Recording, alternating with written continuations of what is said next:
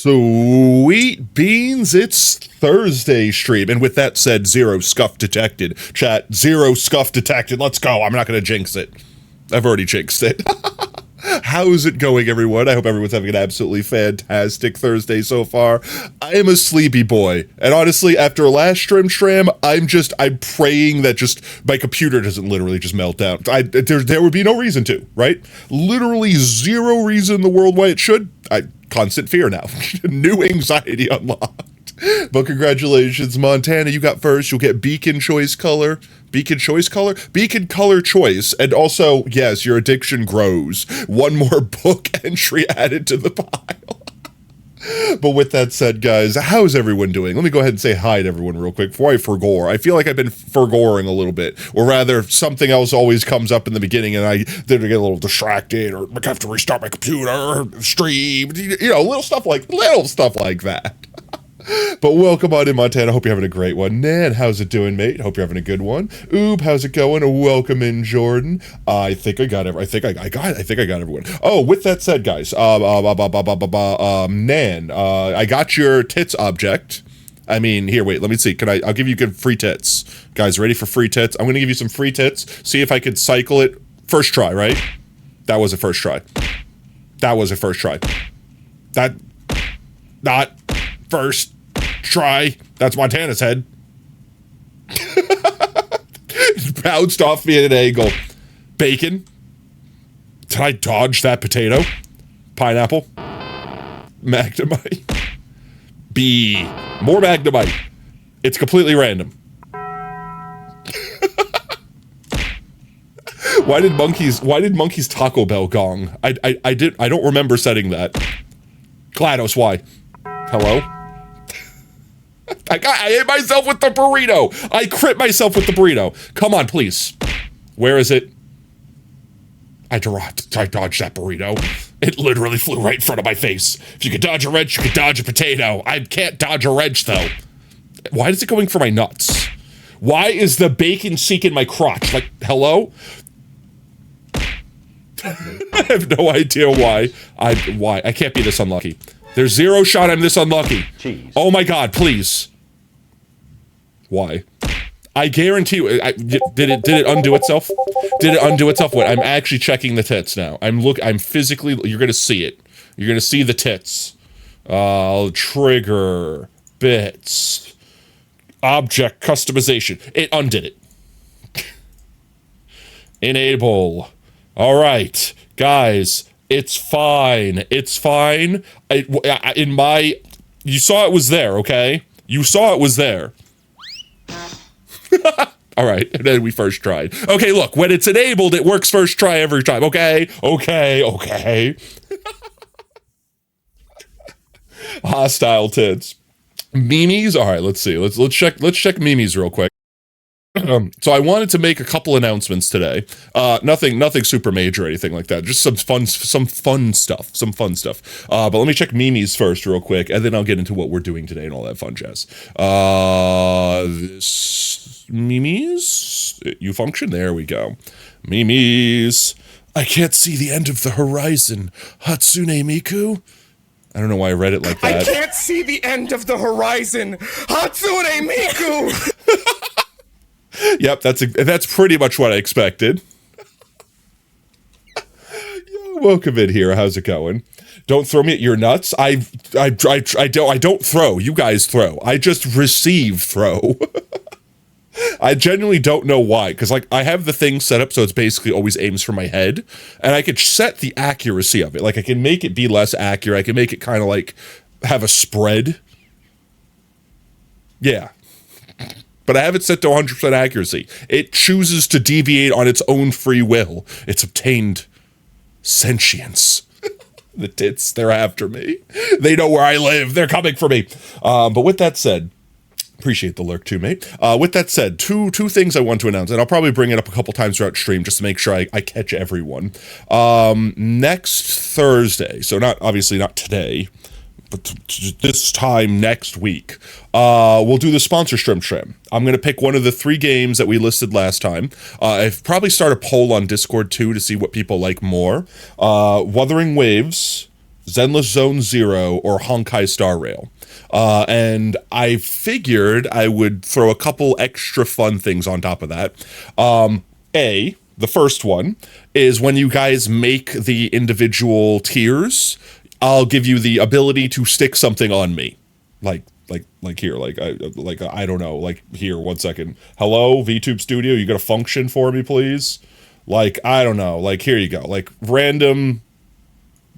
hello, microphone, I need you over here. There we go. Like, you know, something like that. Like, you guys could pick a thing, kind of like when we did on the subathon. You guys could pick a thing, you could tell me what you want it to be, and as long as it's not something that's specifically like a brand, like you can't tell me to wear a Subway hat or a Coca-Cola bottle or something like that. Specifically because the sponsors don't like us mixing and matching sponsorship things or potential sponsors. They don't understand it's a bit. They just think I'm also advertising another thing in their advertising slide. That's it. The other thing, possessed mic. Oh God, wait, is the mic crunchy?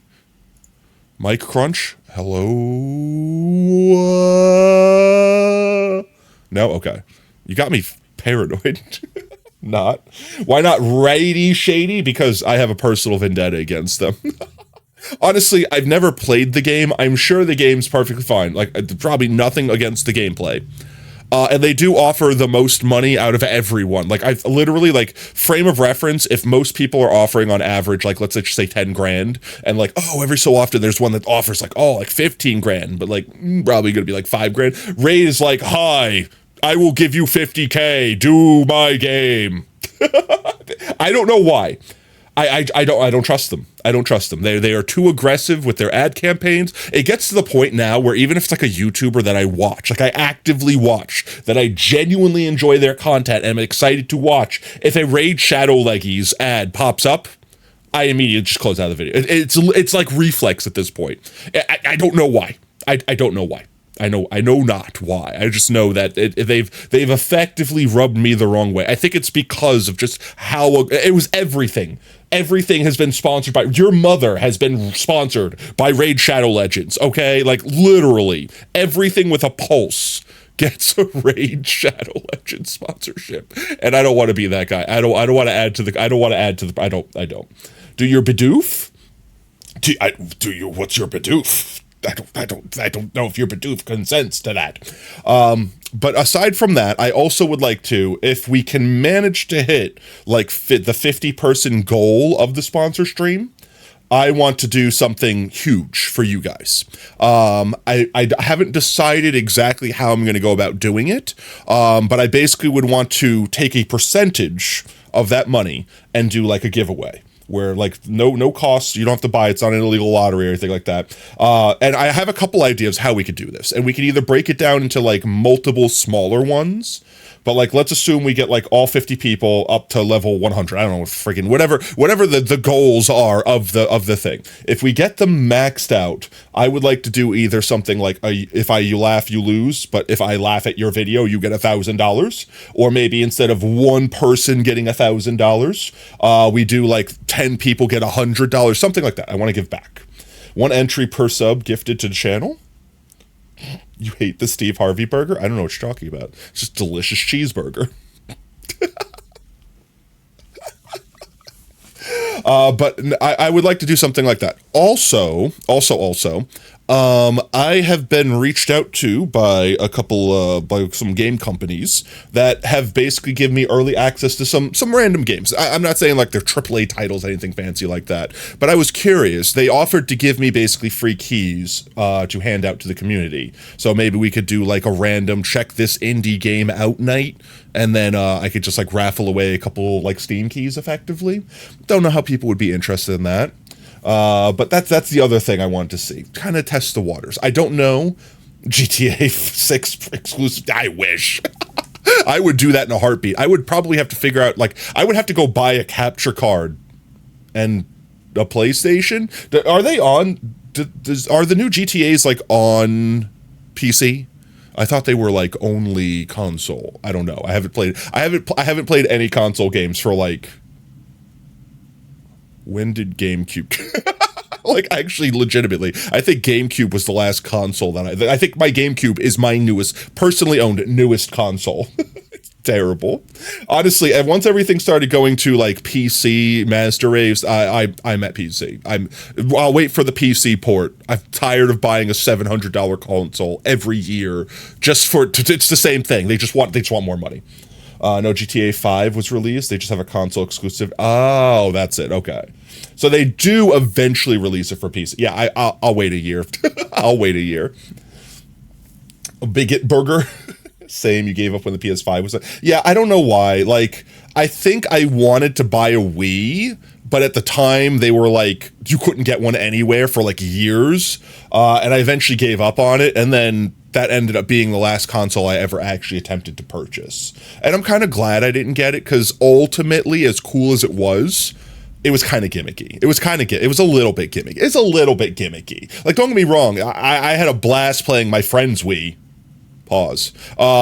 My friend had a Wii, and I basically, whenever I played video games, I was playing video games with them anyway. So it was like, all right, well, I'll just come to your house if we're playing any Wii games. And if we're doing anything that doesn't require your Wii, you can come to my house. That was pretty much my childhood there. So I never really had a need to own one myself, because most all the games we played, they were all multiplayer, and I played with them anyway. But let's see. With that said, I think that's more or less it for the announcements. If we did play the indie game, we can either do it. You know what? How about we do like a Tater Day stream? Like, what if we did like a bonus stream day? And we did like the indie game thing, because I don't know how long it would be, and so it might also just be us hanging out and shooting shit for a little bit, or maybe I have an idea. What if we, so I've been doing Saturday streams, but not like streaming, like playing on Monkey Stream. Maybe we can do like a stream with the indie game and then kind of just roll into playing 7 Days to Die. I don't know. I'll mess with the idea if people are interested. Let's see. I guess I'll give them a free shout out. Let's see. Let me find the game. It was called, I'm trying to remember the game the game I'm talking about. It was called Lost But Found. That's it. Lost But Found. That was the name of the game. And I think it's on sale on Steam right now. This is not sponsored. This is just the company that reached out to me and offered the game.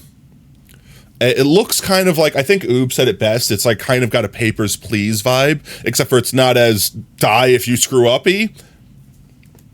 Yo, Wendell Duke! Welcome in, Raiders. How's it going, guys? Wendell Raid, yo, let's go. Did my auto shout-out thing work? Is it fixed? Is it gonna do it? I'm waiting. Is it doing? Is it gonna? It doesn't look. Why is it not working? Why no worky? Welcome in, mods. If we could get a shout out, what were y'all up to today? Or as soon as the shout out thing functions, eventually, maybe it'll function, then we'll find out. Yo, Wendell, thank you so much for the follow, mate. Welcome to Team Tater. Whoop whoop. Oh, there we go. It's kind of working, not automatically, unfortunately. I think I know how to fix that. I know how to fix that part, though. I could fix that part. Also, Jack, thank you so much for the follow, mate. Welcome to Team Tater. Whoop, whoop. And then, Finn, thank you so much for the follow as well. Welcome to Team Tater. Whoop, whoop. But yeah, we were literally about to start game, but we were talking about potentially handing out some free Steam keys. Not today. It might be on a Tater Day stream. Tato? Jordan. I will check memes. I did not forget the memes. I might have forgot the memes. It's fine. Wait, I checked the memes. No, I checked the memes already. Oh, you have no power over me.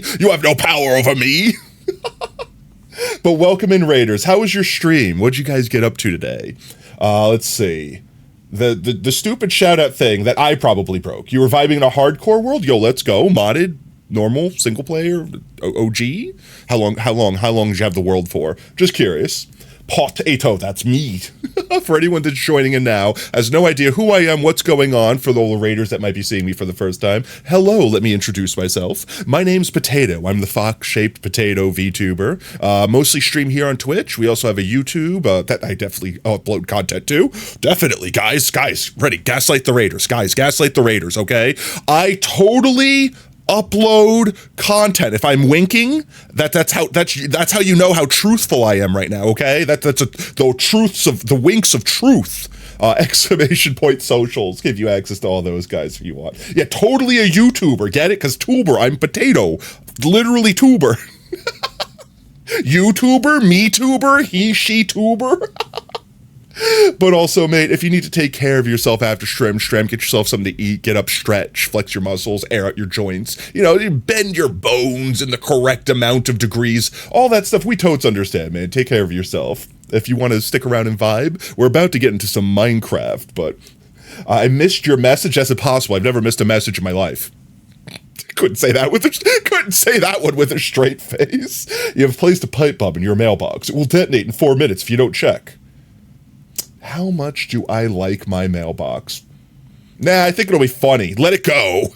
Let it go. Let it go. My pipe bomb won't slow me down.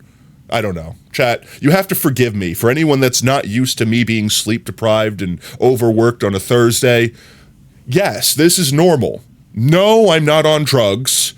Yes, it's as if I were on drugs. It's more or less the vibe. You also missed your rant about consoles. Impossible, Montana. I can't believe you would accuse me of such things. Me? Potato Fox? Missing messages? That's impossible. I've never missed a message in my... I did that joke. Oh. It's vanilla 1.21, some player sides mods in the past 23. You're pretty new. Yo, let's go. How are you enjoying it though? I still remember my first hardcore world. I remember this story. I'll say it as we have Minecraft loaded up, this way I could pretend that I'm in the correct category on Twitch and they don't clap my tits for it. I remember like when I first started playing Minecraft, and hardcore was first introduced, I'm like, who in their right mind would do something like, who cares? Like, oh my God, okay, hardcore, is I gonna delete my world if I die? No, thanks, pshaw. And then as I grew up, I realized, yeah, actually, like, I kind of really, with hardcore, it's the thought that nothing beautiful lasts forever, and it's less how long can you survive and what you're gonna lose, and more what can you do with your time you're given. And I think it's beautiful. Pshaw. For sure. It's not drugs, it's brain rot. Exactly. I might be addicted. Help. You don't think you've ever done a proper vanilla hardcore run? You're too accident prone? I mean, but that also, like, that's the other thing that's neat about hardcore is it makes you change the way you play the game. Some people like blood pour, like they like to jump off the cliff in the end to like teleport home after putting their stuff in elytra. You're like, people do stuff like completely differently when death is just non-consequential. You know what I mean? But like, you have to be careful, especially if you're in the world for a while. Minecraft's one of those games where I don't want to say it's easy, but it's not hard. But it's easy to just get too competent in yourself or too confident and then just get filzed, like just get stuck in a cave where you think you're okay and get baby zombied and flaming spidered. And then there you go, goodbye world. Like, it's just that easy. Brain yacht, Stibbity, Sigma, Riz. Nah, I don't think you have enough ore to be spitting all those words in the same sentence. You come back when you finish mogging your Mew to the looks max. I can never take anything like that seriously. I literally can't take like the, what is it? Like the alpha super gen alpha talk. I could go like skibbity riz on my Ohio eggs. I could like just spit words out. And sadly, half the time that's actually a sentence, but I can never do it with a straight face. I'm dead every single time. I'm going to cry and sleep. Alright, go get yourself some sleep, man. Appreciate you. But yeah, I will never, ever, ever, ever, ever, ever, ever, ever, ever, ever understand where some of these deranged words come from. Like, some of them are easy, right? Like Riz, I understood Riz immediately. I understood Riz the second I heard it. It's like, okay, like charisma. Oh, I got it. Boomer over here. I could make words up. I got this. But like skibbity. Why? Now we are literally just making up sounds. We're just flapping our lips around and whatever comes out is now a new word. But I guess that's how language works, right? As long as everyone understands, that's the only thing that actually matters. Hey, Montana, what color did you want the beacon to be? You got first today, mate, so you get beacon color choice. There we go. It's from a kid show. Well, it's from the Skibbity toilet thing, right? But like even the inventor of that had to invent those syllables plopping out of their lips with vowels intermittently laced throughout the word. You found that out this year? You didn't know that either? Skibbity DDD? Skibbity doop de doop de doo, skibbity dop de doo. I love you. Isn't that? Wait. What was that? I'm trying to. I'm like skibbity dop de doop de dee, skibbity dee de doo, something like that. Good night, Stinkies. Have a good one, Finn, mate. I don't know. Like, there's so many things that I'm so curious. Even non-brain rot things that I'm just curious about the backgrounds to it. Skinamarinka-dinka-dink. That's the thing. That's the thing I'm thinking of. That's the thing. Didn't they make a horror movie out of that? Didn't someone make like a horror movie that was Skinamarink or something like that, where it's literally that, but like somehow into a horror film? I don't understand how. Also, did Montana say color for Beacom? Ecum Bookum? I'm scanning up. Nope, it's not high enough. That was a kid show from the 90s? Oh, red? Okay. Color of blood. Blood for the blood god. Let's see. They had a big elephant mascot character. I don't think I remember the actual, like... I remember the song, obviously. But I don't remember the actual show. And lots of singing? Okay. But I know for a fact, and somewhat recently, like within the last few years, they made like a super indie... Like, it was like a small thing, kind of like, what was like Winnie the Pooh, like Blood and Honey. Like that sort of thing. Yo, Roxy, thank you so much for the follow, mate. Welcome to Team Tater. Whoop, whoop. It was like the Blood and Honey thing. How did they take Mary Poppins on and make a horror film? Don't ask me, okay? I feel like that was a trend for like a literal hot minute. Like, already come and gone. Like, what? They did, the Banana Splits? They made the Banana Splits? No, they did that one. No, I'm not joking. I'm not joking. This movie exists. I'm going to prove it to you. I'm going to prove... 1 second. Where's my freaking browser? I'm going to prove that this is a thing. Skinamarink horror... See, it already came up. It already came up. Yeah, give me the release date. Skinamarink, July 25th, 2020. So 3 years ago. Not even. This is a real movie. I don't know if it's good. I haven't seen it. I just heard about it. This was literally during that trend of like making like Winnie the Pooh, Blood and Honey, and the Banana Splits movie and stuff like that. I don't know what the movie's about. I don't know if it has anything to do with the cartoon, but it's literally called Skinamarink.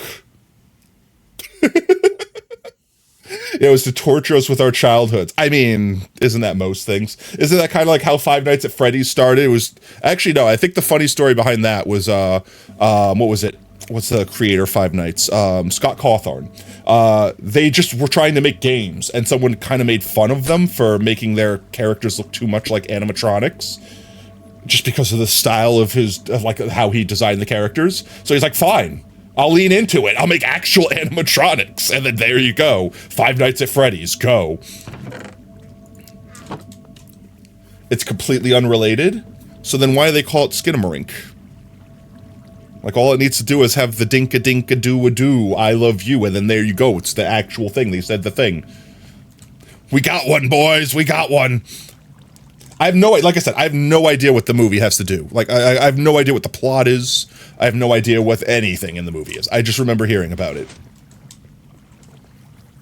Let's see. Book entries real quick before we get into anything else. Oh, my brain is so gone. Why is my brain so gone? There it is. We have Montana with the hundreds that Montana has. Oob has one from Clip of the Stream, and then Warlock has one from Gifted sub. Would you like to put your book entry in Oob? Would you like to put your book entry in Oob? Would you like to put your book entry in Oob, comma, Oob? Ooh, there we go. The night was sultry. Xavier's question. Actually, you've got a couple. You've got now 5 placeholders. 4, 5. You're busy working on that? You just been... No, I'm just zero rush. Genuinely zero rush. In fact, while I have Oob's thing here, I'm going to go ahead and collapse yours. You have 296 total now, Montana. There we go. I could save this. Of course, I had to hit the 6, so my tail went up. I don't know why my tail gets so happy for 6. I mean, I literally do. It's just... delete that. Delete this. And I guess we could put Warlocks in while we're here, too. Just put the slot? Alright. Slot has been put. Put slot. Putis. And then Digital Warlock? It's under T, right? It's the Digital Warlock, technically. Brown. That's sacrifice. There we go. Guys, it's fine. I know what I'm doing. Sub. All right. And one more placeholder for them. There you go. Warlock's there. I believe that's all new book entries. Complete. There we go. So with that said, we can go ahead and jump right into actually finishing this. Well, not finishing the project. Getting it finished. You gonna play some VR? No worries, Jordan. You have a good one, mate. You don't know, the world might end in the next 3-5. Okay, so I have a funny story about that. Oob, this will be for you too, okay? So, not to get political here, because that's not the game. That's not the game. Don't bring up political peoples. I have to bring a political person for the sake of telling this funny story. Okay, so we have a neighbor that is like unabashedly a Trump supporter. Like, they have like bumper stickers on their car, they have a flag hanging from their house, picket signs in their yard, like literally memorabilia up the wazoo. And, you know, I don't know what their reasons are for voting that way, supporting that way. I don't question it. Me and Oob, I basically started a bet. I was like, okay, so Trump obviously won. For anyone that's in America, I'm sorry. Trump obviously won. And I basically was making the joke, I wonder how long until they pull that flag down. Let's go turn on the mob switch. So I made a bet with Oob. How many months do you think that flag's going to be up there before it gets taken down? Because for anyone that doesn't know, there's a lot of people out there that kind of just got like brainwashed.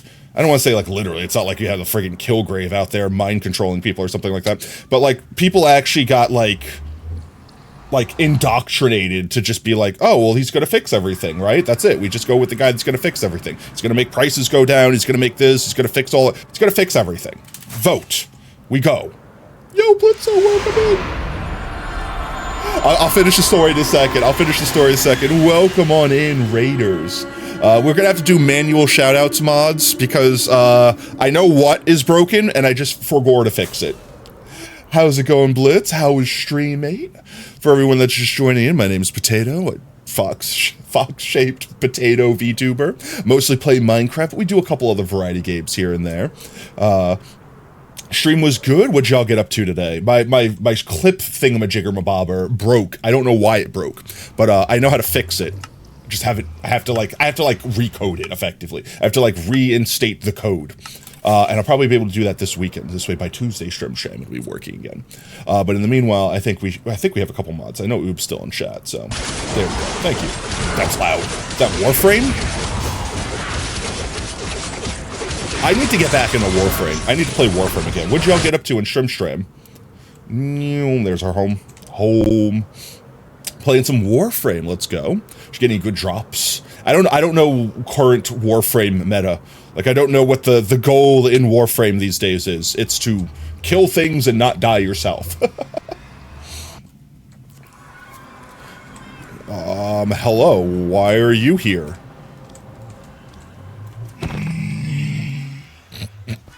Get wrecked, scrub.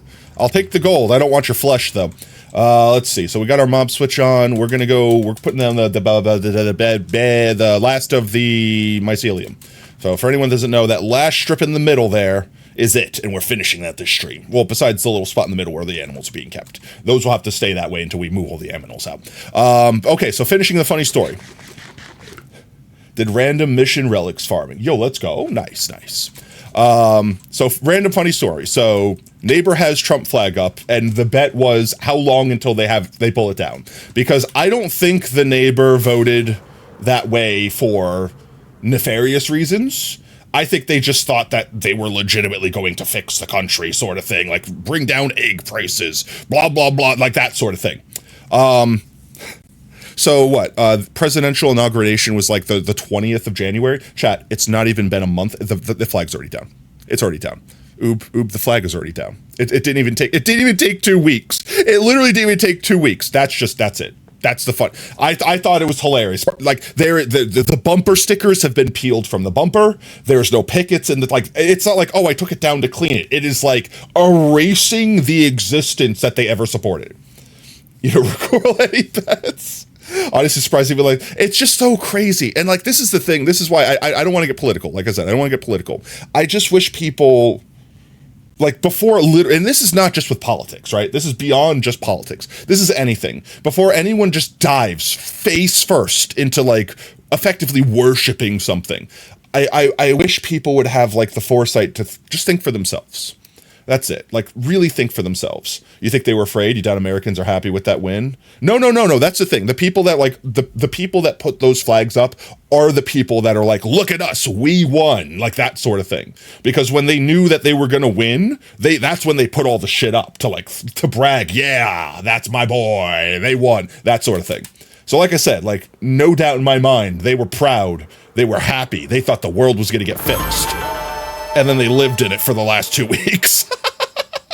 They were like, okay, maybe next time I do a little bit more research before that's it. Yo, Blitzo, thank you so much for the follow, mate. Welcome to Team Tater. Whoop, whoop. Let's do a quick heck in Sleepies, just so we don't have to deal with phantoms. No phantoms, no wanty phantoms. So yeah, literally, it's been like 2 weeks. Not even. Actually, I think it's been exactly 2 weeks. Wait, I'm actually looking at a calendar. January 20th, 1-2. It's been 2 weeks and 3 days. That's crazy. That's crazy.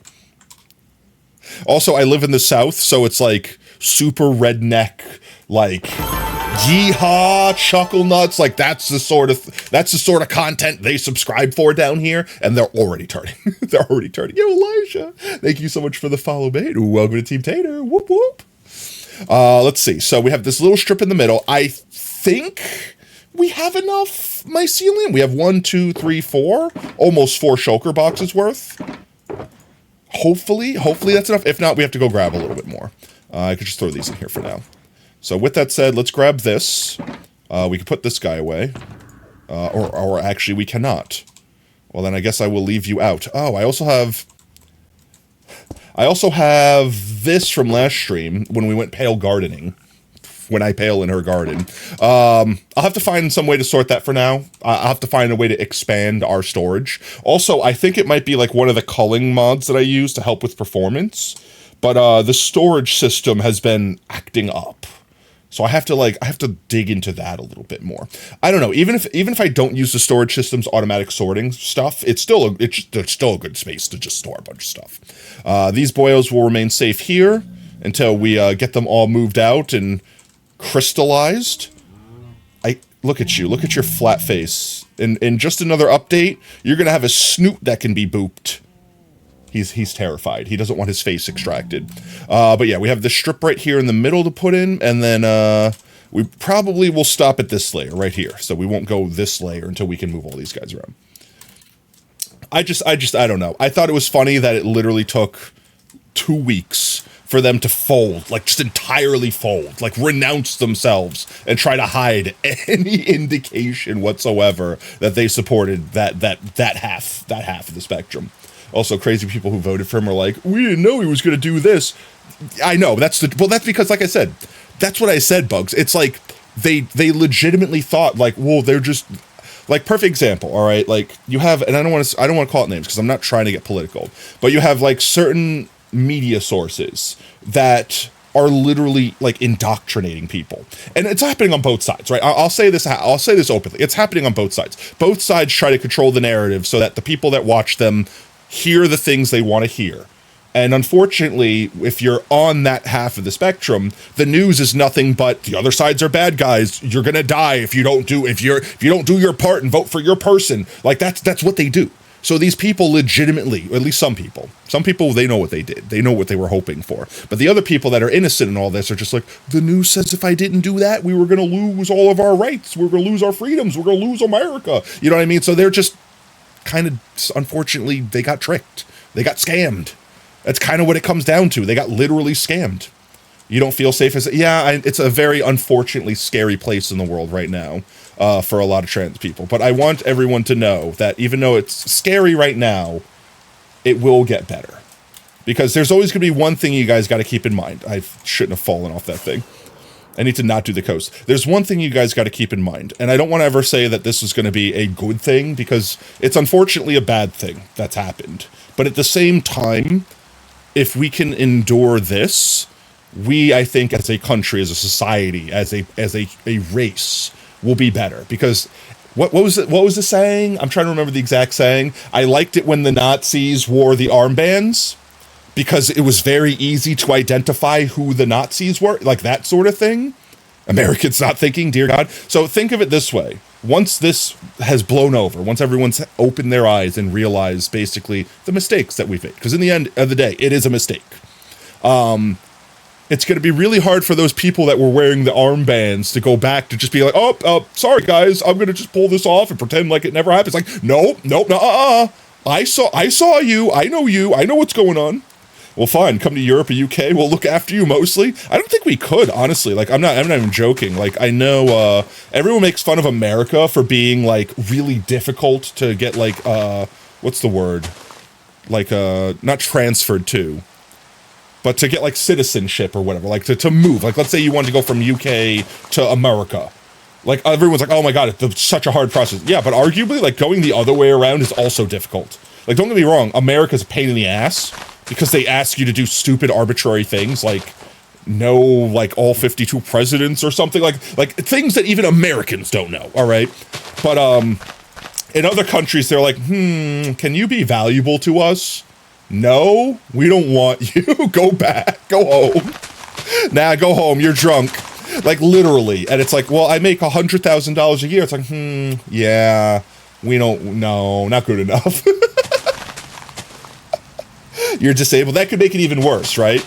I hate to say it that way, but like that could make it even worse because some countries be like, now we gotta pay to take care of you. Nah, let your country pay to take care of you. Like that sort of thing. Like I hate to say it that way.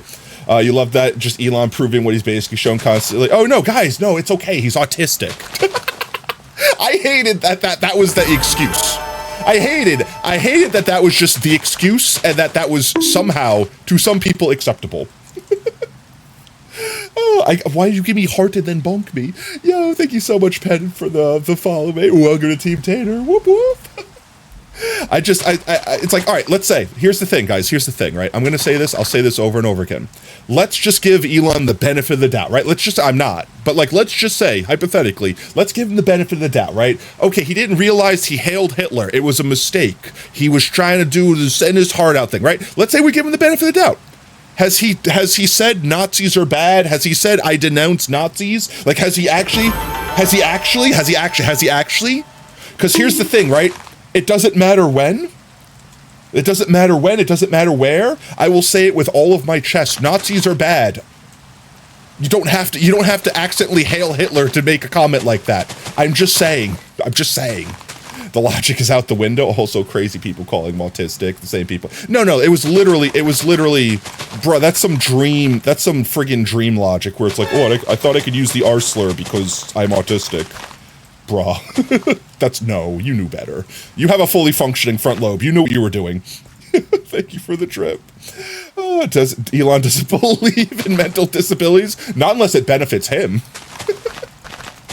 I don't know. It's getting to the point where, like, I'm genuinely wondering how long Twitter's gonna last. Like, it's one of those things where Twitter's, like, basically a monopoly. Twitter has a monopoly on social media, which is why Elon paid so much money for it. He knew what he was doing when he did it. He knew what he was doing. And again, I'm trying not to be too political here while also discussing, relevant topics that are affecting people. But, like, there is going to be an actual tipping point because he's also going around like banning people that disagree with him and shadow banning them or removing their blue status, which they pay for, ? Because for anyone that doesn't know how Twitter works, effectively that little blue check mark you see, people pay for that. And when you pay for that check mark, it basically boosts your tweets so that like they have better visibility and stuff like that. So by Elon taking away your blue check mark, that effectively makes it so that you're silenced. I don't it's going to hit the point between all the stuff they've done with like AI and like AI stealing like people's content. Like, oh, if you post it on Twitter, we get to use it for our AI bot. That's it. We're going to do it whether you want us to or not. So it's like, all right, everyone's gone to Blue Sky. I don't think enough people are on Blue Sky to make it like as powerful as a platform as Twitter. And I've seen platforms like that pop up and go away. Like what was Hive was before that. There's been tons of them, right? If Blue Sky sticks, though, I'll move in a heartbeat. I'm not married to Twitter.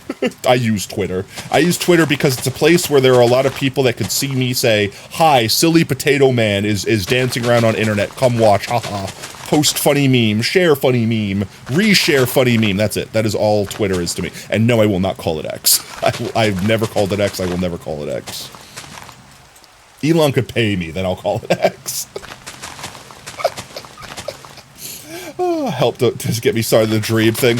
But like I said, in the end of the day, if you accidentally did something like, I don't know, Hail Hitler, it would be very easy to say, I didn't mean that. Nazis are bad. I think that's the one thing in the world that everyone agrees on, besides Nazis. It's really easy. It's really easy. It's literally still twitter.com. Yeah, because you know why?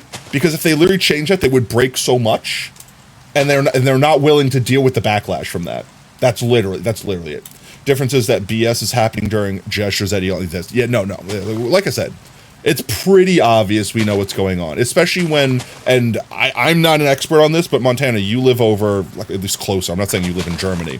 But like, does it, Elon also have influence over there in trying to get like a very specific like party basically elected into their government office in Germany?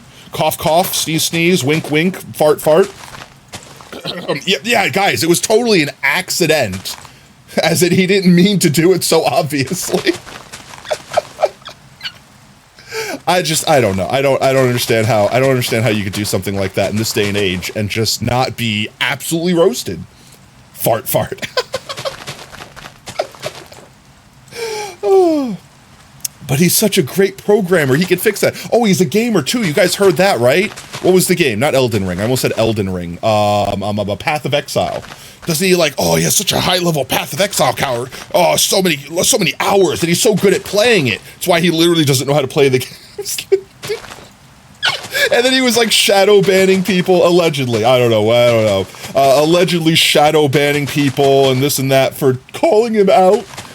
And he's like, no, I totally play. This is my account. It's all mine. I'm not good at the video game, really, guys. And then he had to admit, like, okay, all right, yeah, I pay people to help out the account, but it's my account still. I still play it. You have no clue what you're talking about. A, you're UK, not Europe anymore. And B, you don't watch the news because it's Express. Honestly, I try not to watch the news, too. This is a sad thing. Everything that I know is from it being so, what's the word? So, like, forced into everyone's eye holes that I hear about it. Because whenever there's something political on my Twitter, I literally try to swipe past it as fast as possible. I hate the fact that it gets forced on me. Whenever there's something political on YouTube, I literally try to skip it. Like, I don't even want to, like, if there's like, hi, hurricane, gonna come kill me. Yep, I'll figure it out when the hurricane's here. I don't want news. Unnews my feed, please. I literally do not desire news in any way, shape, or form. It's depressing. And I'm not trying to be like, la, la, la, I'm not listening, but like, the problem is 90% of it is all BS anyway. Like, it's fear-mongering, or it's people trying to blow something out of proportion so they can get clicks, so they can get ratings, so they can get views. I hate how, like, everything has to be negative in order to get the attention that people want. It has to be, this person did this horrible thing, instead of, hey, check out this cool thing that didn't work out as well as they wanted. Or something like that. You know what I mean? Everything in the internet is just so negative right now. That's why you avoid social media too. You watch specific people on YouTube and have a well-tailored... Same thing. Like I joke with Oob all the time because he'll have me like... He'll come into my room and be like, hey, Potato, pull this up. I watch this funny thing. And I'll be like, opening an incognito mode window because I don't want to mess my algorithm up and accidentally get put on whatever your feed is. I do not desire to have the Oob feed on my computer. If I fear no man, but that feed, it scares me. Literally that. Do my outline, fill in the outline. No, you completely agree. Most of the time, it all ignores the news. Yeah, no, like, and this is the thing, right? For years, I've had this mentality. For years, I will literally be like, did you hear about that school shooting? Nope. Like, have you heard about this person doing this crazy thing in politics? Nope. That's the way I like it. I'm happier that way. You fear your FBI's agent's mental health. That's one way to make sure you don't get spied on, right? Just have such an unhinged feed that the FBI agent's like, I can't, you don't understand. I need therapy after watching this, after surveilling this person. Please don't make me watch him, sir. But like literally, Like, actually, though, it's crazy. Have you heard about which school, which one? Yeah, that hurts how true that is. Actually, I did see, like, literally, like, a thumbnail and, like the text, like, the title of the video of a feed of some school shooting that got prevented that was kind of like a super wholesome thing.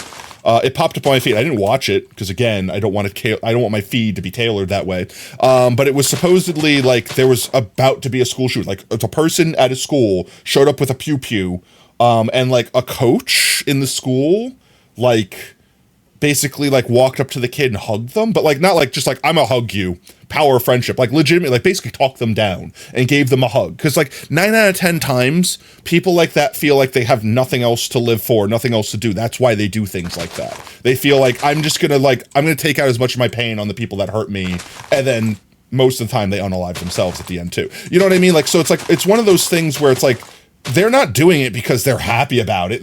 Rarely is that the case where they're just like, I want to see how many I can get sort of thing. Those people are actually just ill, mentally ill, literally mentally ill. But this coach allegedly basically hugged them, like, and you could see the CCTV because that's the camera perspective. The thumbnail was like of a CCTV where you see them like holding the shotgun or whatever gun of choice they had in their hands, and basically like crying, leaning into the person, like hugging them back. Like, it wasn't like someone was hugging them to restrain them. Like, they could have pulled away and blasted, and they chose peace. Like, they chose, I needed that hug. That's the thing I needed. And who knows the reason, right? It could have been like maybe their parents didn't give them the love they needed, or maybe they felt too bullied, or, you know, like with the stuff that's going on in the country right now, maybe they were trans and they felt like they were going to die. You know, like, it could be literally anything. And 90% of the time, the thing that fixes it is literally just giving them the attention that they need. And I'm not saying like, oh, you're just an attention whore. No, I mean like recognizing when someone is in a desperate plea for help and giving them help. Compassion, literally. Effing compassion. Exactly, man. Yeah, most of the interviews with school shooter kids have a reason just as sad. No, it is. It's true. That's what I mean. And it's the saddest part of all of this is if we paid attention a little bit more. Like, we as a society, not like us personally. Like, if we paid attention just a little bit more, I guarantee we could prevent so many of those. But we as a society have kind of grown into this. It's easier to just bury our faces in our phone and be like, every man for themselves. Like, it's hard enough for me to keep myself happy. I can't worry about your happiness, sort of thing. You know what I mean? What is this compassion that's not profitable? Literally that. And that's the sad thing. It's like, we didn't used to be that way. I'm not saying we were ever perfect, because we definitely always had school shootings and things like that. But I feel like we're slipping down this dark way where it's more acceptable to just, what's the word? Like, accept that the world's dark and then just shrug and expect that everyone has to deal with it on their own. And sometimes we're not powerful enough to deal with everything on our own. Like, that's the reason why we live with family, with friends. It's why we live in a society. Because no human being can do everything that we need to do to live. Yo, Minecraft Squid, thank you so much for the follow, mate. Welcome to Team Tater, whoop whoop. But like, genuinely, think about it. Like, back in the day, people had to farm, they had to like knit, they had to like build houses. Like, you had to do everything yourself to survive. And then we got to the point where we grouped together. Someone was the house builder, someone was the farmer, someone was like we had roles. And as we've grown as a society, we've developed those roles further and further and further. Now we're at the point where we have such heavy specializations. No one is expected to survive on their own. Yet at this point in time, with all the stuff that's going on in the world, we've kind of forgotten that fact, and we're leaning into this whole, keck, survive on your own. I don't know. It kind of leans into like what we were kind of talking about a little bit last stream, like the mental health stuff, where people just don't acknowledge it. Like, we're starting to realize how serious it is, which blows my mind that it took this long. You know what I mean? You're here to absorb the scuff. There's no scuff here, good sir. Maybe a little bit, just maybe a little bit. But yeah, it's getting to the point where I feel like people just have to accept that it's the same thing as like going to the doctor. When you're sick, you go doctor. If you're not hanging in there well mentally, just like when you're not hanging there physically, we need to be able to create Like, okay, here's a good example.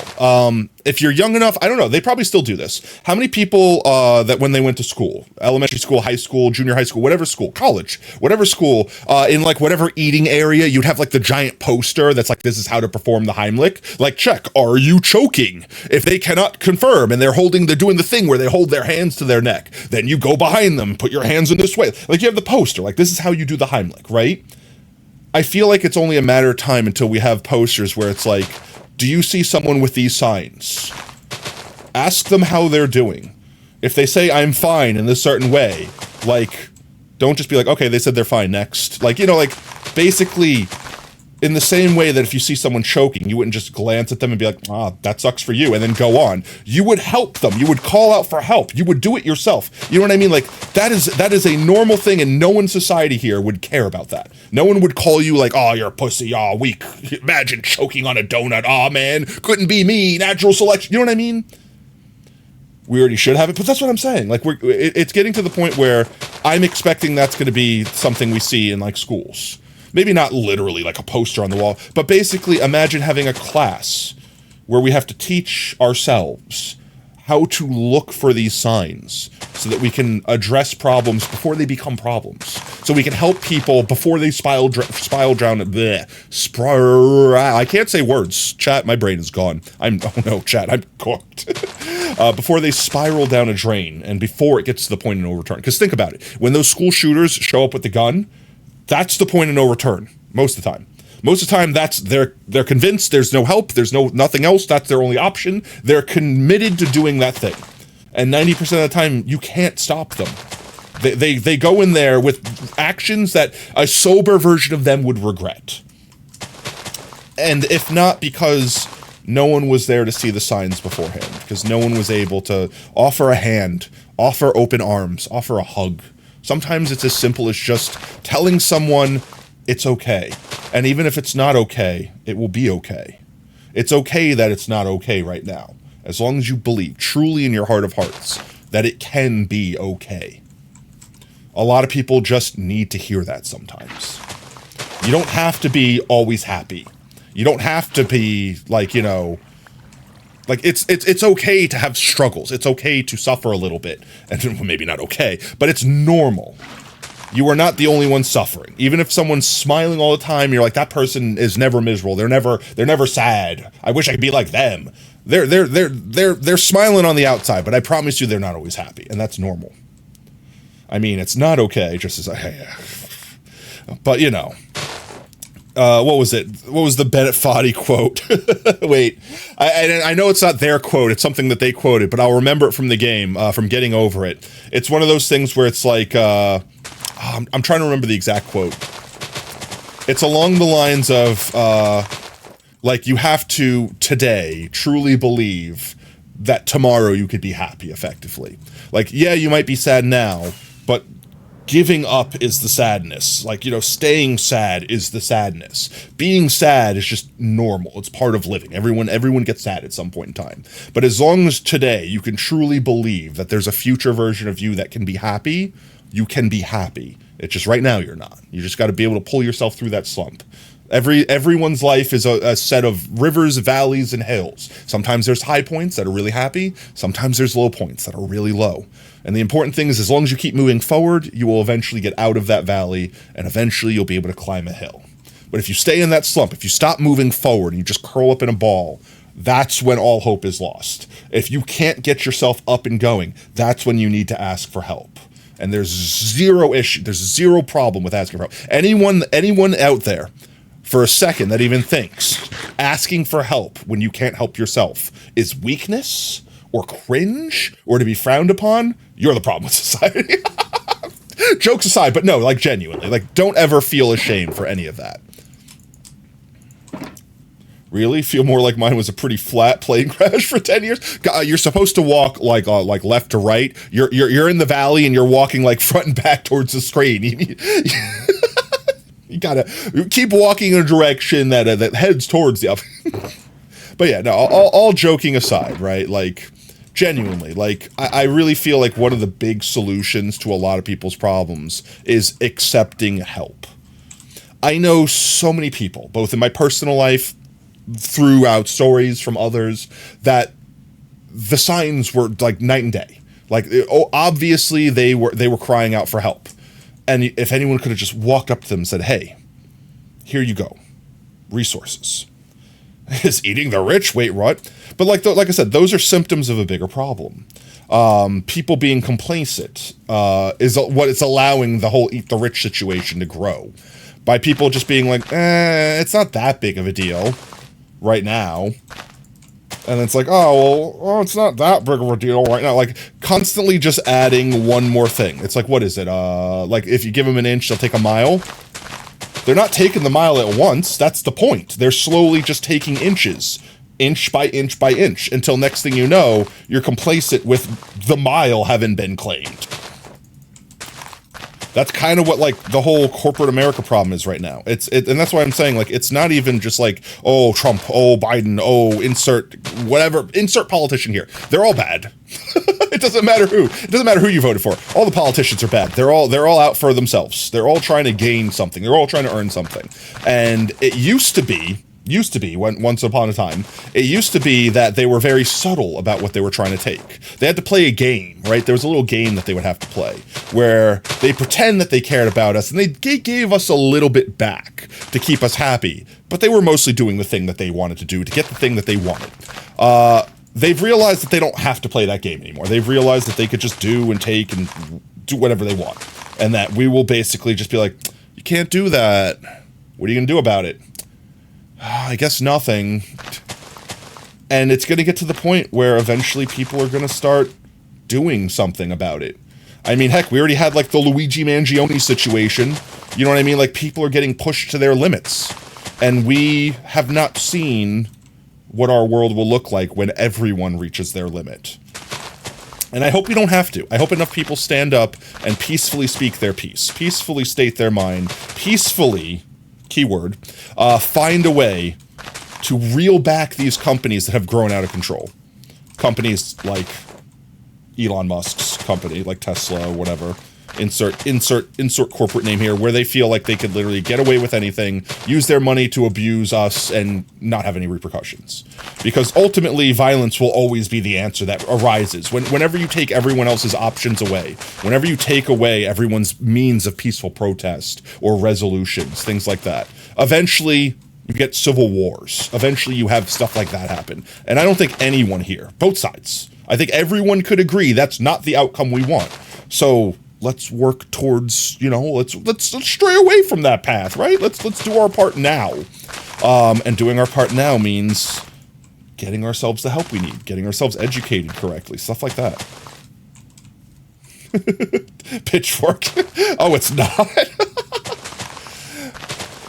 Remember, like, an eye for an eye leaves the whole world blind, so to speak, right? Like, violence is obviously always a solution. It's just never the solution, or rather, it's always an answer. It's never the correct answer. It's just a very easy and convenient answer for some people.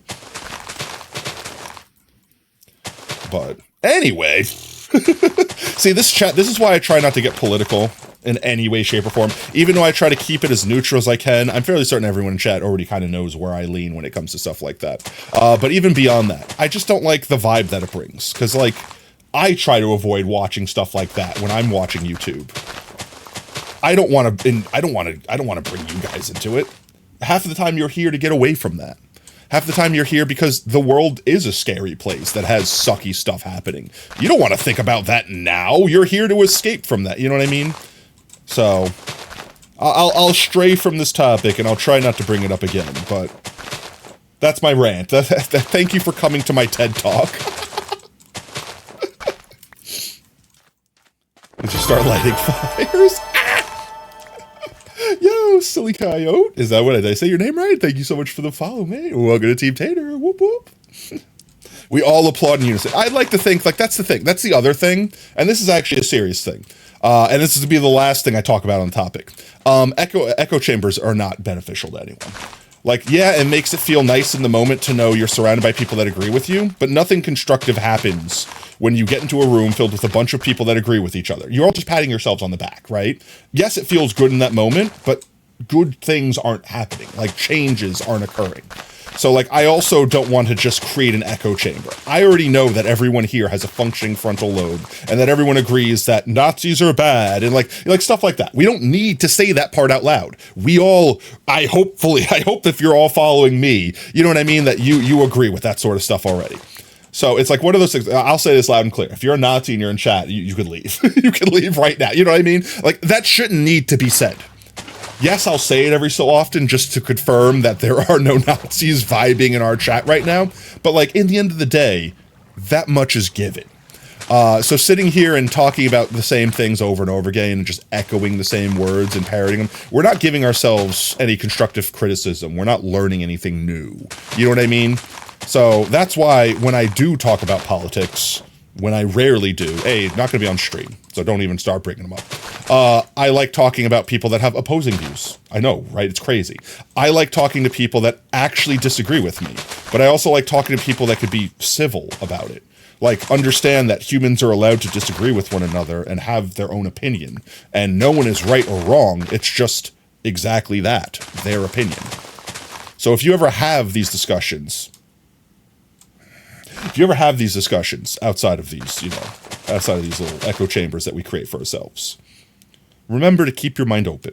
Don't ever go into a conversation expecting to prove someone wrong. You're right, someone else is wrong. Go into it thinking that maybe there's something you don't know and be willing to learn. You don't have to change your mind by the end of it. Like, no one's forcing you to change your mind, but no one's stopping you from just listening. And if the other person isn't willing to listen, then screw them, right? That's it. Like, you can't force them to listen the same way they can't force you to listen. But you tried. You did your best to legitimately keep your ear open to them. That's actually funny. Not going to talk about politics on Steam. X'd out. Press X to doubt. Yeah. Like I said, I that's as political as I want to be, chat. I literally don't want to go past that. That's like as political as I will be on this stream ever. And that's honestly, I don't even feel comfortable being that political. So that's literally why the rule, because it brings the vibe down. It's not the vibe I want to foster here.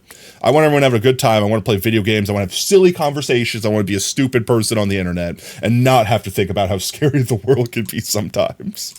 Because the world's crazy enough as is. We don't need to propagate more of that. We could vibe and have a good time. Speaking of vibing and have a good time. Oh my God. I'm removing you. You're leave. You've been demoted. Can I push all the right buttons, please? There we go. I don't want you on my hotbar. If you're gonna do that to my mycelium, remove yourself. Yes, put the pitchfork at Montana. Put the pitchfork down. It's fine. Everything's okay. I think that's the other thing that I fear the most is I don't want to be like, what's the word? I'm going to say something that I don't think this is the right word. I don't want to like radicalize anyone. You know what I mean? I don't want people to hear what I say and be like, you're right, the world's screwed. Grab your pitchforks. I'm going to go flip a car. Oh, I'm so angry. Like that's not the emotions I want to, that's not the energy that I want to put out into the world. The whole reason that I have these conversations at all, is for the sense of trying to expand people's, now I need the shovel. Damn it, I need the shovel. To expand people's horizons. Like, I'm not here talking about politics because I want people to get political and, red side bad, blue side good, whatever. I don't care. I think they're both bad. Honestly, I'll say this honestly. I hate the American political system. Democrat, Republican, I don't care. They're all flawed. That genuinely. If I don't vote, I'll be honest. I literally don't vote. And if I did, I'd probably vote for an independent, which would basically be like throwing my vote away. So it's like I hate the American political system. It's dumb, genuinely. Hydrate. All right, Coyote. Thank you for the hydrate. Chat, eat your water. It's good for you. No, not the adverts. No.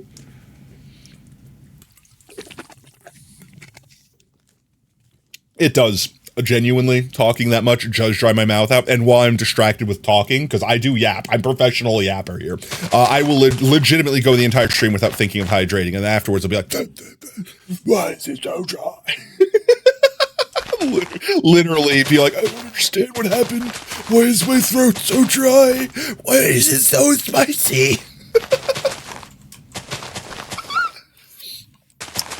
But yeah, no, like TLDR, before we switch topics, TLDR is more or less just think.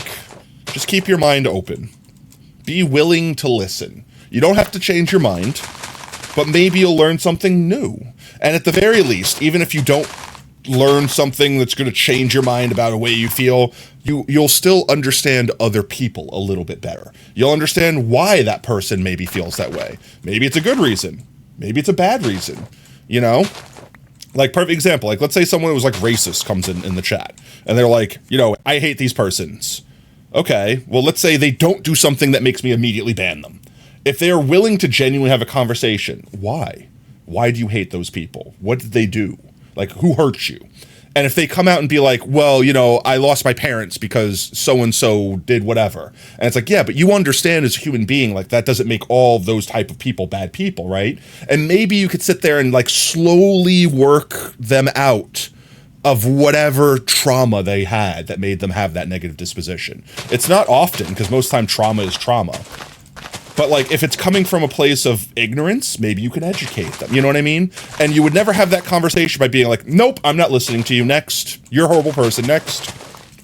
Not that I particularly enjoy talking to those types of people, but if me having a small conversation can make one less racist person in the world, I will sacrifice that time. Every time, without hesitation. Literally, that's what I do. I yap, both in real life and on stream. It's why I decided to become a streamer, because I'm a professional yapper. My yaps per minute chat, off the charts. So yeah, hell yeah, if I could literally just talk to someone and make them a better person, make society, make the world that much a better place in a heartbeat, I would sacrifice that time again and again and never even think about it again. Otherwise, what else am I going to do with that time? Let's be honest, what else am I doing with that time? What am I doing with that time? Playing Minecraft, placing blocks. What's more important, putting another block of mycelium down or saving the world from racism? As if. But, you know, every person counts, right? The SpongeBob, I need water. I don't need it. I don't need it. I definitely don't need it. I need it! Ah!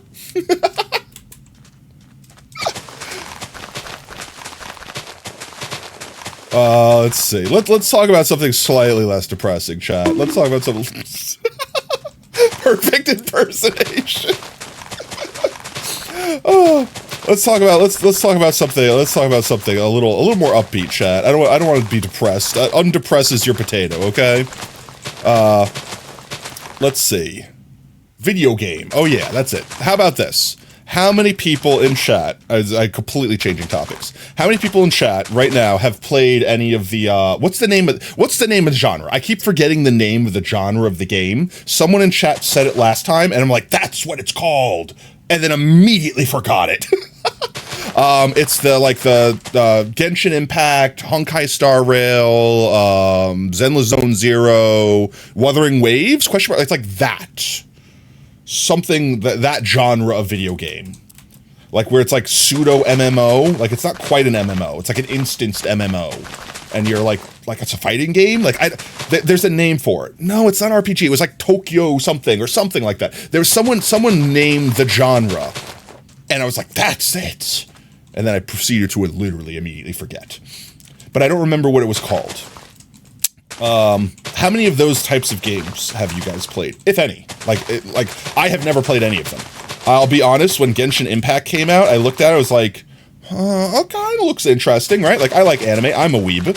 I will play weeb game, but then I never attempted it. And then it became kind of a meme, so I intentionally didn't attempt it. But now they're going to pay me to attempt it, so maybe I'll attempt it. You know what I mean? Like, jokes aside, I'm just curious if anyone has actually played multiple, what like the key differences between those kinds of games, or are they all kind of like rinse, wash, repeats, just change the theme around a little bit? Like, oh, well, this one's future steampunk and this one's, you know, medieval fantasy, but it's all the same exact kind of game. As an artist, you're a huge fan creatively of the characters, but the game's just too exactly, right? That's what I say. Every time I see someone like ulting on someone or whatever the mechanic in the game is, I'm like, oh, that looks so pretty. Like, that looks so satisfying to play. That looks so good. And I love me a good game where number go big. That's why I was into D&D. You know, I say was as if I'm still not. That's why I like D&D so much, because it's like, I can make the numbers bigger. Chat, I can throw bigger dice. I can throw more dice. I can make big numbers. Like, I'm a big fan of games like that, just it's, I don't know, it's satisfying. It's why I like WoW. It's why I played MMOs. See big number appear over enemy head. Make you feel good. Give me the dopamines. Like that sort of thing. But, like, I don't understand if there's big difference. Like, they could be completely different games. Like, one could be World of Warcraft, and one could be, like, freaking, like, Bubble Bobble. I don't know. I don't think they're that far apart. But I genuinely, since I never played any of them, I didn't know. And I was just curious if we had any, like, experts of insert genre here, whatever they're called. We're almost done with this area. And we could go to the, oh, no, we got this area here. And we can keep going. I think that's pretty much, like, once we get to the stone area, we're basically at the shore, and we're done.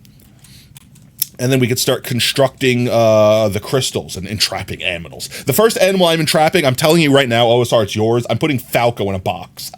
A, to keep him safe, because other things will try to kill him. If I keep my mob switch off, zombies could try to, like, weasel their way in and slowly chip Falco down. And then B, so he doesn't kill Brev's piglin. And then I need to get diamond armor for the big PP boy.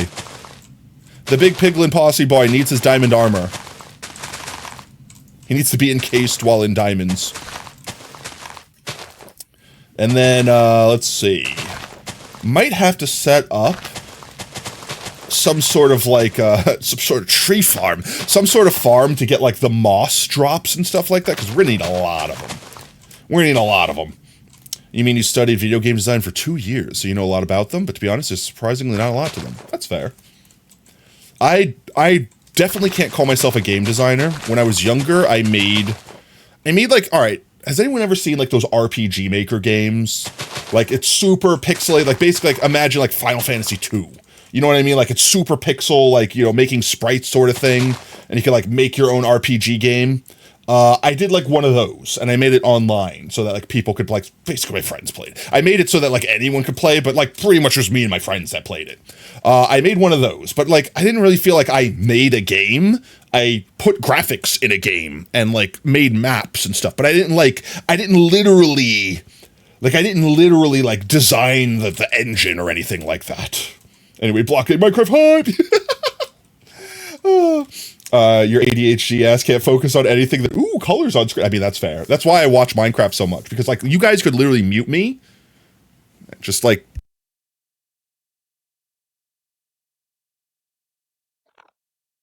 literally that could be the stream and just have that on the side. And if that was my brain just looking at pretty colors and, whoa, the fox is dancing around on the screen, guys. Like literally that's just enough like, yes, dopamine, that's pretty. Anyway, I'm trying to get work done in the middle screen. Like that's literally, that's why I keep so many streams open. I swear. I joke all the time. I literally, when I'm not streaming, I have 6 streams at least. 6 different streams on Twitch open at any point in time. I'm not joking. And when I'm not actively like doing something that requires me hearing it, like I don't know, like let's say I'm watching a YouTube video in the middle screen and I actually need to hear what they're saying, I will have them unmuted as well. I'll have them all at different like volumes so I could hear them all differently. Because it's kind of like being in a crowd and having everyone having a conversation. You can hear all the conversations, but if they're all the same exact volume, they kind of like blend in with each other. But since like distance is a thing, you could hear the ones that are closer separate from the ones that are slightly further away. Same concept. I kind of emulate that, and that's how I hear all the different streams. And then whenever something of interest perks my interest, I just like turn that stream up and then listen to it. And then once the thing is done, I turn it back down and go back to whatever I was doing. That's the strat. And the goal, chat, I don't know if it's worth it. I don't know if it's worth it, literally. But the goal is when we do the streamer recap thing at the end of the year, like where, you know, like they do like the Twitch recap. I want to see how many watch hours I have on Twitch. Because last year, I think I literally had whatever the number of hours there are in a year. I think I was that minus like 1,000 hours. Like I literally almost watched Twitch 100% of the year. I want to see how far I could go over that. I don't know. Maybe, hey, Twitch, if you're watching, if you're listening to me right now, maybe you'll give me an award. Maybe you give me a shout out. Maybe a little clout, little delicious clout. You guys get clout. Do you smell clout? I smell clout, chat. How do you live on this? Built different. Welcome in, Curious George. How's it going, mate? I don't know how I live at all. I'm an amalgamation. Hello? Trying to place block. There's a friggin' crafting table in my way. I'm an amalgamation of starch. I don't know how I live, period. I yap, therefore I am. There we go. Yo, Curious George, thank you so much for the follow, mate. Ooh, welcome to Team Tater. Whoop, whoop. Sniff, sniff. Is that cloud I smell? Cloud, yes.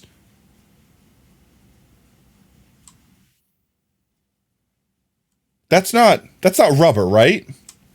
You better, if I look in that crystal and your ass is out of it, I'm killing you and getting a new one. Actually, I could just check him, right? If he says rubber, it's gonna be easier. Instead of chasing a bat, just go check our bat. I swear to God, if rubber got out, I'm gonna unalive rubber. Okay, rubber is safe. Where did you spawn, fellow? You had to have spawned down there. Because don't bats not spawn unless they're under sea level, and all of this is above sea level. There has to be an open cave somewhere, and he just slithered his ass out of a 1-block gap to do so. Okay, it's fine. It's not rubber. As long as it's not rubber.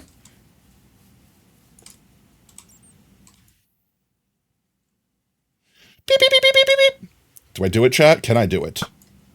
Nah, I'll leave it. It's fine. He's fine. Bats can... Oh, they can? Oh.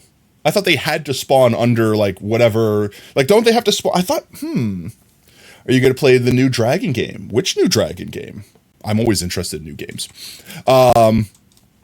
What was I saying? Brain. My brain. Chat, you have to forgive me. I'm sleep deprived. I'm a very sleepy boy right now, so my brain no worky good.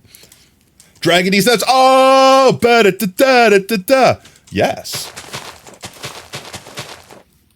Dragging these nuts all over your mom's face. Oh! I will never forget. I did this as a kid, chat. I literally did this as a kid. I literally did this as a kid. I remember the game I was playing too. It was SOCOM Navy SEALs on the PlayStation 2. PlayStation 2, online play. I was playing and someone did the "your mom is that," you know, like that. Like they did the "your mom" joke, right? And I actually 100% lied, said, actually my mom died. And then, like, everyone else that was in voice was like, oh, not cool. Oh, bro. Everyone was like, it was like that scene from JoJo's where everyone starts kicking the guy. Everyone just jumped.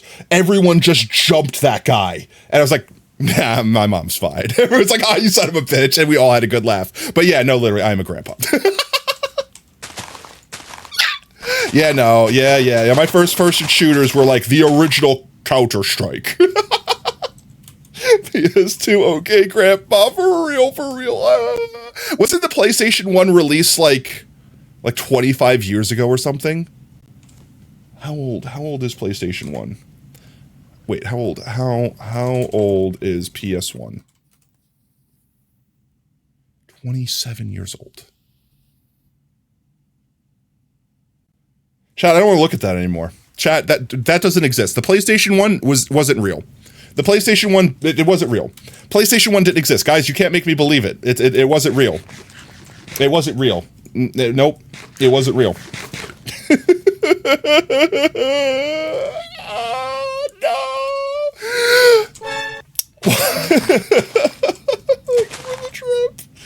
There's no shot. It's almost 30 years old, chat. That doesn't make sense. How is the PlayStation almost as old as me? That I literally don't understand how that works. Did they discover time travel?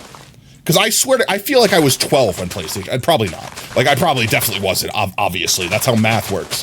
But, like, I genuinely don't remember being that young, but I guess I was. I wish I could just not remember being that young. That would be great. Goodbye, trauma.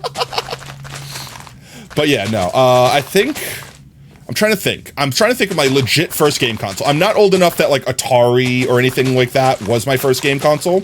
My parents totally had a Commodore 64, and for the longest time, like the little 3-colored prong things that you plugged in, like the jacks to play video games, I had a Commodore 64 monitor, and that was basically the TV that I used to play my video games on it. Because right on the front of it, it had the thingies to plug in. It was super convenient, especially considering when you had 50 different consoles and only one TV, you had to unplug the damn things and plug the new ones in constantly. Also, hello, you're working on your Nether Turtles? Let's go.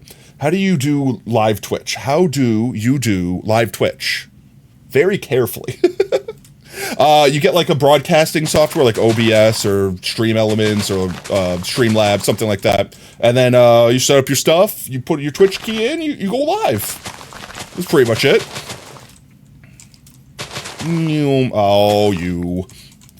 However, the PS2 was 2000. It was made up until 2013. I feel like PS2 was like the end of an era. Like, don't get me wrong. I'm not saying that video game consoles that came out after the PS2 were bad. Some of them were. But like, there was a different quality assurance back then. Like, quite literally. Like, it was harder to make games back then because you had to be so strict. Everything had to be perfect. Because in a way, they were kind of justifying you spending that much money on a game. And if you didn't make it so good, then people are gonna be like, nah, these video games are dumb, don't bother with them, and then the industry could die. And now that they've established the industry quite thoroughly to the point where it's like, we would die without them, not the other way around, they're like, all right, now just throw slop out there, it's fine, we don't have to care anymore. I guess that's really what it is. It's like the content has become more slopified. Let's finish the outline over here. I don't think we need to go lower than this. And I feel like that's pretty much where we are here. So let's just do this layer. See if I can get this little area cut off first. It was more indie games were also much more common. A lot of experimental games on PlayStation 2 that kind of died on console since then. Thank you for the lurk, silly. Yeah, I mean, I don't know. I feel like way back in the day, there were way less indie games. But also, like, you didn't need to have indie games because the indie game companies were just the game companies. Because it didn't cost like $100 million to make a game. You can have like 4 developers make a whole ass game. Like when you beat a video game and the title screen was one card that was like, here's the 5 names of the people that did the thing. And that was the game. You know what I mean? It was just simpler back then. So you didn't need that sort of thing. Nowadays, you need like a whole ass team. You know what I mean? Like a huge team to develop these games and make them half decent. So now you do have the indie developers that are basically the people that used to be the actual game developers back in the day. The 2 people running insert company name here. You want to be live on Minecraft? I mean, you could be live on Minecraft. Open up Minecraft, open a game capture, you hit the go live button, do your thing, homie. Oh my god, please, with the misplaces. But yeah, I don't know. Like, perfect example, I'm trying to remember. I think it was for Sega. I think it was the Sega Genesis. It was Vector Man, Sega Genesis. This game. I want to play like some retro-ass games on stream sometime. This game is a game I played the crap out of. This game was so good. It's obviously, it's obviously old AF. Look, that's probably the actual, I'm not lying, that's probably legitimately the actual resolution of the game right there. But like, if you find the title screen, Vector Man title screen, or not title screen, credit screen. That's not it. I want the credit screen, not some freaking crappy fandom. It's like, if you find the credit screen, it's literally like one page like this. And it just has everyone's name on it that worked on the part. No scrolling lines of text, nothing like that. Just one page, like 10 names. That's the whole damn team, like that sort of thing. Alter Echo was a small indie game on PS2. You love that, no one else ever heard of, seemingly. I think that the reason why is there's a lot of games that had like Echo as the game title or the company. I feel like it's like having like Rogue in your name as a indie developer, like Rogue something games. It's just, it feels so, I don't want to say generic, like I'm not shitting on people for it, like it's a cool name, like it's like having like Shadow Wolf XXO as your friggin' Xbox name back in the day. Like shadows and wolves are cool, so yeah, you're gonna utilize those in a name, but it's also like, thank you, you and everyone else that's 12 years old and just hit puberty. Like,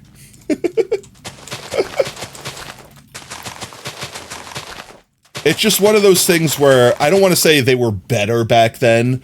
It's just, I feel like when it was a smaller company, people were able to make it like their child. Like every individual person treated that game like their literal child, as opposed to now, it's a job. Pump the game out, get it done by the quota, get it deadlines. You know what I mean? Like even games that I feel like they put a lot of effort into get ruined by deadlines. Like what, Cyberpunk released like a not finished game. Even, hey, Montana, what's the game you like? No Man's Sky, right?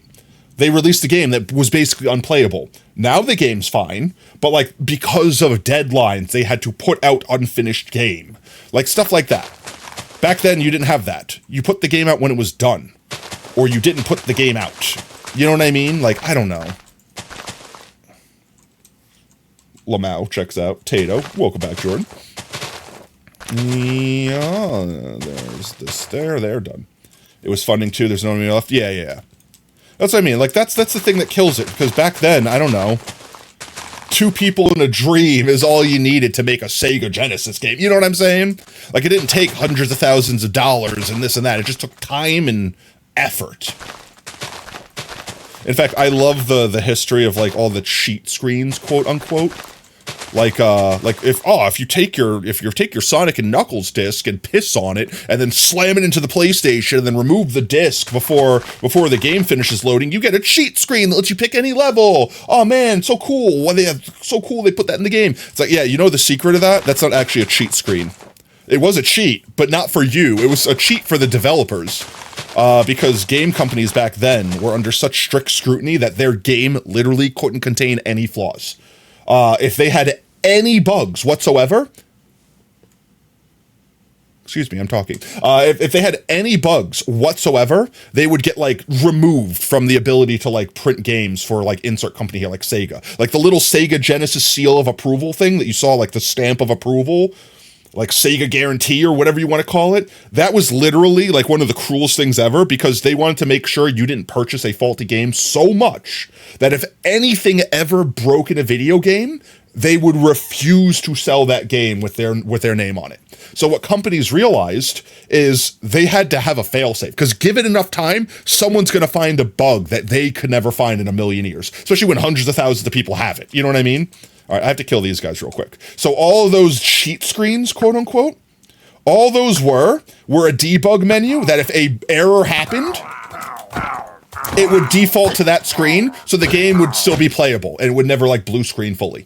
That's what all those screens are. So basically when people are like, oh, I'm going to do this and do that and do this complicated thing and then this will happen, yeah, you're doing one of two things. You're literally like running out of memory and causing your game to crash, so it defaults to that screen, or you are actually just crashing the game and you force the debug screen. That is what that screen is. They made it look like part of the game because the developers, or not the developers, but the game testers that would check for that quality assurance didn't know that it wasn't part of the game. They didn't know it was a debug screen because it looked like part of the game. So like, oh, cool, I found a secret. Level select, back to the level I was on, or I'm going to go to this level and then continue playing.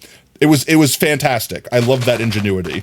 And now even years later, people are finding quote unquote secret things, secret screens and stuff like that. It's fantastic. You lost your train of thought? Welcome to my world. But yeah, I love the fact that, and honestly, way back in that day, like when I was a kid, when I was a young spud, when you played games back then, you really didn't have the ability to just know how to do something. Like for example, like let's say you were playing a PlayStation 1 game and you got stuck somewhere. Did you buy the instruction manual or did you buy like the walkthrough guide? Did the game exist long enough to have a walkthrough guide? Well, that's it. You're stuck. GG's. GG no re. You cannot complete that game now until you figure it out on your own. Because literally, like, the internet didn't exist effectively. And if it did, I guarantee you no one was on it making a specific walkthrough for whatever specific problem you had. If you could even find said walkthrough.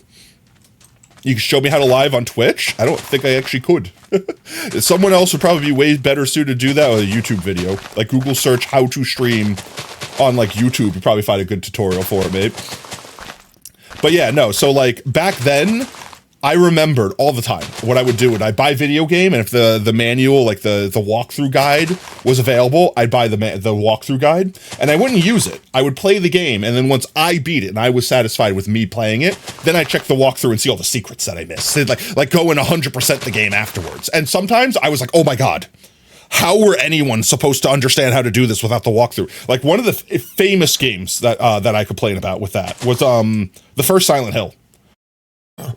The first Silent Hill, it is like impossible, actually impossible to get the good ending, like the on your first try, or period even, without the walkthrough.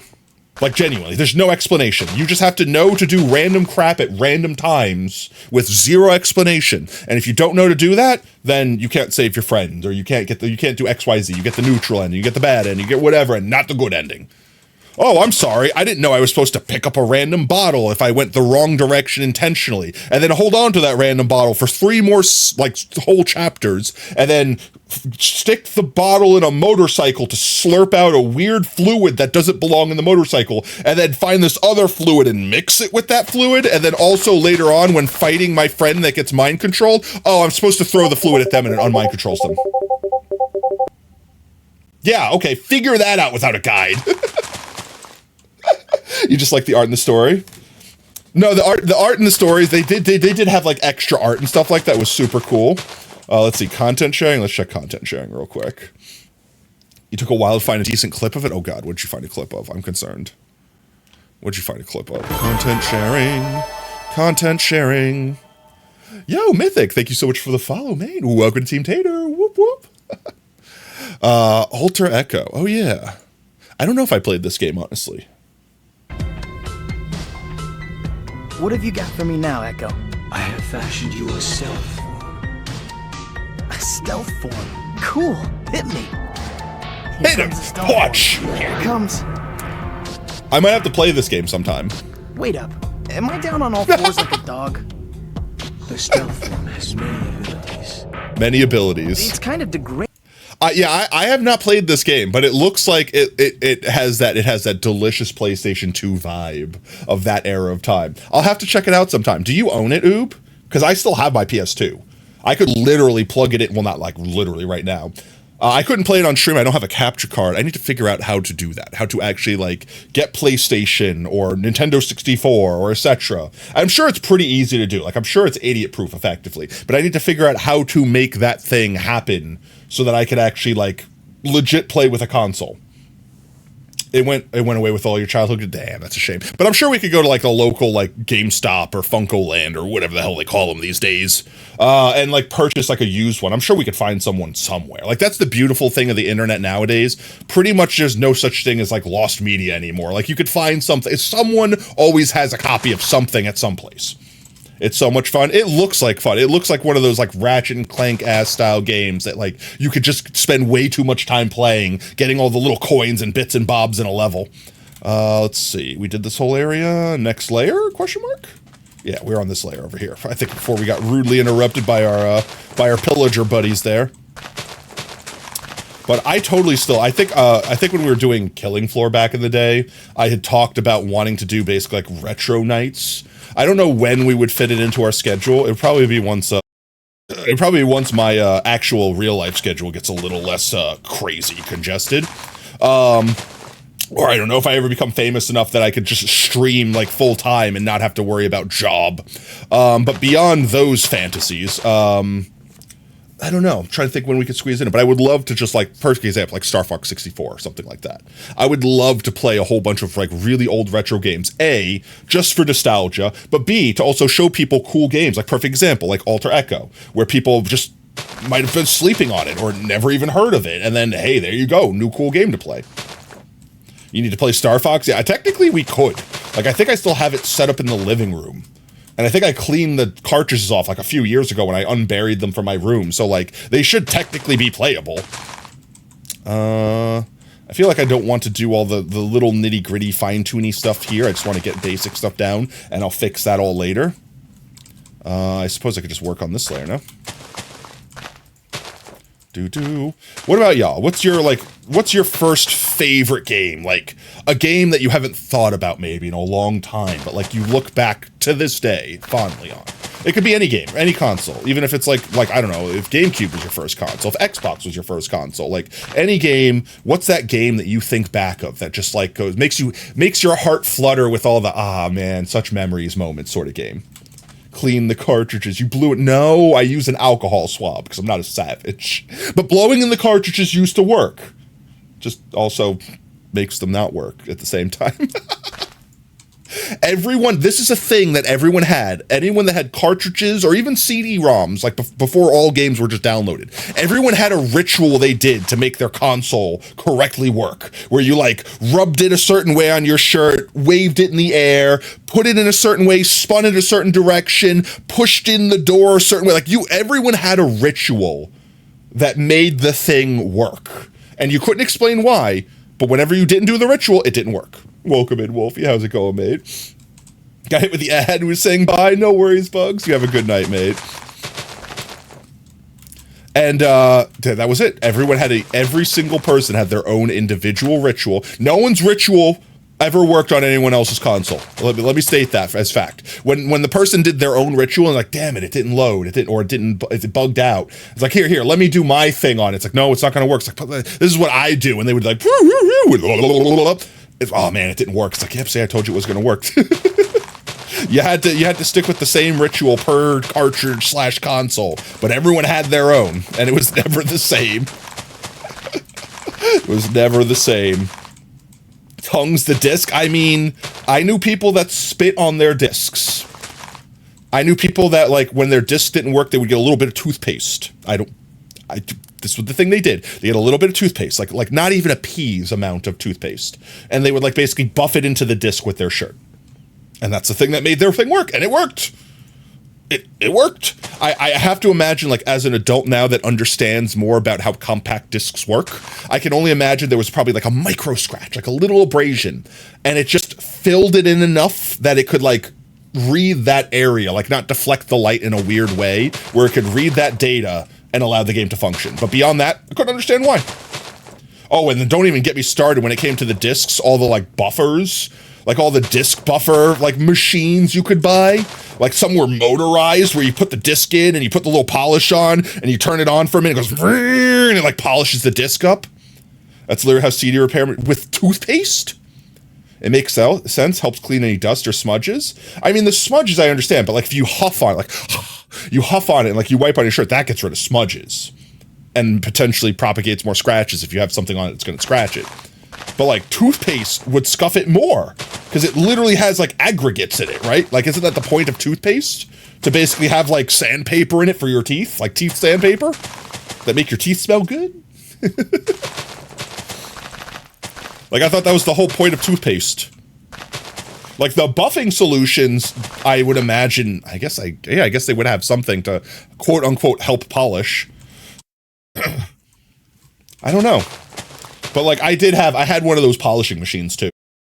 It was like a little hand crank one. You put the disc in it, you put, like, your solution on it or whatever, you close it, and you hold it with one hand closed, like a clamshell, and you spin the little crank, and it just winds it around, and it polishes it.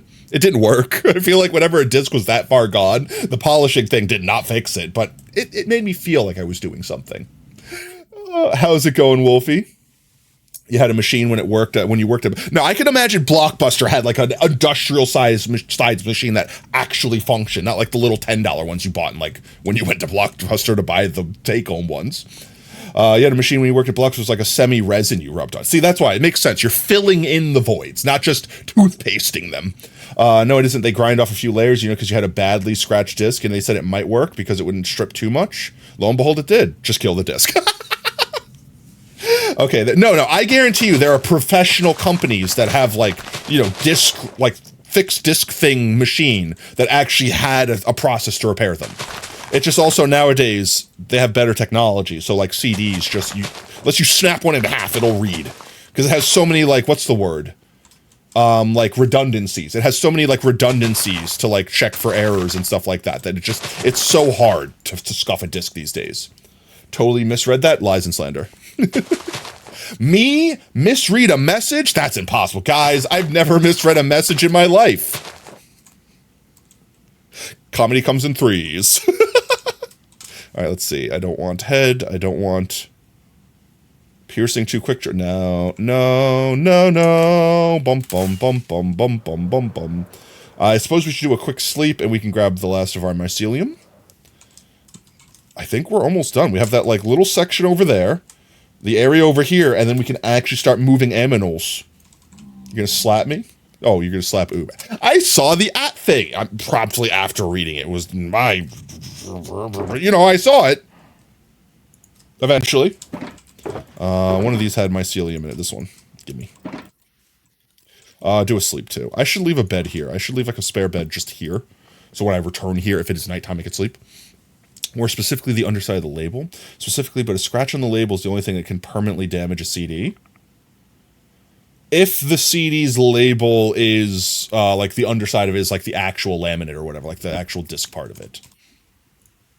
Because some of them actually have like a layer on top. Like if you bought your own discs, like your own write/rewrite discs or whatever, it's like a sheet of plastic, the thin sheet of like magnetic strip or whatever the hell it is, another sheet of plastic, and then you write on top of that. So if you had a label on top of that, it wouldn't ruin it. But if you scratch through the plastic and hit that little like aluminum foil part in the middle, yeah, you'd ruin the disc and it's gone. The disc is done, actually done.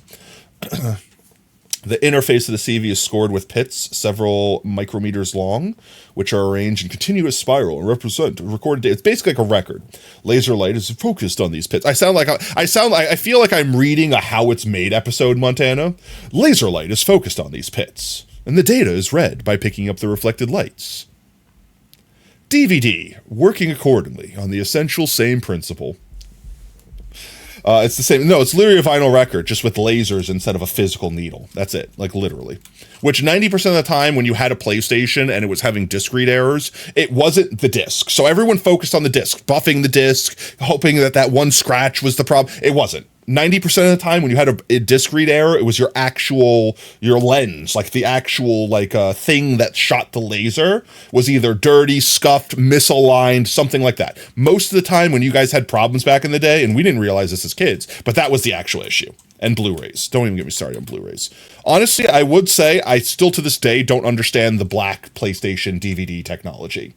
Like, the PlayStation discs that are black on the back? Yeah. That blew my mind as a kid. Still blows my mind today. I still don't understand it. I still don't understand how it works. Still actually confused on how that technology works. Those were some durable ass discs though. Like I think you could like scuff the crap out of that and it still work.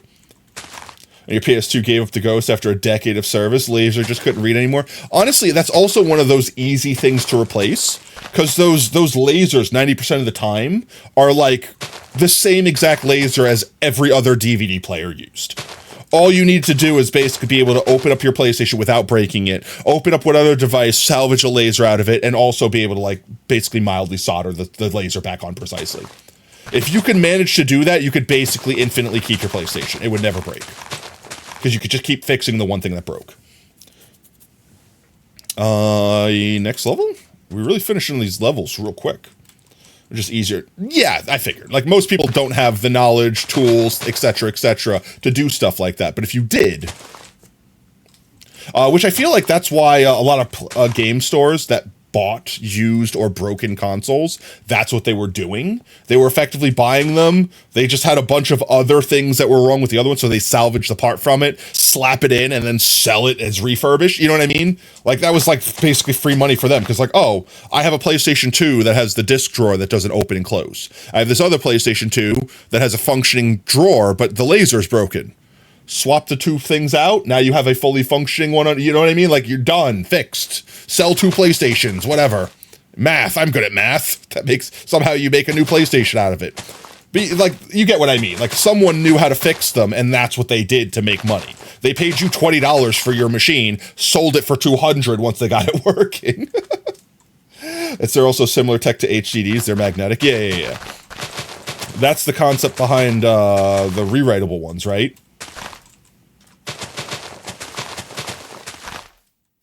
I missed that, so there. More, give me more. How did I miss this chunk? I mean, I know how. Distractions. My brain gets distracted very easily. It's not like I'm sleep deprived or anything. Guys, it's not like I'm sleep deprived or anything. Me? Sleep deprived? That's crazy.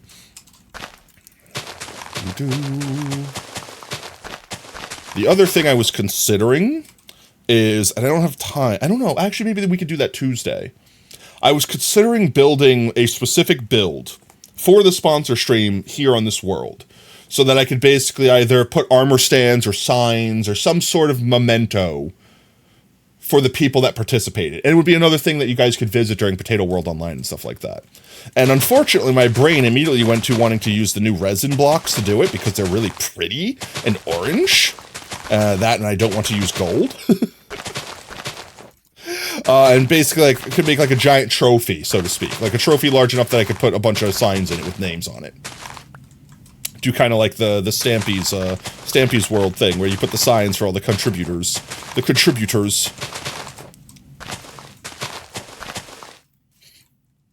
Burning a new disc is literally burning a heat-sensitive coating to make the pattern. I knew for the longest time that, like, even the rewritable discs, you could only rewrite so many times. It's kind of a scam. Like, it was really just it's kind of like getting a tattoo, where the original tattoo's still there, but we could write over it in a way that you can't tell what the original tattoo was, so now it serves a new purpose. But eventually you get to a point where, yeah, I can't write over that anymore, and that is it. That disc is garbage. Just get a new one. Or it would just be like, I'm going to throw away those sectors over there and write this new area over here. And that's how it coped with, quote-unquote, rewriting the data. It just burn off a full layer and start a new one. Exactly. Just get rid of my skin. Burn it. Rip it off of me. There we go.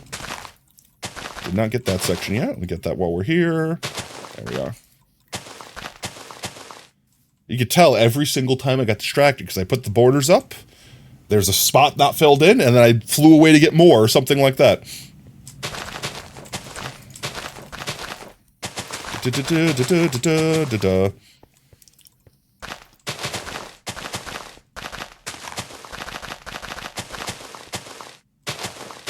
You. Mine. Ah, why? I probably should fill the spot. I'm not going to actually coat that area that way. And I could just do a little bit of this, trim that out a little bit more. Let's do a little bit of scaping.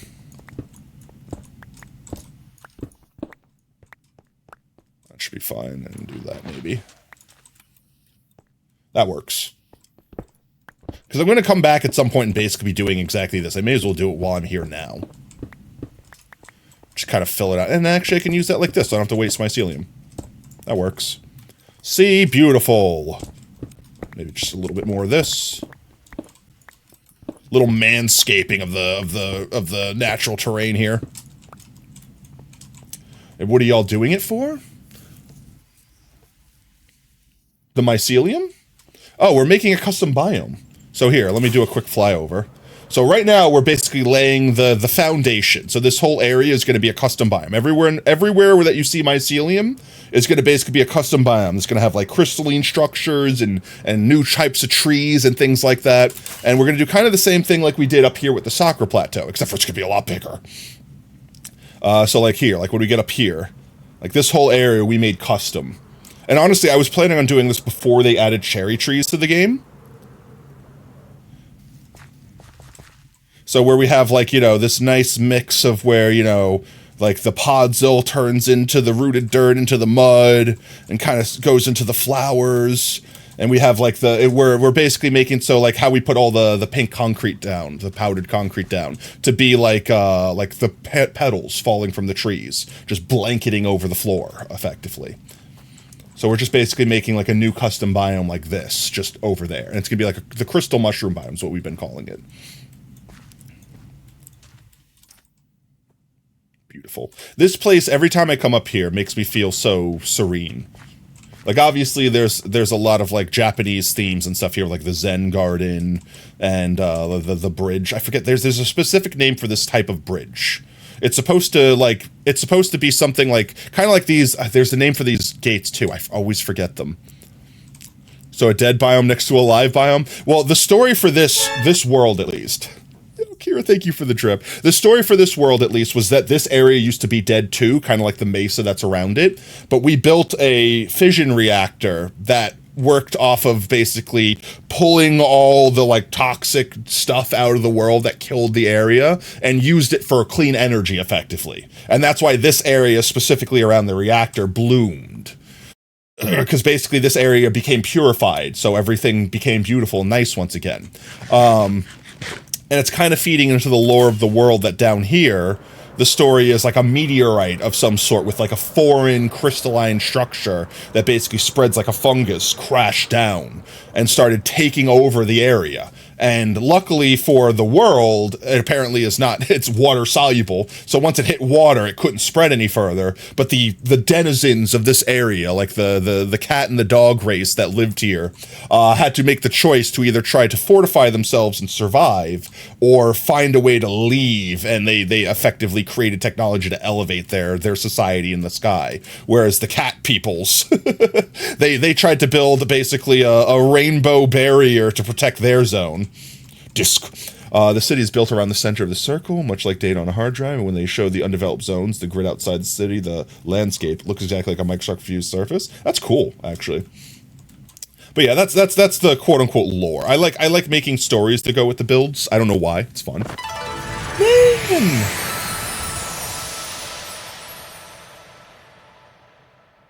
Ten gifted subs? Hostess Man, gifted a tier 1 so sub to 10. Bugs Cool 51. Thank you so much for the 10 gifted subs. 1 second, let me write you down. Let me write you down so I don't forget. We could do it before stream ends. 10x gifted. There we go. I got you written down. Oh, I got to write down Nan. Nan. There we go. I got you written down, mate. Thank you so much. And chat, if you just got gifted a sub, let's spam some golden potatoes in chat. Let's spam some golden potatoes. But if you got yourself a sub, please say thank you. Was it you? You're lying. I could see it. I could see it. It literally says on my feed. You can't gaslight me. You can't gaslight me here. It literally says, Hostess Nanette gave out 10 community subs. It's lying? Oh, that makes sense. Hostess Nanette gifted a tier 1 sub to Furinator 9000. Yeah, let's go. But yeah, so this is the first step effectively. We set down the foundation, we build on top of it. Sheep. Haven't figured out what we're going to do with the blood sheep yet. Hostess Nanette gifted a tier 1 sub to definitely. Thank you again, Nan. Oh, Nan, you're too wholesome. You're too freaking wholesome, Nan. What am I going to do with you? You wholesome bean, you.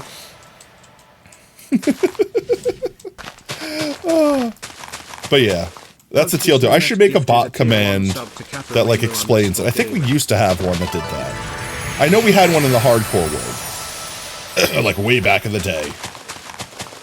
I'm sad that I never got that world. Well, I mean, it's not like I couldn't go back to it now. I'm sad that I never got that world as developed as I wanted it to be, to start actually building out all the stuff. You don't make stories because you're in a world for like 3 days that I quit it. That's fair. Honestly, 90% of the time when I play a world, the reason why I stopped playing the game is because I was playing it with friends and all the friends stopped playing. Which is why I always make, why I always say becoming a streamer was the perfect solution for that. Because you're effectively all my friends playing with me now. Yeah, I'm playing in single player, but I'm still creating it for someone. I'm still making it and sharing it with people. And as long as I'm streaming, I'll never have to worry about quote-unquote my friends not playing with me anymore. You know what I mean? So it's like one of those things where it's like now I can literally play on the same world forever.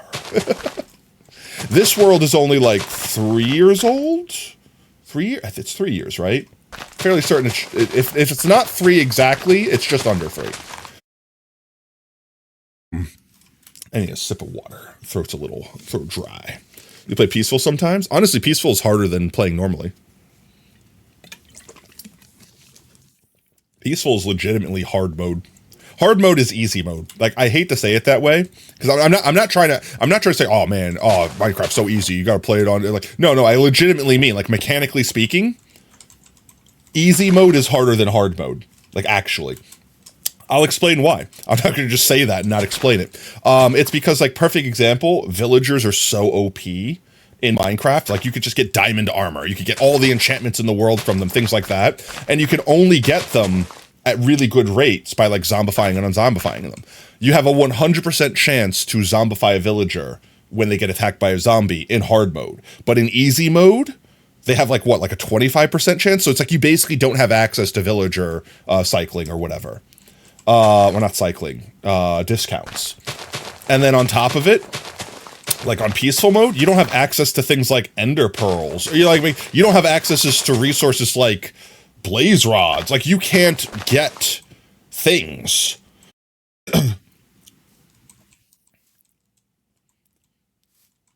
If Montana wants the book entries, they can have them. They don't want them. They don't need them. Don't feed that addiction. Don't feed Montana's addiction.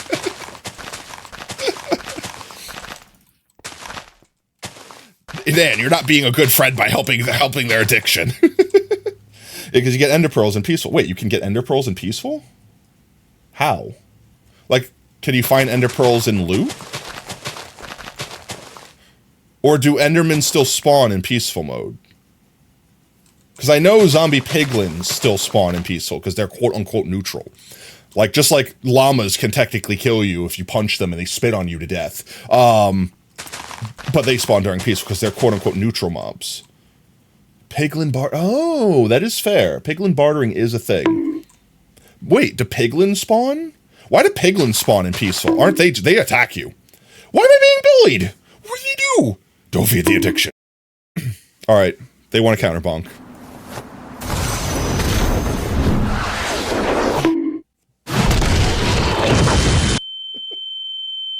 Enjoy your corner, Nan. Kira, not you too. Why you drain damage? Why am I being bullied? What did I do to deserve it? You got all your box sounds. You didn't abuse me. You chose to of your own volition. Nana's good full. She's gone full machinist. Why? Why is everyone bullying Potato? What did I do? That's 2 oob.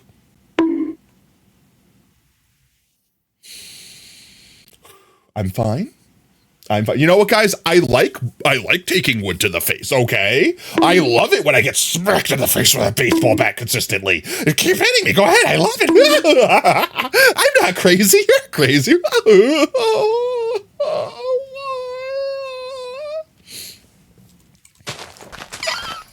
Everyone's got 2. I'm scanning for a 3rd. I will counter bonk again. I have the nuclear peepee.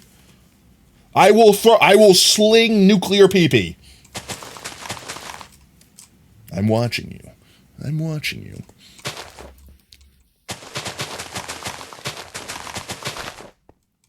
Dancing Dino. Ooh, Dancing Dino. Dangle keys.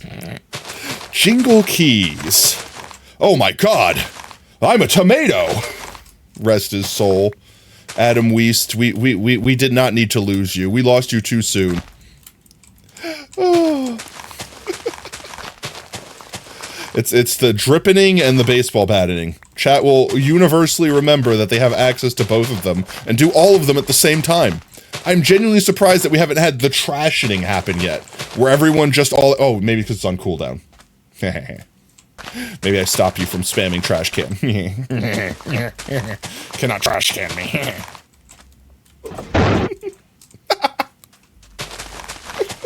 Cannot spam the trash can. Only the portals to hell, only the baseball bats, only the drips. You know, all the good ones. Yeah.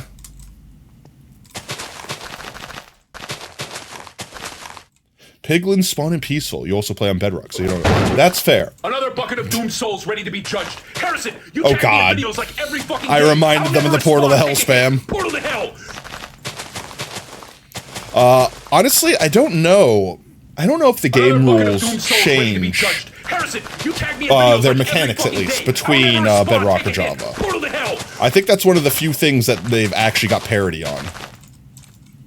Maybe damage, like how much damage a certain mob does changes, but I don't think the actual, like, what spawns changes.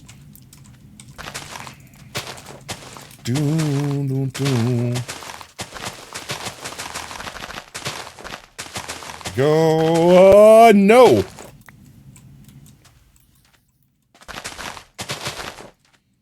Should I have a problem? Me. I'm the problem. I have me. I have a problem. I forgot what we were talking about a second ago. I don't remember why. It's not like I was fully abused by a symphony of baseball bats to knock every active memory out from between my ears. But what were we literally talking about before Bonk Storm happened? You don't have VIP, you can't. No, it's fine. If you're sub, you could also do it that way, so you don't have to be VIP, but also everyone could technically get well, not everyone. I shouldn't say everyone. People can earn potato chips by just watching and redeem VIP. And when you get VIP, you get your own command, just like Portal to Hell. But yeah, piglins don't attack. Piglins don't attack you on peaceful. Oh, so like even if you're not wearing gold or whatever, they just don't attack. Damn it. I like what? Oh my god, what did I say? What cursed thing did I say, chat? I don't remember what I said. It was when I was getting bonked. Oh wait, I think I know what I said. I think I know what I said. I think I know what I said. I'm fine. I'm fine. You know what, guys? I like taking wood to the face, okay? Yep, that's what I said. And then immediately baseball bat to the face. Damn it. I regret everything I say. Everything. Just every word out of my mouth. Instant regret. Everything that ever comes out of my mouth. Regret.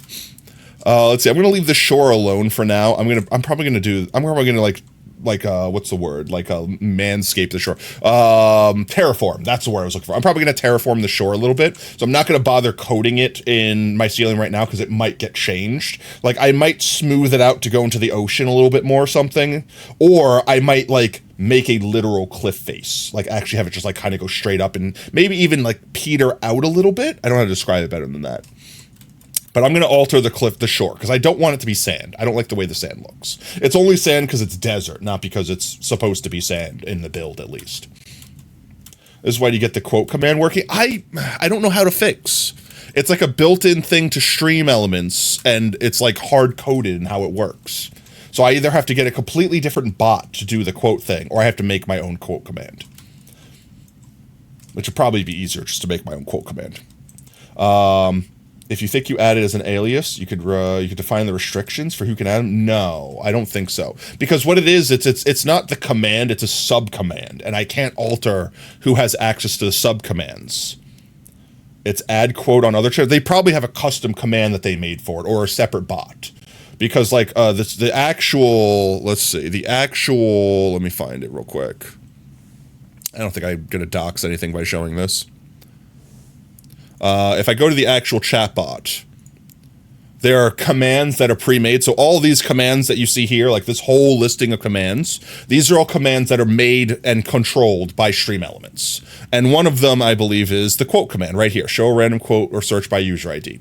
All of these commands are the custom ones that I made. So these are all the ones that you guys see, that you use, etc., etc., etc. The thing about the exclamation point quote command is that the add quote and remove quote and all that other stuff are like sub quotes, and the only people that could access sub quotes are the super moderators and or like me, the streamer, like the account holder.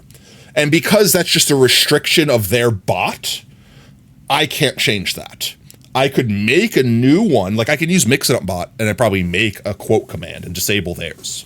And that might be actually what I do, because that'll be, I can already see how to do it. I can make it so that when you do exclamation point quote whatever, it adds, it adds to like a text file a new line that is insert quote here, and then reads from a random line, etc., etc., etc. I could see how I can manufacture that already, so I could probably do that.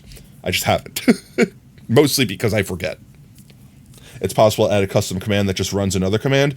Kind of, but no. Stream Elements is weird where they don't let their bot run commands through commands. But I could use Mix It Up to do that. You've returned from the Forbidden Land of Adverts. Let's go. Welcome back. How's it going, silly? But like I said, I could probably save us a lot of trouble by just literally making my own command. Because I don't even think it would be that hard. It would probably take me like 20 minutes and then an extra hour of making sure I did it right the first 20 minutes. Ask Azure. Yeah, if you find an easy way, like if it's just, you check off the let users use the command dum-dum, then yeah, I'll totally just do that instead. But I think it'll probably be easier for me if I literally just actually make it myself. And then also be able to control, if I use Mix It Up bot, I can control things like, followers could do it, but only if they followed for so many months or something like that. So this way people can't just put obscene stuff in there and break it, you know, or spam it or things like that. Like, it'll give me a lot more control over it, too, as opposed to just trusting Stream Elements. Because we know Stream Elements has never led us astray. Let's see. I'm getting a little confused here. I need more. I just need to finish this little area right here. I'm not going to go all the way up there, and then I think we're good. Let's take a quick aerial shot. Yeah, it's literally this area right here is the last area. Everything else is filled in. So I think with that, that's enough to start moving the animals. Maybe I'll finish putting a little bit more mycelium.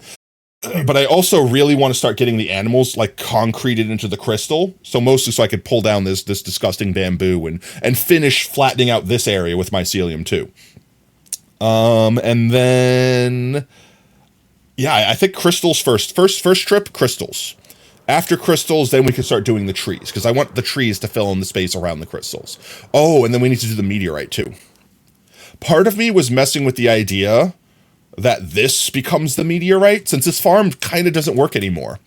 I forget what version we updated to, but this farm basically broke when they changed the mechanics on how shulkers can attach to like doors or like open trap doors or something like that. There was a block that shulkers used to be able to attach to that made this farm work in a very specific way, and that basic mechanic got changed. So this farm I don't think will ever work again, which I don't really care about, because I think we've got more than enough shulkers to last us a hot minute, and this one's filled with shulker boxes filled with more shulkers. So I don't think that we're ever going to need to worry about having more shulkers made for us ever again. But I don't know, maybe 10 years from now we'll use all those shulkers. I think there's even more, like the hoppers that lead up to here. I think those are also all filled. Can I squeeze between here? Yeah, literally. So it's like, there are so many shulker shells in this thing. This farm was obscenely overpowered, but not enough. But that's the thing, it's like, by the time we end up needing more, there might be another shulker farm that we can make that's just easier, and I'll make a new one. I'll make the latest and greatest version, so to speak. So I think incorporating this into the build, because originally I wanted to make it be like a observation tower, and I might still do that. That's why this is originally cut out to be a cylinder, because you know, like the giant telescope observation towers, I wanted to make that looking out to the sky and connect it to our hub here. But for whatever reason, when I did the math to do this thing, I didn't center it correctly. I needed to build this exactly where it is, because this is technically, see how it's raining here? It's technically not a hot biome, it's a temperate biome in that exact area, and I need to have snowmen not melt, so I had to build it in this spot, otherwise it wouldn't be able to stay in our spawn chunks, and that's what allowed us to get all those shulker cells, is this thing running constantly in our spawn chunks. But now our spawn chunks are like over there, because they shrunk them, because Minecraft keeps changing crap. So now it's not even our spawn chunks to begin with. So I could either make the observation tower bigger so that I could center that there, or I could abandon that entirely and make this like a giant crystalline structure that the meteor effectively crashed into. Like basically, if you think of it as a meteor being like a ball, like a perfect ball, I wouldn't make it actually a perfect ball, but like let's say that was a ball, like right there, and then I can build like... Lightning rod works, guys. Lightning rod works, guys. If you think here, like let's do this actually. I could do this. I don't have to imagine. I could literally do this. Just take a quick screenshot of it. We're gonna go to the wonderful world of paint. Let's paint with Potato Fox. All right, let's see. Where's my paint? I need I have a paint button, don't I? I literally have a paint button. That's the wrong button. What have I done? Unbuttons. There we go. I've pushed the potato button instead. There we go. It should be here. No, that's not it. I swear to God I have a paint button. I swear to God I made myself a paint button. There it is. I found the button. I found the button. Okay, so here we go. Paint. Push this in here, and we draw. So the concept that I was just describing is imagine, I want to leave this intact. I don't want to break it. Imagine we basically make like kind of, I need something thicker than that. Give me a thick old brush. There we go. That's it. Like, yeah, sure, whatever. So imagine we have like kind of like a sphere or a half sphere like that. And this whole thing would basically be filled in. It would be the meteor. And it would be hollow on the inside, so this could stay intact and everything. And then we could have, like, the large crystals basically, like, sticking out of it that would cover this part. And then have, like, a couple smaller crystals and stuff like that, like, sticking out of it. Like, something like this. And just kind of have it stick out of the ground. And this is basically the point where the crystal meteor crashed and where the infection started spreading. And then we'd have large crystal structures around the ground and all the animals get caught in it, things like that. We could do something like that pretty easily. I could get like a block palette that would make it kind of look like burnt, like asteroid material. Or maybe since it happened a long time ago, like it'll already have like cooled off and sizzled down. So use more like Blackstone sort of things.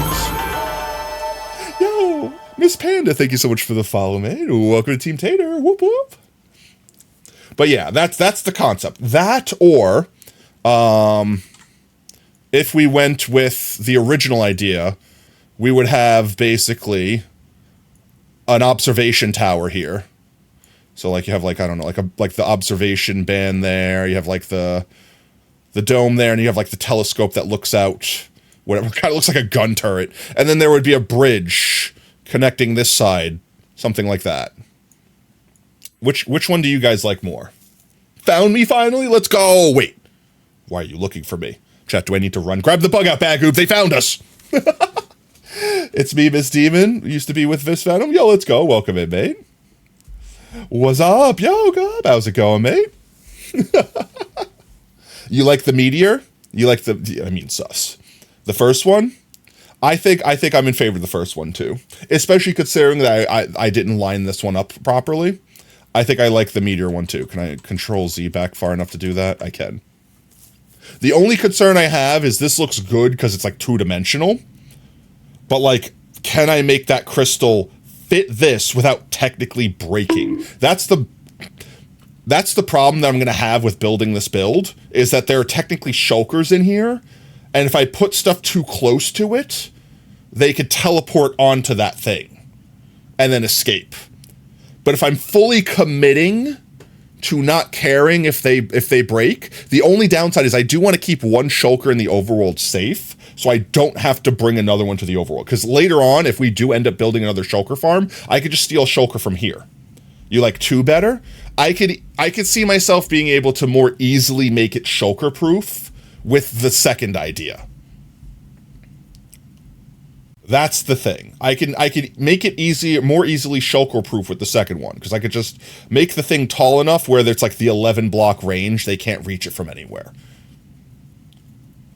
As opposed to this, I might have to, as I'm building it, like put buttons on everything so they can't teleport to it. George Stiffener? What? Welcome back, George.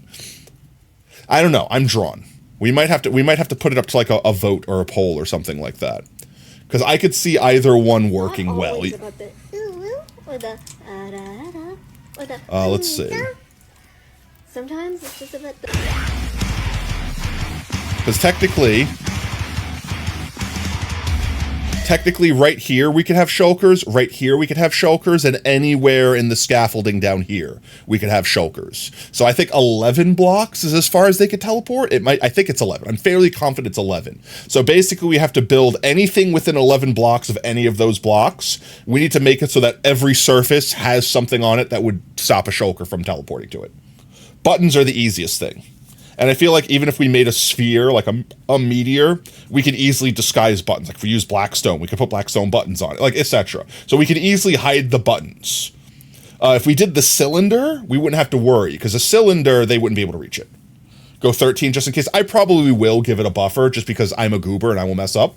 But if we do the meteor idea, there's going to be a point where it basically intersects, where we can't hide the fact that it's going to come in contact with this. So it's going to be in range, which means I will just have to basically spawn proof it for X amount of blocks, 12, 13, whatever the number is.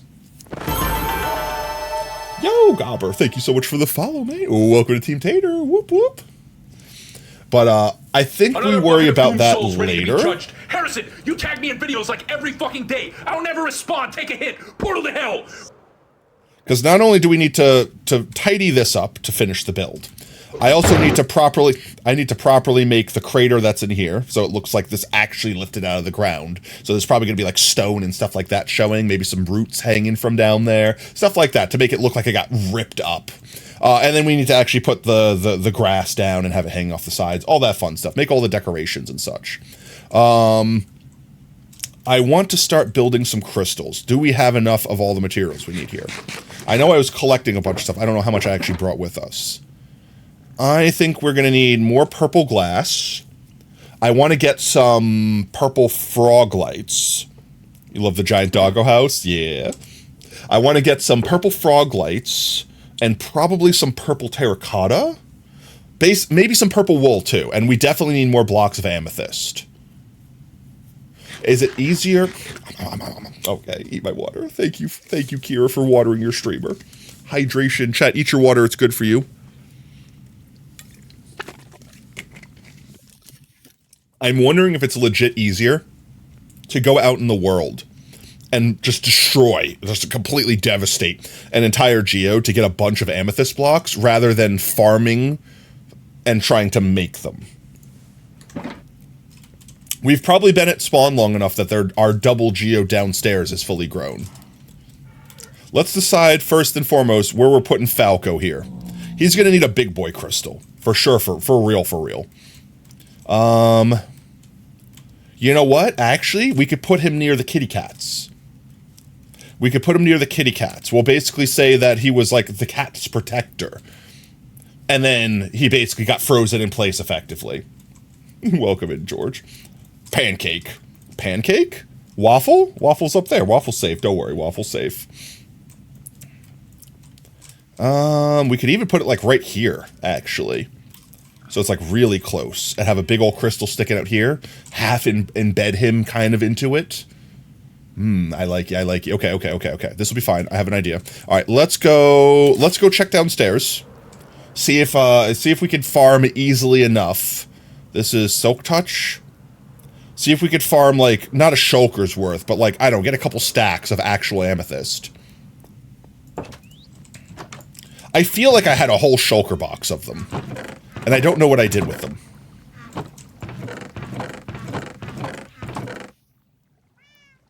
No. Shh. In here...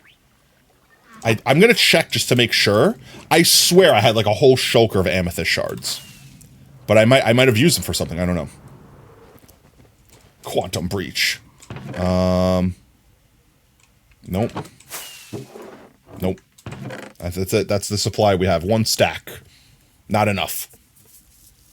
AFK 10 to 15 minutes. All right, I appreciate the lurk, mate.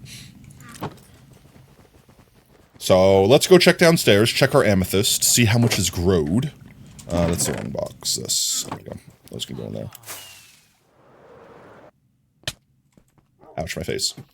We haven't been down here for a hot minute, so this should be fully grown. If this amethyst isn't fully grown, then I'm concerned. There we go.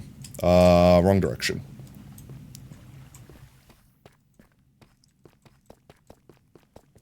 And yeah, there we go. I will need my fortune pick.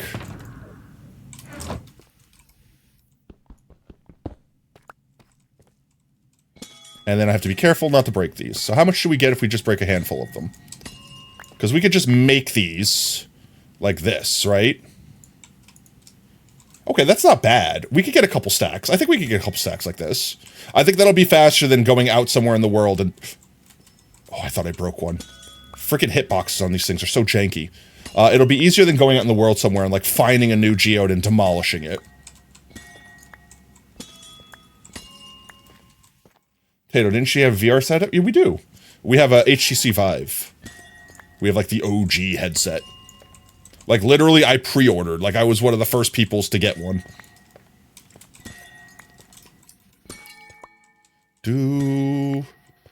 So pretty.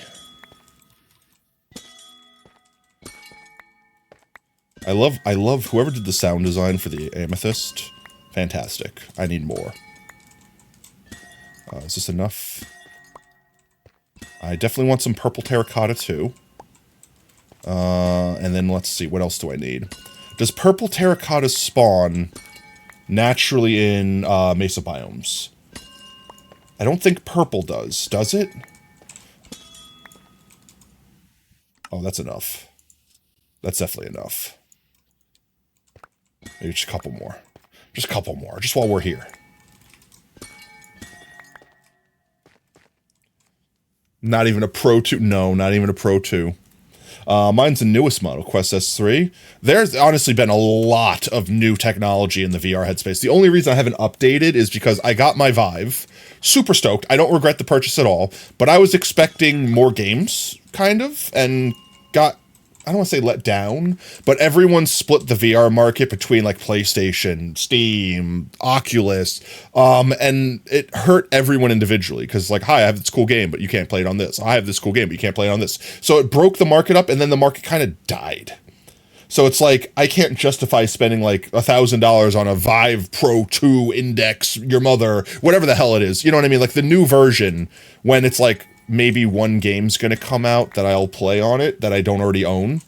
But at the same time, I'm glad I have one. I don't regret buying the one I have. It's just, I'm not gonna spend extra to upgrade because the upgrade isn't worth the change and the price effectively. I have played Job Simulator. In fact, funny story, my friend like legit broke my headset. Not broke, he scuffed so I have a friend that wears glasses. And we have a rule in our house that when we play, if you wear your glasses, you have to like extend the headset fully forward so that like the lenses are far from the glasses so you don't scratch them with your lenses or whatever. And they were playing and they had that. They were following the rules and everything. It's not like they were doing something wrong. But when they went to get up, they went to prop their hand up on the counter in the game, not realizing that it's only in the game, and they put their full weight, so they fell face first into the ground when they tried to stand up, propping themselves against the counter in Job Simulator, and literally, like, busted their face. And their glasses basically, like, slid forward and immediately scratched the lens. You can't notice it when you're wearing it, because it's like a light scuff, but, like, if you take the headset off and look at it, it's, like, so blaringly obvious. But yeah, they legitimately got so, what's the word? Not entrenched. Immersed. They got so immersed that they literally thought that the thing was a real countertop that they could, like, pull themselves up from the ground with. All right, that should definitely be enough, for now at least. You have the glasses spacer. Yeah, but it wouldn't stop like if you fell and your glasses like slid from your eyes. I don't know. Maybe they took that in consideration in future models that actually made a thing to stop them from touching. But like also, couldn't they just make the lens out of something a little more durable so that the glasses wouldn't scuff it? Just saying. People who do stuff like this should be allowed. All right, look, it was brand new. VR was not like a thing that everyone was used to at the time. It was literally a brand new thing. And yeah, I mean, I shared it with everyone in my house because honestly, that's the coolest thing about VR. Whether you're playing it yourself or watching someone play it, it's equally entertaining. That's why we had it set up in our living room so that like basically we had like we had the TV monitor that was basically like showing what they saw. Thank you for the drip, OSR. They had the TV that's like showing what the person in VR saw. And then they could turn on the thing to see us, like to see the pass-through mode or whatever. But for the most part, we were watching them just flail around and do the thing, reacting to the thing they saw. I legitimately had quivers sometimes playing in VR because it tricks your brain. Like, it legitimately tricks your brain. Like, I think I told this story before.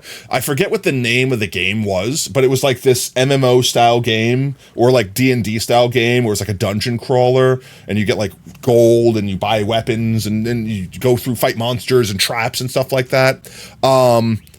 It had a really generic name too, like Dungeon Game or something like that. I don't remember what it was. But effectively, the very first room in this game, there's like a pedestal that has like a jewel on it. When you grab the jewel, a trap activates. You have to like go through some swinging axes to escape the pedestal area, and then you continue on through the dungeon. But like around it is a pit. And jokingly, when it was my turn to play, I walked up to the edge of the pit. It's like, oh, look, it's so scary because it's so deep. Knowing full well that like I'm not going to fall in a pit in real life. But in our game area, we have like a giant rug down to indicate where you can stand safely without like punching a wall or someone that's on the couch or something like that. And when I happened to step on the edge of where the ledge was in the video game, I stepped on the ledge of where the carpet was, and even though it was like a millimeter thickness, I felt the edge on my bare foot. And my brain immediately was like, edge, that's the edge you're looking at, you're gonna fall and you're gonna die. And I literally, like, my heart sunk in my chest, because for that one split second, my brain legitimately thought I was peering off a chasm that was like infinitely deep. And my brain was like, fear for your life right now, you are about to die, crazy person. You go live? Congratulations. Still, you seem to be on some kind of VR board after the first couple hours. You stop feeling the motion sickness. Now, some people just feel it, and some people just don't. Because I never got the motion sickness from VR. There was only like 2 games that I had to play for like hours to get the motion sickness. And it was because they had very specific jarring motions. What was the one? It was like hover junkers or something like that, where you're like on a pedestal, like that's basically just XYZ moving like in all directions, and you're like shooting people and stuff, and it's very disorienting. That one, I'd have to play that one for like an hour straight, and then eventually I'd be like, okay, I need to take it off. I'm like getting a migraine from this. Like I'd feel a little bit nauseous. I never get to the point where I actually puke, but like I felt it.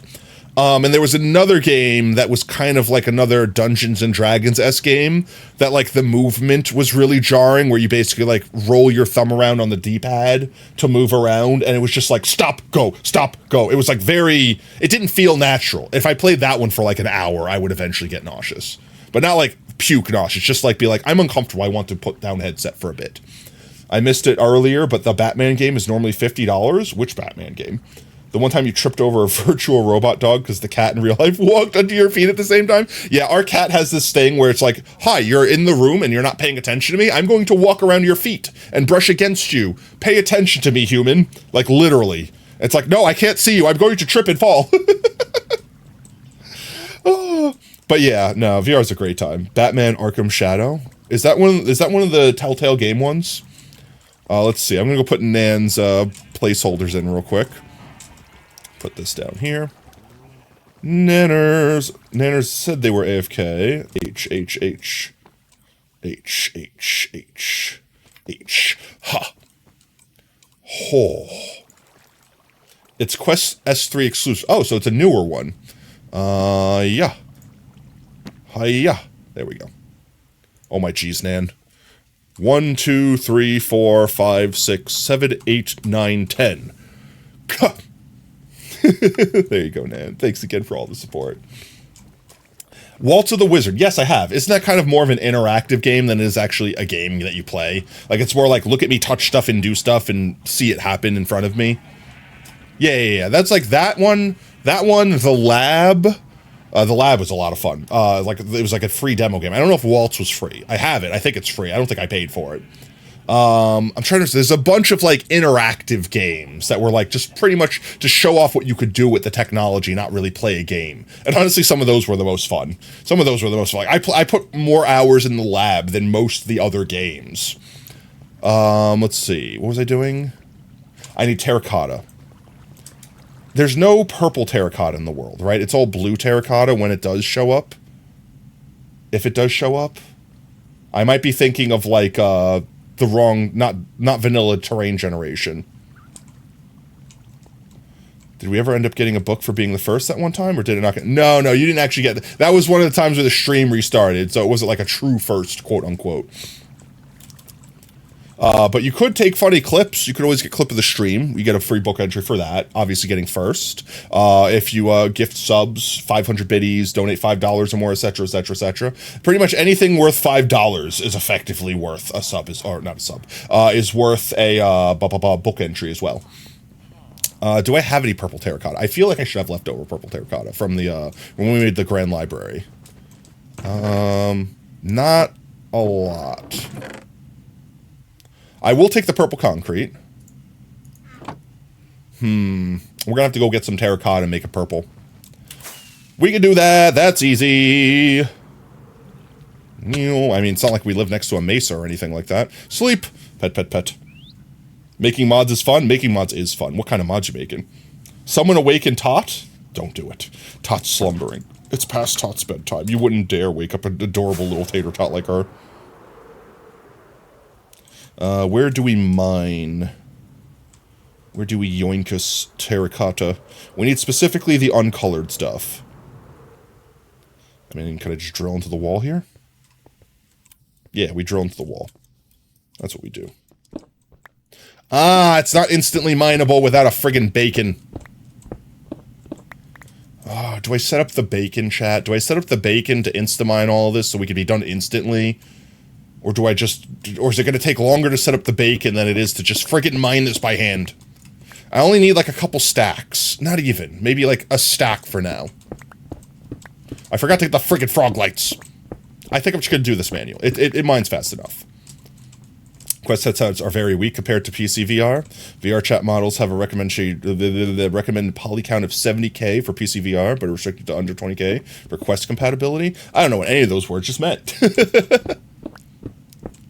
I know the upside and the pros and cons of the Quest. Upside, easy to set up. You literally plug it in, turn it on. You know what I mean? Like you just go. As opposed to, you know, having like lighthouses or something like you have to install, and you could pick it up and go wherever you want with it. So that's the major plus side. But the downside is, since it's not plugged into a computer, all of the hardware that runs it has to fit in the headset and not be so heavy that it kills your neck. So then it's basically like the power of a phone. So you're limited as to how much you can actually output with it. That's the downside. Also, the lighthouses track you like 360 degrees, as opposed to the Quest pretty much only sees roughly in front of you and to your sides. So like if you have a game that's like you have to reach behind you to like unsheath a sword, it might lose tracking when you reach behind you because your hand's not in front of you, it can't see the controllers. So like I said, every system has its pros and cons. I still think the Quest is a good system for like entry level stuff. Like if you're just gonna quickly like get it, especially if you're gonna like go to your friend's house with it, because you could just bring it around wherever you want. But PC VR, like, you know, the index and systems like that, I think that's ultimately the best experience that you can have. It's just a matter of having to set it up and have a space large enough to set it up in, etc., etc.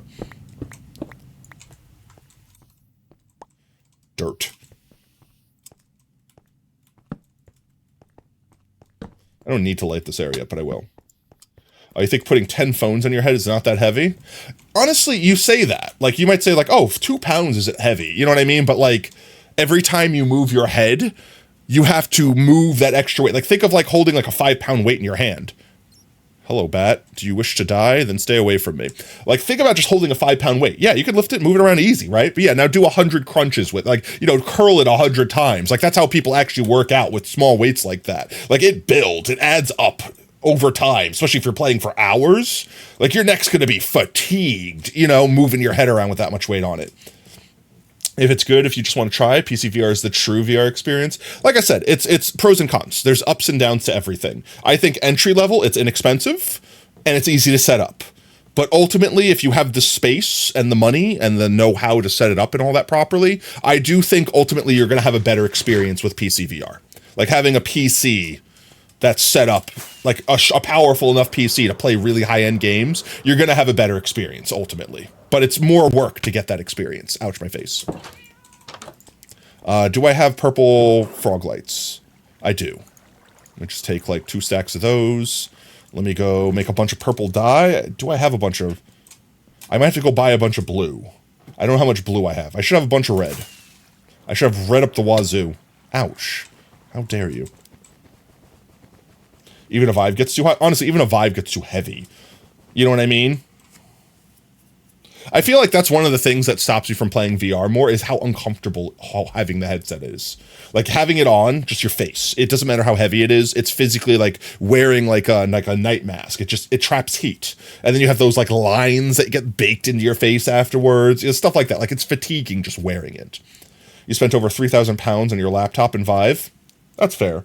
That's the other thing. Is you could also put a backpack on with a laptop and stuff like that. Also a pain in the butt, yada yada yada. But you could be mobile, not tethered to a cord with a lighthouse setup. You'd be stuck with the lighthouses still. I have a lot of red. I have bundles. I don't have a lot of blue. Let's go get us a bunch of blue. I need emeralds. Emeralds. You. That should be good enough.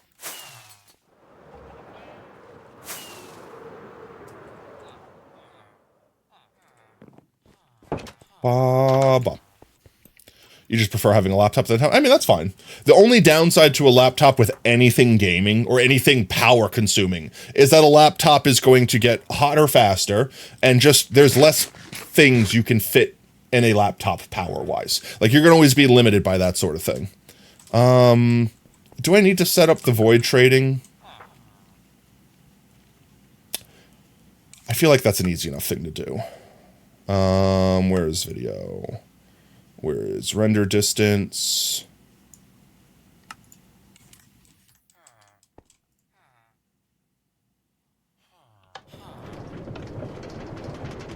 Did they fix that? They fixed it? What do you mean they fixed it? No, they broke void trading. No, don't get me wrong, it's OP, but still, no, they fixed void trading. Damn it.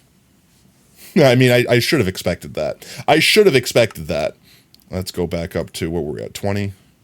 That should be good enough. They fixed it. Oh, well. Let's see. You. I mean, I should have expected. It's still ridiculously powerful outside. No, yeah. No, I'm not saying you can't have a powerful laptop. It's just, let's say you pack the equivalent of like a good PC's worth of power into a laptop. It's going to burn itself out. It's going to hurt itself using that power because it doesn't have the space to breathe. It doesn't have the things it needs to like properly, because it's trying to fit it in a spot, not make it work correctly in the spot. You know, let's just fly down here and trade with this bro. Damn. Well, I'm going to have to just get a bunch of frickin', what's his name? Clerics now to trade with. That's still a half a sec. That's still what we need. That's still more. That's still what we need for now. But I will have to figure out solution for future. Damn. I mean, I expected that they were going to fix it eventually, but still, damn. Leo just said how your laptop's still almost a power comparative. Just a lot of cooling and efficiency. Yeah, but like I said, it's like even with that, like even with the cooling systems that laptops have, they pale in comparison to having space. When you take a processor that's hundreds of degrees hot next to a GPU that's hundreds of degrees hot, it doesn't matter how good you can vent the heat. They're all heating each other. You just don't have the proper circulation you need. Trust me, I streamed on a laptop for a year. It didn't go well for the laptop. Can you post a clip? Yeah, sure. Join the Discord, too. You can post the clips in content sharing there. And I check pretty much every message that everyone posts there forever, so... let's go ahead and combine these guys. Make purple. Make terracotta happen. Makes to occur terracotta at the location in which potato stands. I don't think I can get more than that. That should be enough, though. Let's do you. Can go in there, you can go in there, you can go in there. And then I'll bake these guys.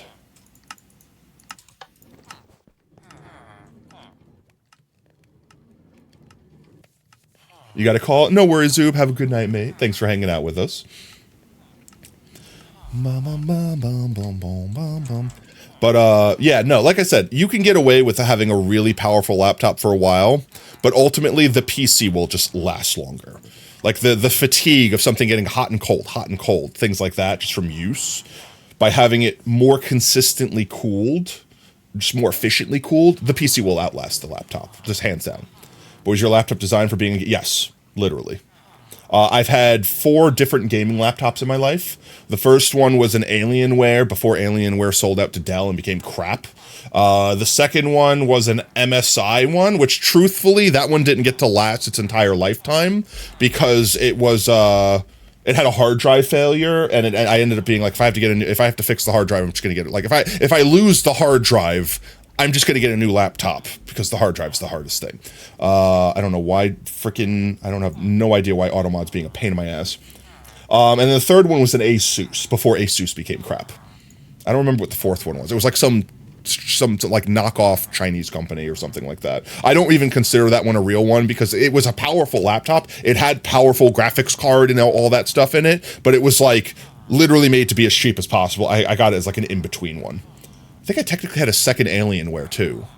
Yeah, I did. So maybe I had 5. I had 5 laptops. I had a crappy Alienware one. I knew was a crappy one that I got. Hear me out. I got it because it was basically free. I got like a $3,000 Alienware laptop for $700 because I scammed the Best Buy guy out of it. So there was a year when I was in New York where I was working on an island. And on this island, I had one thing I can do in my free time, and it's basically use my laptop to connect to the internet. I had shitty internet. It was horrible. It was not a fun time, but it was mostly a means to be able to be close to my father when he was sick and also earn enough money to pay for my existence.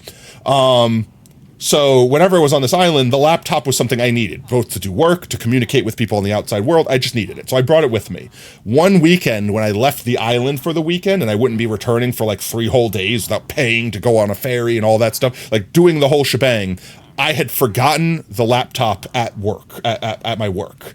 And I'm like, I can't do anything. Now I'm just sitting at my house. I don't have a computer because I'm visiting my family. So it's like I had my tower PC there at the time. So I'm like, maybe I can go to Best Buy and like temporarily just buy a laptop and then kind of do the thing where I rent it by returning it after the weekend was over. So I went to Best Buy just to look, to see. Oh, no, I remember. I didn't leave my laptop. I left my power brick, the charger. I left the cable that charges the laptop. I left that on the island. So I went to Best Buy not to buy a laptop, but to see if they had a power cable that I could buy. And because it was a freaking gaming laptop, because it was a powerful gaming laptop, the freaking power brick for it was like 1,000 milliwatts, whatever. It was some huge thing that they didn't have because it was like custom for that laptop. So I asked the guy, I'm like, do you have other gaming laptops that might have something similar? And they're like, the biggest gaming laptop we have are the Alienware ones, but blah, blah, blah, because they're trying to shill Alienware. And I'm like, I'm not looking to buy a whole new ass laptop. I just wanted the cable. And he's like, well, I actually have this super apparent amazing one, blah, blah, blah. Like he tried to talk this thing up, but I'm like, yeah, but it's Alienware, so I hate it because Alienware is actually trash. I hate you, Alienware. But TLDR, and I'm not kidding you, this man actually flexed. This man has apparently won like awards from Best Buy for like being like their top salesman for selling specifically Alienware laptops. Like I think Alienware like gave him special merch and shit because he was like top tier Alienware salesman. So he's basically like, I have this open box Alienware that I'm willing to give to you for like 1,000 whatever something dollars. And it's supposed to be like a $2,800 PC. And I'm like, I still don't want to buy. Like, Alienware is still garbage. She's like, but why? I could change your mind. I can make you believe that Alienware is good again. And I'm like, no, you can't. But, I'm basically like, all right, how about this? I want the charger. I will buy the laptop if you use this price, use this discount, do this thing, and basically whittled him down to like $700. I think it was actually like after taxes, it was like $890, something like that. So I'm like, all right, that's the number. He agreed. Then he went to go get the open box and realized it didn't come with the charger. And I'm like, nope, that's a deal breaker. I'm not buying it without the charger. I'm literally not buying a thing that I can't use because you don't have a charger for it. Man's literally was like, how about I throw in a charger from another one free of charge? I'm like, yep, okay, yep. So I basically got an open box Alienware laptop where the reason that the price was so low was because it didn't come with the custom power brick. And then I got a free power brick from a brand new laptop that he just threw in there. I don't know what he did with that laptop. I'm assuming he sold it open box or some crap like that, or got a refund for it or something like that. But yeah, then I bought that laptop. I hated that laptop so much. That laptop was so awful. It was so bad. It was so bad. I think I still actually have it. Like, it still functions. I just stopped using it. Like, once I got my laptop back, I used that until it physically died. Because it was still a better laptop. I don't care what Alienware said. I don't care how good the stuff in that laptop was. What's the point of I know, but that was the point. That was the point. The reason why it was like a $3,000 laptop being sold for $1,200 was because you'd have to go spend like $500 to buy the custom power brick for it. That was like the point, because it was open box. Someone returned it without the power brick, effectively. I don't know. That was the situation. I walked away with a less than $3,000 laptop. I don't even remember what the actual name of it was here. Let me see. I could probably find the laptop brand or the make or whatever. I think it was an Aurora. It was something 17. Alienware 17 Aurora laptop. I think it was this. It's definitely... That's the M18. It definitely had a 17 in it. But it was like this. It's like whatever this is. Like how it's like a friggin' like $2,700 after taxes friggin' laptop. It was like a laptop like this that I basically got for like $700. So it's like, it was one of those things where it's like, I could not take it. Actually, I think this is literally it. This looks very familiar. This looks like it. Alienware 17 gaming laptop. Can I see the actual pictures of it? My God, could you get a better picture? This actually might be it. This might literally be the exact one. Because it had these like ribbons around the edge of it that like were gamer. You could change the color of them. Obviously had an RGB keyboard. Obviously said Alienware. And when you close it, had the little Alienware symbol on the top that also glowed. But they're not showing me any more pictures. It did have a Radeon. I was fairly certain it had Intel. I don't know. I could be wrong about that. I can't believe you've done this. What do you have to say for your self-sacrifice? Whoops, my bad. Finger slipped on the time stop. Oops, accidentally Zawardoed. And now you're timed out. No, I'm getting anviled. No, someone time out sacrifice. That's how it's supposed to work. Imagine having a DVD drive on it. I know, right? I don't know. Like I said, Alienware used to be good when they were individually owned and they cared about their product. Once they became Dell, I can't believe you do that, Jordan. Once they became Dell, they became garbage. They came to be hot garbage. They became literal disposable trash. I could wipe my ass with an Alienware, and it would be the most expensive ass wiping ever, and not comfortable, but that's pretty much the use of it. Take my terracotta. I think we have all the blocks we need. I don't think I'm going to do wool. I think the concrete will work in place of the wool. The glass. Wait, where did I leave the glass? Did I leave the glass? I left the glass over by the build, right? Is actually why you went for MSI? Yeah, but I also feel like MSI kind of fell off a little bit. They never were so high gear that they had like far to fall, but I definitely feel like they used to be way better than they are today. But MSI was good. I never had a problem. Aside, I think the MSI laptop was the laptop that my hard drive died on, which I don't blame MSI for. I don't blame them for it. I had a dual hard drive RAID 1 configuration, and I blame myself for not changing that the moment I got the laptop, because I knew I wanted it changed. And I'm like, but it works, so I'll just leave it, I guess. I was lazy. I blame myself for that. And then, thank you for the tips. I just wanted to try something. If this works, it will be hilarious. Did it work? Concerned now, but the RAID configuration, basically one of the hard drives had an issue, like it got damaged somehow, and then basically both my hard drives were lost, because that's just how that RAID configuration works. Or was it RAID 0? I forget. It's been a hot minute since I've done anything like that. All I knew is at the time I regretted not changing it, and I didn't change it because I was lazy, and then the thing I feared most happened, and I basically had to remove the hard drives from that laptop, and then I just got a new laptop. What is the best brand for gaming? Like in what? Like in general? Honestly, these days, nothing. There's no good brand anymore. All the brands have turned into hot garbage. Like I used to stick by Asus for the longest time, but they've turned to hot garbage too. Like every brand in the world is basically just producing the cheapest crap they can that justifies their price point. And they're trying to pull wool over your eyes. They're trying to make believe like they're the best, better than the rest, but it's the same crap. It's literally the same crap. Sus. Alienware is no longer, no, they're Dell now, but they've been Dell for a hot minute. Like Alienware has been Alienware for like a decade plus. Like it's been the hottest of minutes. Ignoring the katanas having a single side vent, meaning they just spent the whole time over here. Yeah, like that's one of the biggest struggles with laptops that are gaming laptops is literally heating, like, or rather cooling specifically. Doesn't matter what they do with the copper, liquid cool, this, that, and that. You're still packing too much hot things next to each other. You don't have enough time for any cooling system to properly vent that period. Maybe in the future when we have super graphene cooling, whatever's, and it has like unlimited cooling technology, and then we could pack that stuff that close. But right now we don't have that technology. Even NVIDIA's turning. No, like I said, there is no good company these days. I used to be Intel and NVIDIA through and through.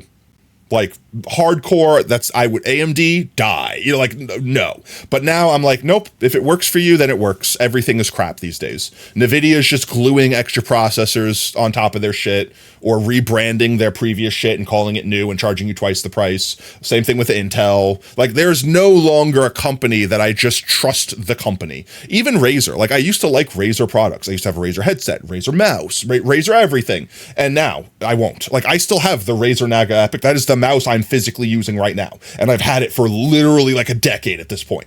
And if it broke, I would not buy another one. Not because I'm not so happy with this one. I love this mouse, like genuinely. I was having like a minor midlife crisis, panicking when I thought I would have to replace it because it was dying, and contemplating literally doing surgery to save it, because I know if this mouse dies, I will never get this good of a mouse from Razer again, ever, period. There might be some generic brand that's randomly a win, but I might have to go through 100 different random mice before I find it. I'm just terrified that once this breaks, everything I buy, I'll be buying a new mouse every 6 months. Your broke ass uses like Office Works keyboards. I mean, no, that's the route. I'm not joking. Buy the cheapest crap that technically works good enough for you, because if it's gonna break, at least you spent $20, not $200 on it, and every 6 months you only have to spend $20 to replace it instead of having to spend $200. You know what I mean? Like, just buy. I will say this. There's one brand, and this is not a sponsor, but one brand has been fairly consistent. I wouldn't say amazing, and they are a little expensive, but Corsair has been pretty fine. Corsair has been pretty good. Like, I think right now, yeah, my keyboard's Corsair and my headset's Corsair, and I've had them for a hot minute, and they still work. They still do good. The microphone on this headset is garbage, which is why I obviously have the Wave 3 in front of me right now. But like, the so far, pretty solid. Like, no major complaints. The keyboard's not perfect. There's a couple things I'd like to change about it, but it does its job. It's held up. I miss your message. You know that's impossible. No doobie. No newbie doobie. Why did that take me so long to figure out words? Newbie doobie. Thank you so much for the follow, mate. Welcome to Team Tater. Whoop whoop. Corsair is what you have for a mouse, and was decent, but now it right clicks about twice the time. Yeah, that's what I mean. Like the keyboard is only 2 years old, maybe 3. No.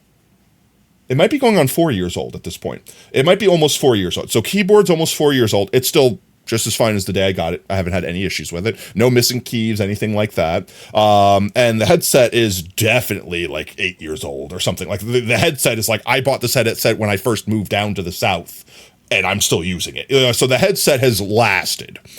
Stop ignoring your message. I don't know what you're talking about. What message? Your headset's $300? That message? I mean, what kind of headset? Do you like it? If it's worth it to you, then it's worth it to you. You bought a Corsair Iron Claw mouse after your old one died. It was so bad. No anti-jitter, cheap feeling buttons, and all right, well, maybe their mouses are dog water.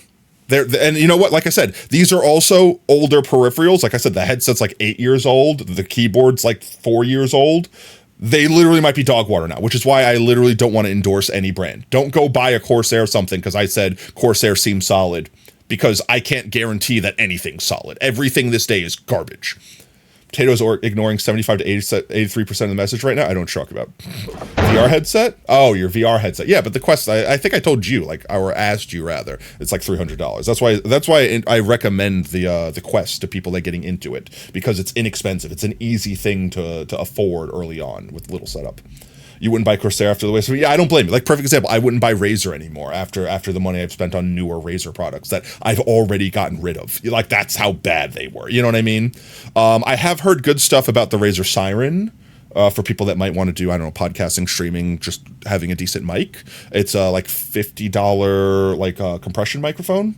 And it was a consideration that I almost got, but I had chosen instead to save up to just buy my final microphone, which is the one I'm using now. I don't see myself upgrading from the Wave 3, the Elgato. Elgato, okay, you know, I will say Elgato is pretty cool. Elgato's pretty pog. I don't know if they make microphones. I don't know if they make mouse and keyboards, but I might trust an Elgato brand mouse or keyboard. You don't think you'll upgrade to PCR? That's entirely your choice. You don't have to. No one's making you.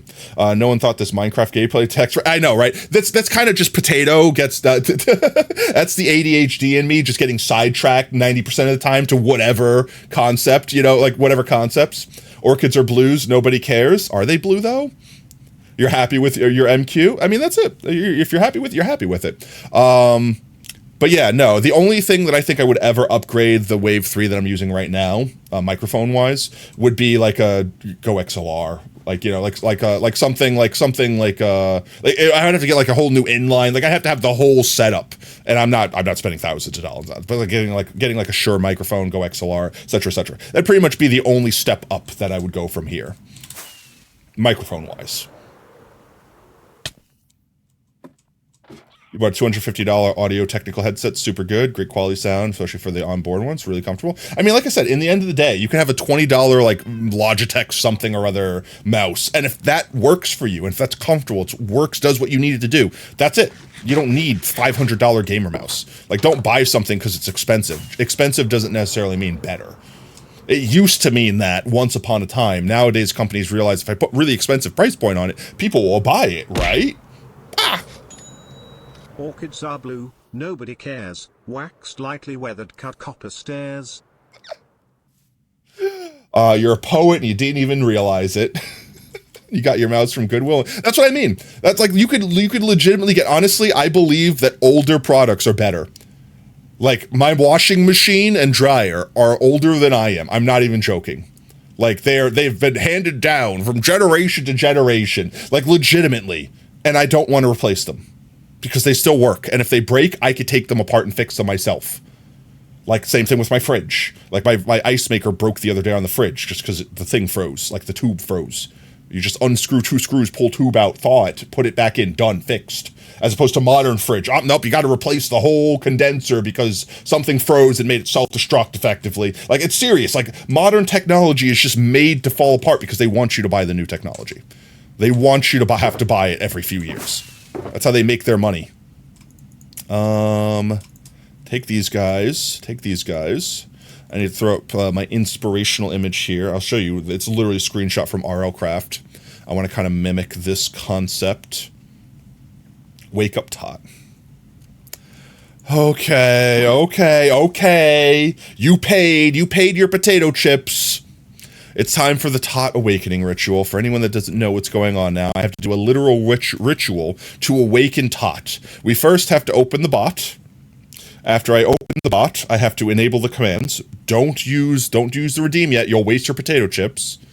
What is this? Breaking update. Breaking change. This update will move OBS to thin. No longer work with the upgrade later. I swear. Why is everything upgraded at the same time? I hate it. Okay. Bot is open. Commands are on. Don't use it yet. We pet the tot. Because I have to close the bot and reopen it for it to work. This is how the ritual works. I'm not. Such crunch. Update later. Testicles. Okay, there it goes.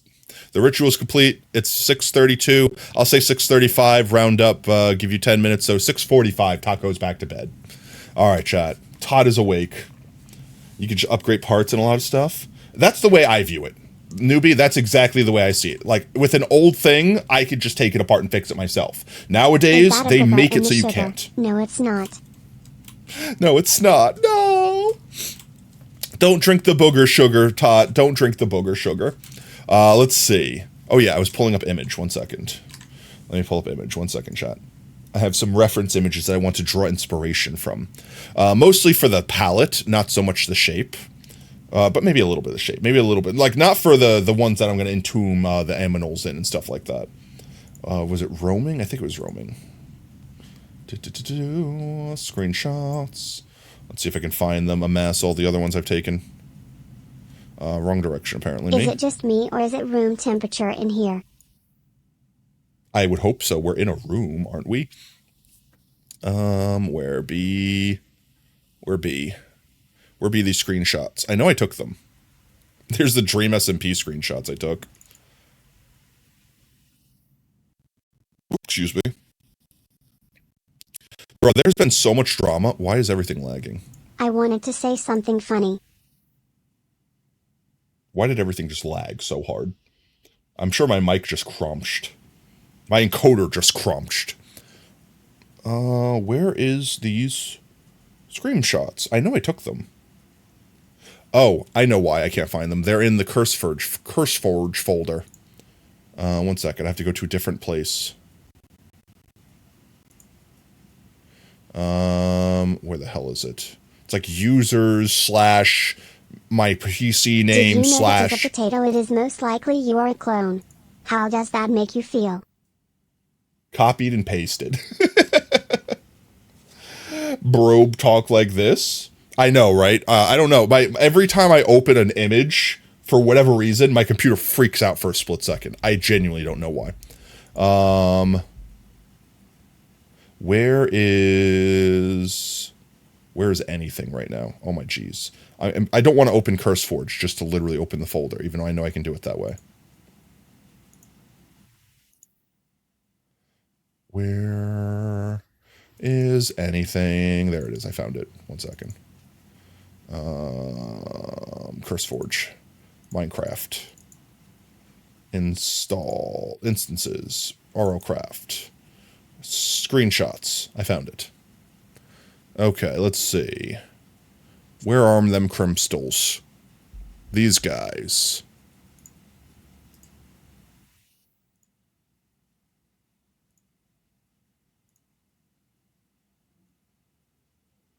Did you know that if you eat cereal that you are a serial killer? Is cereal alive to begin with? Are you a butcher if you eat steak? Well, if you are what you eat, then... if you are what you eat, you're a hamburger. Actually, the only time that becomes true, you are what you eat if you eat sausage. Because if you eat sausage, you become sausage. Legally speaking. Let's see this work. If it doesn't stop crunching me, why so crunchy? Good God. So much crunch. Okay. If you are what you eat, I'm an innocent man. I didn't eat you, Tot. Also, I don't think you're an innocent man. Holy crap. If you are what you eat, then you are not a potato, you are a burrito. That's only Tuesday. Afterwards, I ate a cookie, so technically I'm a cookie. All right, let's see. I got what I need here.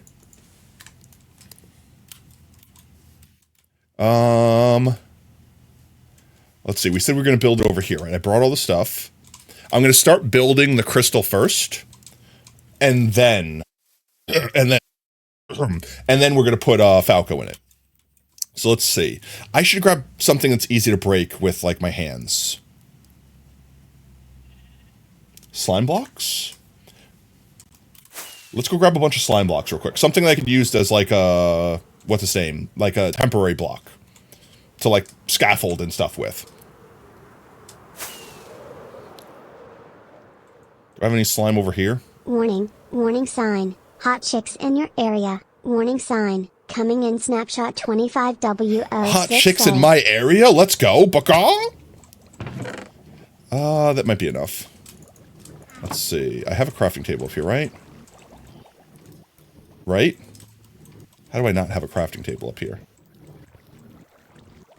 I'm too irresponsible. I have no crafting table on me. Okay, I'll grab it from inside the base.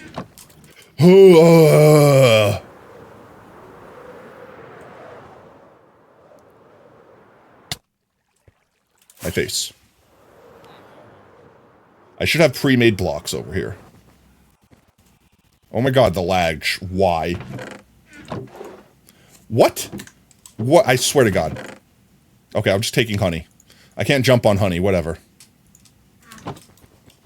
I'm gonna regret myself. I'm gonna regret so much using honey. I will literally hate myself because I won't be able to pillar up with it. He has no craftable. I have no craft table. I could literally just bring a crafting table with me, and that would probably be an easier solution. Look, I even have the perfect amount to make a crafting table right here.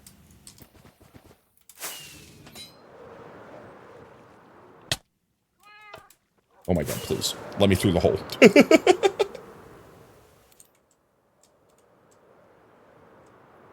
Target acquired.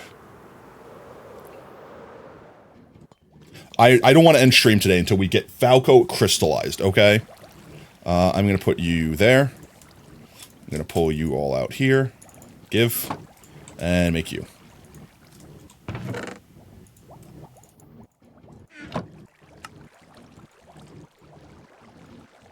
That should be enough for temporary scaffolding.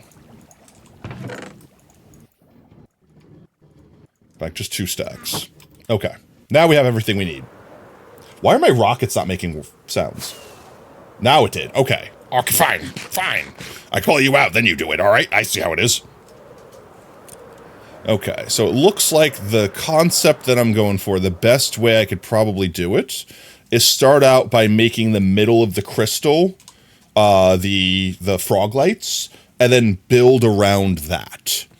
And specifically,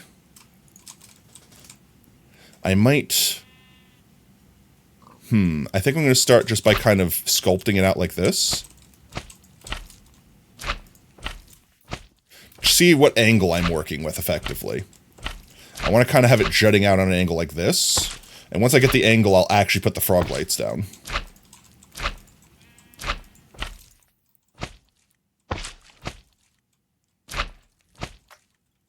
Let's see what that looks like. Do I want it to be steeper than that? I kind of want it to go out that way a little bit more. Why do you insist being in my way? Why do you insist being in my way? Why do you insist? Don't make me fist you.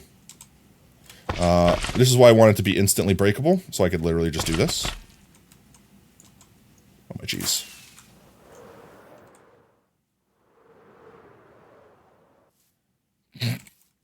I can't right now. I literally can't. Literally actually can't. There we go. Now we can just pick it all up. Do multiple crystals. I will be doing those later, but I'm probably gonna add like a few on after I build some of them. Like I want to get like the main ones built and then do a couple that are just standalone clusters. But for this one, I'm going to do the first big one that's going to have, the boyo in it. And then I might have a couple smaller ones hanging off it. And then we're going to have like we have over there, like we're going to have little crystal fragments and stuff like that around it. So if I want a sharp angle, I pretty much just want to like stair step. And maybe like only go up one at a time. Like more or less 45-degree angle. Is that going to be? That's 2, but it's almost there. So like right there, right here, I go up an extra block effectively. And I think it'll have the look I want. Ouch, I miss. There we go. So like we go like this.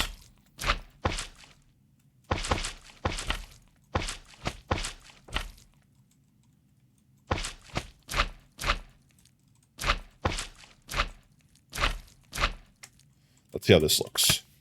This is why I'm using the temporary blocks to kind of build it out. You can make a crafting table with logs. You just need to sit in the corner. I mean, 1 log makes a crafting table because it makes 4 planks.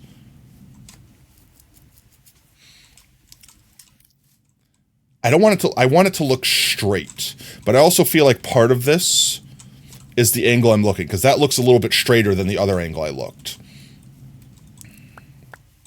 So let's make a core of pearlescent frog lights.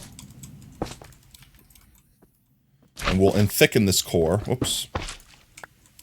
as the one downside to things that break instantly. They break instantly.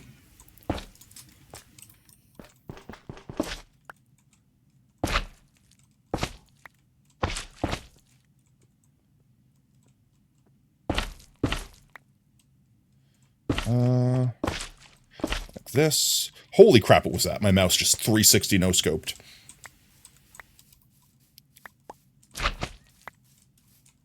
Let's see. Just thick enough that it sustains itself effectively. So like this. Let's see how this looks. Bulk it up a little bit on the bottom. It doesn't need to be perfect. I don't want it to be perfectly symmetrical.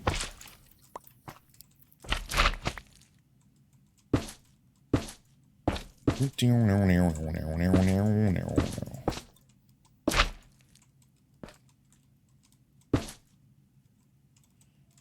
this. Like this. And a couple more here, methinks.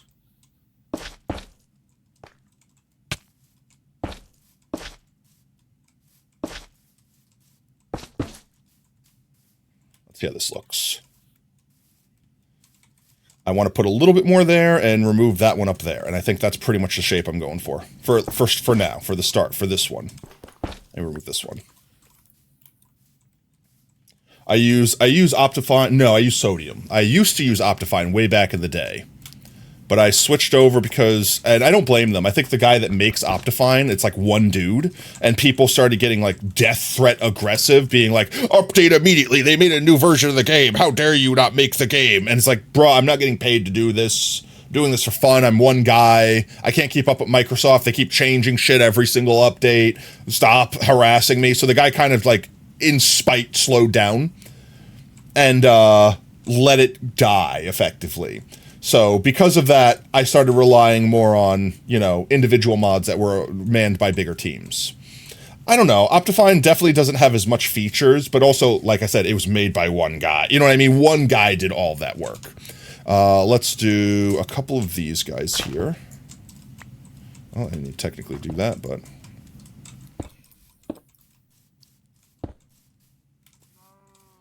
And, like, thicken it out a little bit here. Oh, I can't reach. I need my scaffolding.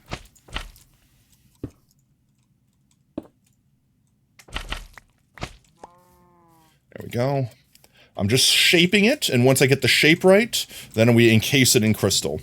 But we also have to bring, before we fully encase it in crystal, we have to bring Falco over here.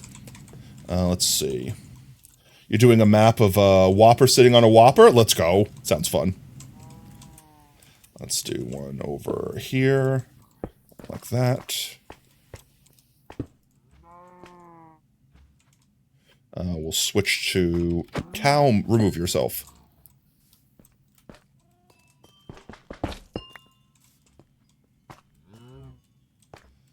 And...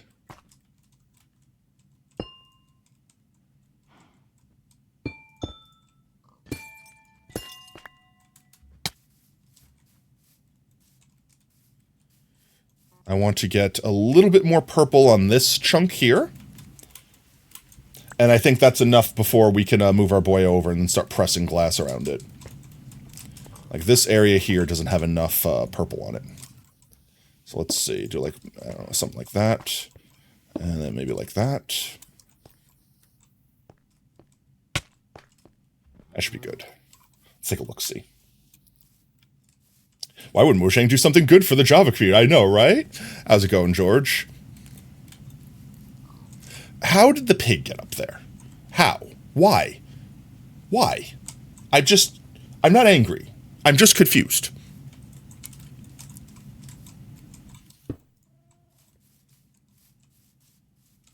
I feel like I have to stop myself from nitpicking too much, or I will nitpick the crap out of just building this very specifically. Oh, and then he decided to come down. Very good. Maybe like one more amethyst here. Like that. plug one in the ground there. I definitely want to make sure I take care of the ground, too, because we're going to see the ground through the glass.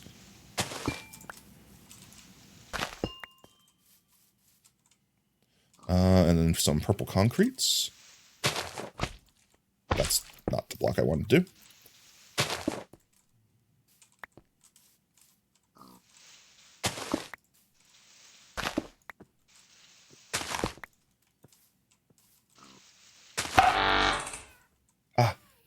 What the hell was that sound? Lethal Company jump scare. Thank you for the biddies. There we go. That should be good. We could start entombing it with glass, but before we do so, we need to bring Falco over. And then once we get the first crystal up, we could kind of make a couple branching crystals off the bigger ones like this. Let's go grab Falco real quick. Should have a leash in here, right? I do. Falco, you're not allowed... No, you're not allowed to murder PP, okay? Big PP, he needs to live, Falco, okay? So you're going to come with me. Let's grab Falco. I need the fence post. And I need the leash. And we need to release Falco from his prison. The hell was that sound? All right, Falco, come with me. Let's get him far, far away from Big PP so that if he breaks off the leash, he doesn't go to murder him. There we go. Come on. See, Brian? See, Brian? That's going to be you soon. Oh, sorry. Are you so proud? Your boy was finally getting put in. Finally putting him in. Oh, man. I'm so stoked to start actually building the crystals to this place. You have no idea. The images that I have in my head for this place, I think that's one of the most satisfying things. It's like, once you're done... just being able to look at the things that you've built and just being like, that thing that was in my head is now in the real world. It made me panic for a second because of that turret space. That's so funny. You got him. I want to see if I can get him, like, up a couple blocks. To make it look like the crystal formed around him and, like, jutted him up off the ground before he got frozen. I could get him, like, right here. Okay, let's see. I want him kind of in these blocks, though. Oh! What do you mean? I thought I made you! What do you mean you hit me?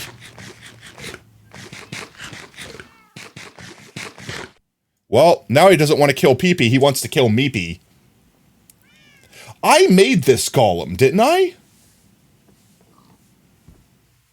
I thought I physically made them, that if you, even if you punch them, they can't hurt her, they can't attack you. Yeah, bro didn't want to be made, I know, right? I could fix it, I just have to go far enough away and come back. And he should be un-angry at me. Basically, I have to, like, let him de-render and then re-render him in. I'm gonna have to get more fireworks, too. I might have to repair him. I hit him with a pickaxe. I don't think that did a lot of damage. Also, frickin' their hitboxes being so huge. This should be far enough away. He shouldn't be angry when I come back. Shouldn't be. Looked at BG3, expect to see a Lethal Company target. That's so funny. That's like the same thing as the dunk da da dunk, like hearing like the USB sound just immediately makes everyone go like, what did I unplug? Panic! Panic!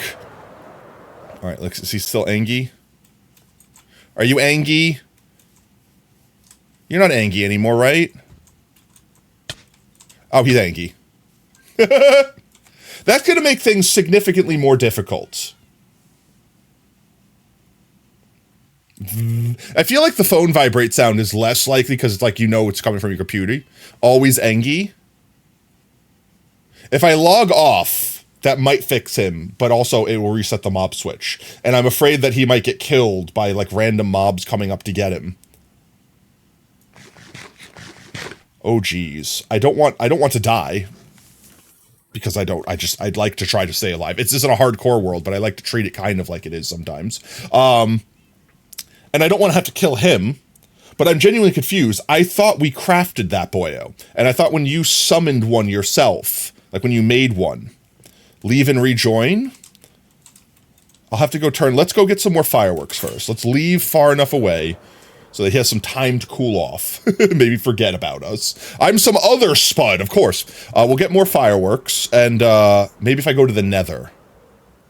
That'll count as basically like unloading the world. Oh, okay, I missed. Fireworks. I can go nether.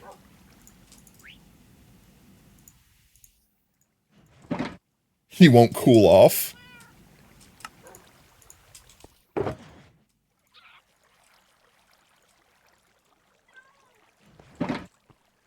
That would work? Okay. Because I know he has to, like, basically de-render to forget. I just don't know the extent of how much de-rendering needs to happen. We go nether. We'll give him a moment. That won't turn our mob switch off, so we have to go back and turn the mob switch on. And then, hopefully he no be angry at us no more? And if not, I might have to just relog. I know eventually, but I don't want to wait 20 minutes for him to forget about me. So it'll just be like, ah, look, Forbidden Dorito. Ah, yes, beautiful nether.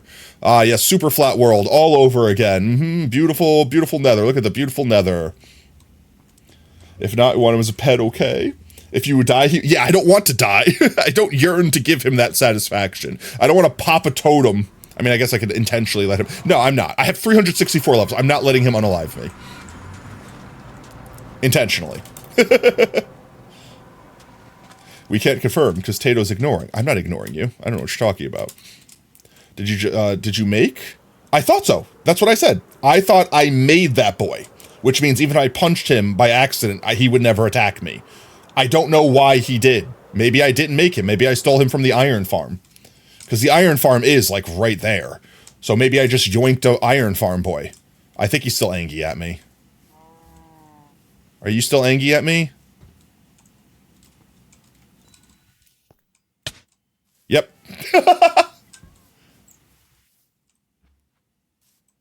Okay, if I log off, he shouldn't be angry. Kidnapped him, and I only kept him in a bamboo prison for a few months. It's fine, right? Finish the comment? I don't know what you're talking about. Wasn't one of the rules that you had to find all the creatures naturally spawning? Maybe. So maybe I literally yoinked him from the iron farm. Like, I probably just put a leash on him from here and then grabbed him and brought him over here. I mean, if I grabbed a naturally spawning boy, that's literally what I would have done. Bamboo prison enslaver. No. He volunteered. Because he didn't want to be smelted down to... he didn't want to be smelted down for his flesh. Let's see. I guess I could log off. Let me try this. I'm going to fly to the mob switch. Log off. He volunteered by coming with me without killing me. Remember, not saying no is yes. It's terrible. It's a bad joke. He's no volunteer. I mean, do any mob in Minecraft volunteer to be part of whatever weird shape plummeting device you plug them into? You forced him to... I only put a lead around his neck and dragged him along behind me.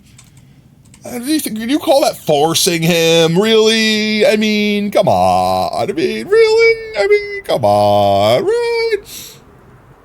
I'll log off over here. This way we only have to make one trip back. They didn't ask to spawn. That's fair. Blame the villagers that birthed him then. Alright, we'll log off.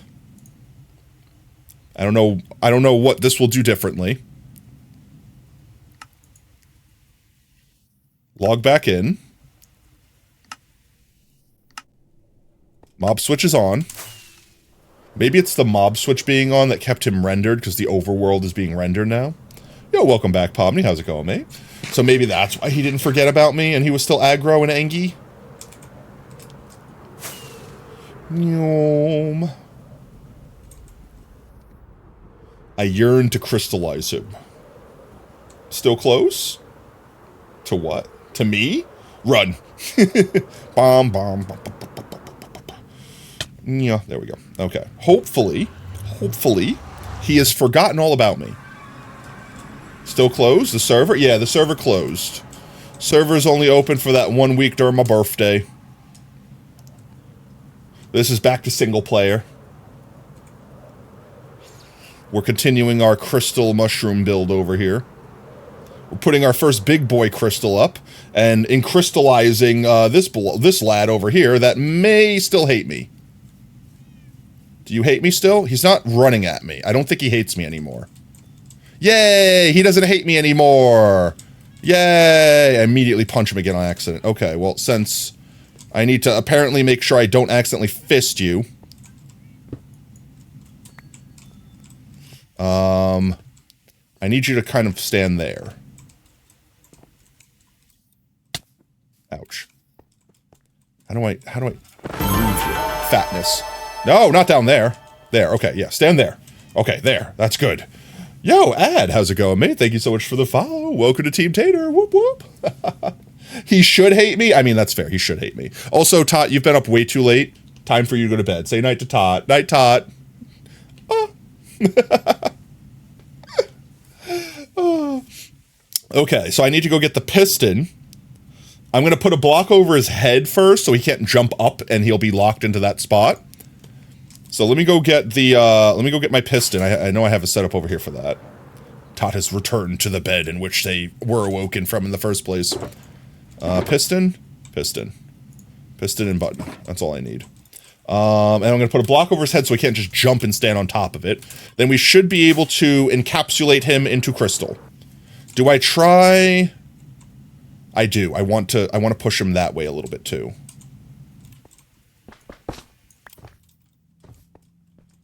Don't go down any further than that. Please stay where you are. I just need to put glass over your head. There, that should be good.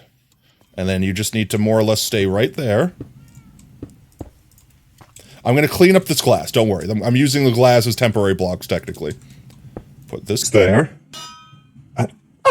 Why? I don't think I could fit this one here. No. 1 second. It's fine. I know what I'm doing, chat. It's fine. I understand fully the consequences of my actions. There we go. This one. Oh, 1 second. 1 second. That's not the block I wanted to do. It's this one. And then we need button. There we go. And then glass. Button. Button? Button? Where'd my button go?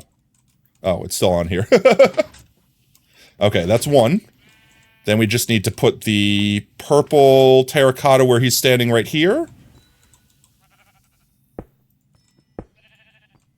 Let's just break this.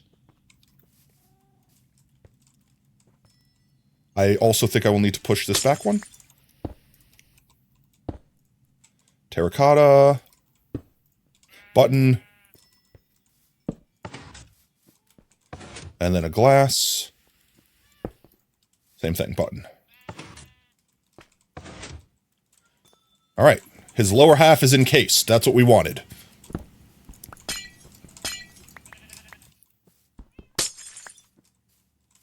Now we just need to encase the rest of him. Just push the glass into him until he's encased in the glass.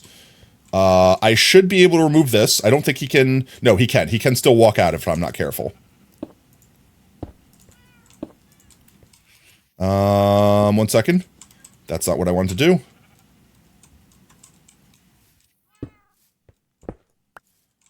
Don't mind me. Just a little messy. We'll fix it. Don't worry. Oh God, why is it raining? Okay, now he should be locked in. Please don't leave. He should be fully locked in. Okay, he's fully locked in. That's it. I can turn this off.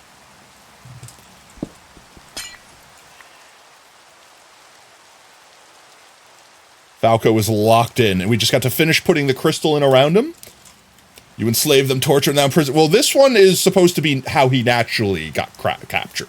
The story of the world is that the meteorite that had the crystal fungus material on it crashed in this area, which is why it's all mycelium-ized, because it's going to be like deadish looking trees, and that all the creatures that were in this area basically got like, think of like the mosquito and Amber from Jurassic Park. They basically got flash frozen into the rapidly growing crystalline structure.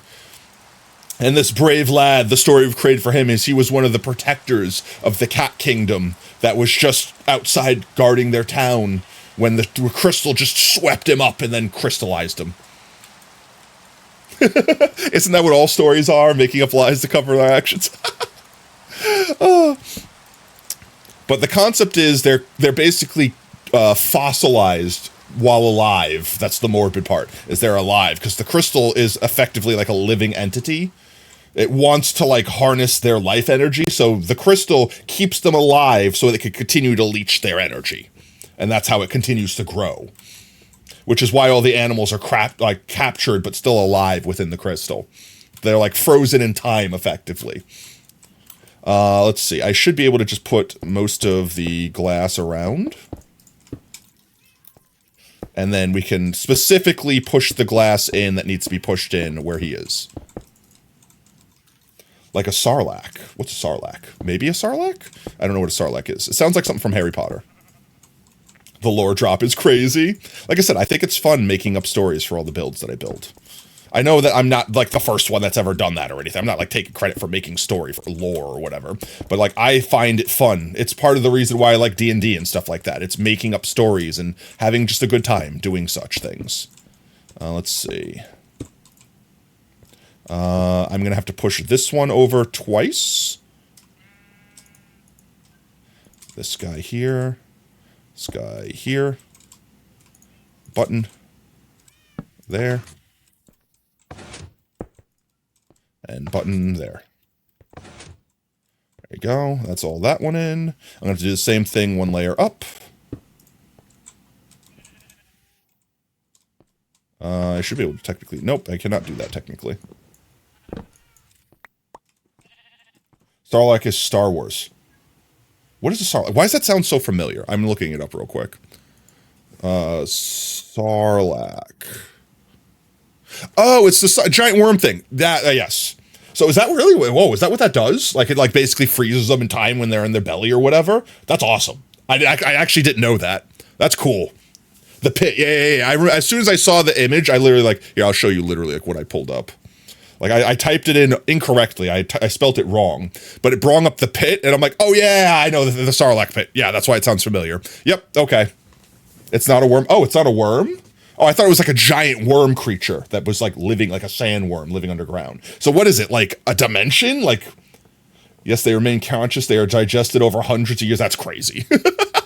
Was it like the Mandalorian in there or something like that?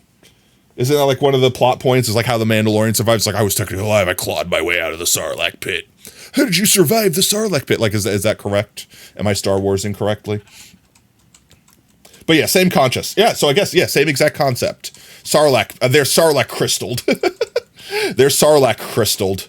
Let's see, I need button. I don't need torches, I need button.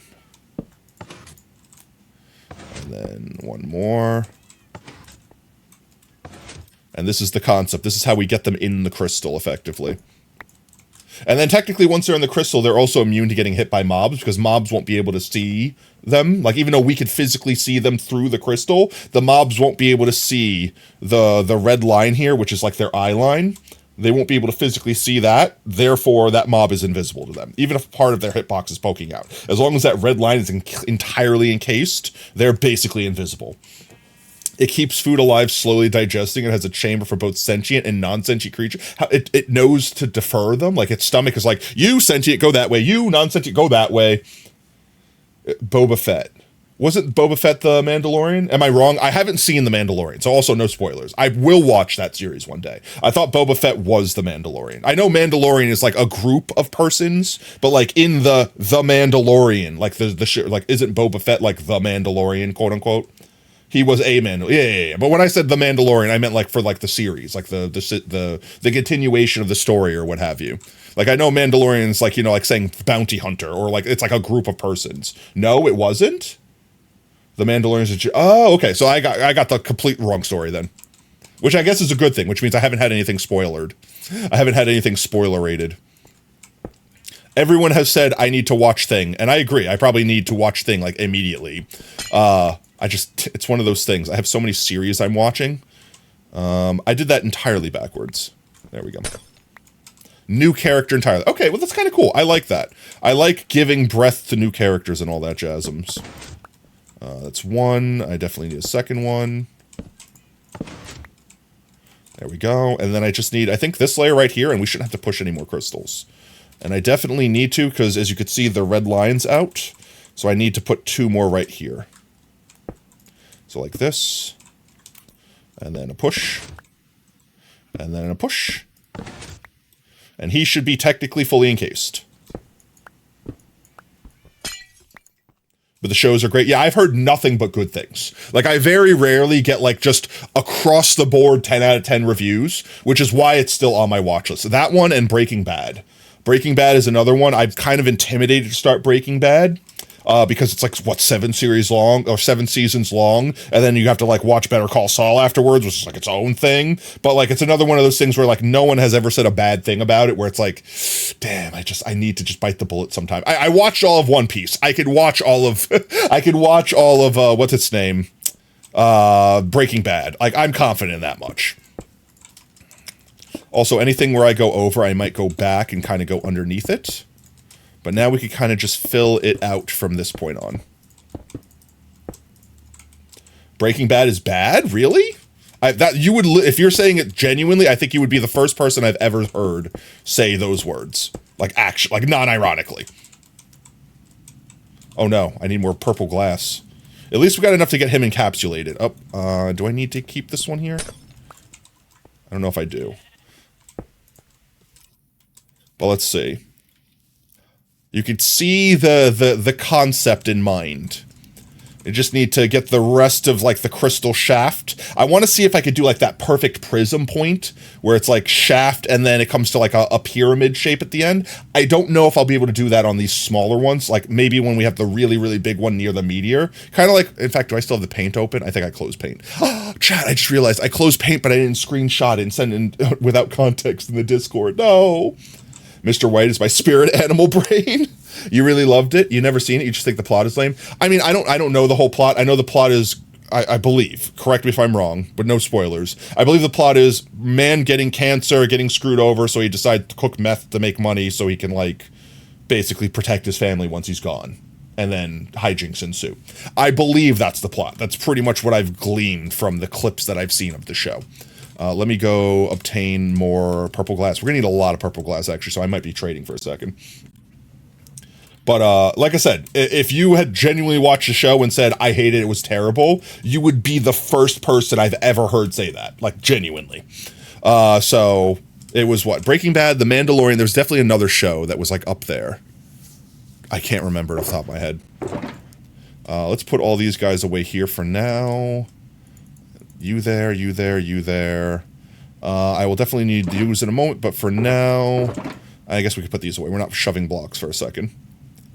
And you. That's fine. That's fine. Okay. Let's go home and grab some glass. Book of Boba? Dragon Prince? Another bucket of doomed souls ready to be judged. Harrison, you tagged I feel like it was something a lot more modern, I'll too. never respond. Take a hit. Portal to hell. And I think someone in our chat specifically has like, individual people have come in and been like, have you seen this show yet? It's fantastic. And I'm like, no, but are you the same person? You made an alt to push the same thing? Because I swear to God, you're like the 5th person that came and said it. I don't remember what the show was, though. If I saw the name of the show, I'd be like, that's it. Another show I want to see, I don't know. I don't think chat recommended this. But I know Oob's been currently watching it and has been talking well of it. Severance. That's another show that I've wanted to see recently. I kind of want to wait for, like, the 2nd season at least to finish. Arcane, no, a lot of people have recommended that, but I don't know. Like, it's not that I hate watching it because it's League of Legends, but, like, I feel like I won't be able to not see League of Legends gameplay while I'm watching. You know what I mean? Like, I don't know. I have a weird hang up with it, but I've heard it's also a work of art. Mr. Arvos, Dragon Prince. No, those don't sound familiar. They're probably fantastic, though.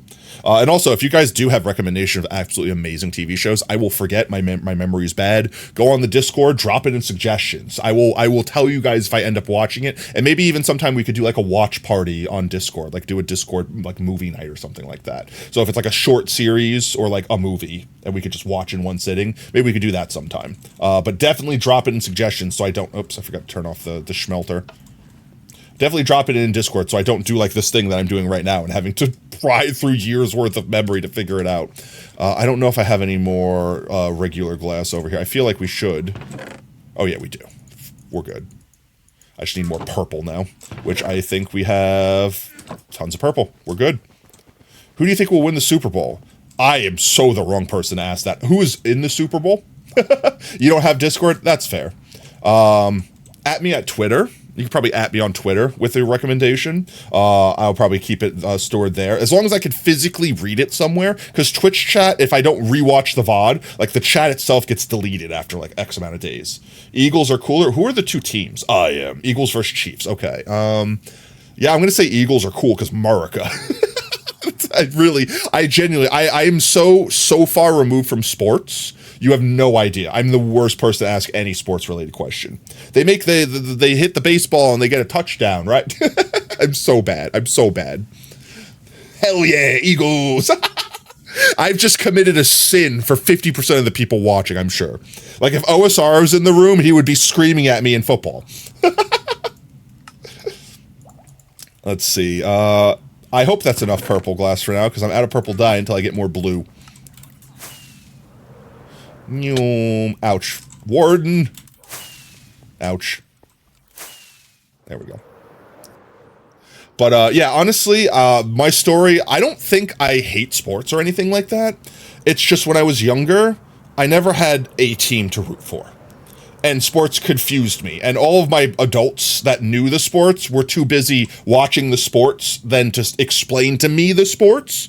So I kind of never got like nurtured into that sports culture. And because of that, I never formed like a team or had like that nostalgia of rooting for team.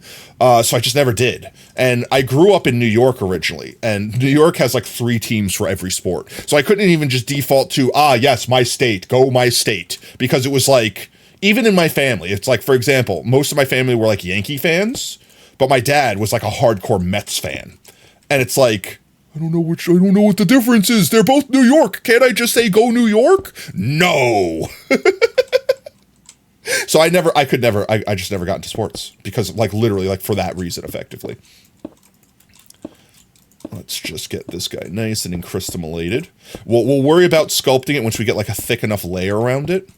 And then we'll start like shaving off blocks and stuff like that. Like, no sense in shaving it off now. I see you, sheep. I see you plotting. There's no grass for you to eat here. You're just siphoning off the blood of the land. They sat watching sports while complaining about people who waste their lives playing video. Yeah, pretty much. I you know, it's so funny to think about that the people that when I was younger that complained about me playing video games and wasting my life, well, now I sit here and make money doing that, were the ones that grew up to, like, do fantasy football, which I genuinely also don't understand. I'm not knocking it. Like, if that's the thing you do for fun, go for it. It's the same thing as, in my eyes, as playing video game. It just comes down to it's like, so how's that fantasy football you're doing there, huh? Huh? Yeah? You like that? Sounds like you're playing a game. Sounds like you're just having a good time. Nothing wrong with that, but you remember when you made fun of me for liking whatever, insert game here? Yeah, not all that different, huh, now? Huh? Let's see. Kills you, just be yourselves. You know what I'm saying? I just don't understand. Like, first of all, genuinely, I don't understand football. Like, I understand the rules a bit now, like with the downs and all that. And I understand like touch balls, touchdowns, whatever. But like I still don't understand why like certain teams do certain things. I don't understand how the ball turns over sometimes. I don't understand a lot of the fouls. Like he grabbed him. It's like, yeah, he's trying to stop him. Yeah, but you're not allowed to grab him. So I could run my face into his face and pummel him with my entire body. But if I put my hand on him, that's a no-no. You know what I mean? Like, I don't understand those nuances. Like, when someone's like, yeah, you got a touchdown, and then a coach or like a referee goes, whistle, 5 million yards, red, purple penalty, 13-finger touch hand. Like, the things that they say there, where it was like, boo! Like, I don't understand any of that. I don't understand any of that. Like, I'm so far removed from all that. I understand picked up ball, moved certain distance. I got that part. That's the part of football I understand. Everything beyond that is actually beyond me. Oh, that was a little too far. I don't want to go that far. Let's see. I need to bulk up the bottom a bit. And then I think I need the tip to do the pointy thing. And then I think this crystal is more or less done. I might add another crystal on top of it. Or not on top of it, rather, but like beside it. Like jutting out of it, like a smaller boy. But I think this one might be too small to do that, necessarily. I need my... I didn't bring it. I didn't bring my slime scaffolding. Up in avalanche, blurring these lines with smoke. And tell me that I should be a real man. Let's see. You don't understand why you call it football? It's not in I don't either, honestly. I only call it football because I'm a filthy American. And I call soccer because I'm a filthy American. Like, I genuinely don't understand why they call it football either. Like I said, there's so much stuff that I don't understand about sports, just in general. I don't think I like that coming out that far. Yeah, that looks a little bit better. Trying to look at it from multiple angles to make sure it's kind of like got the straight lines. Like this.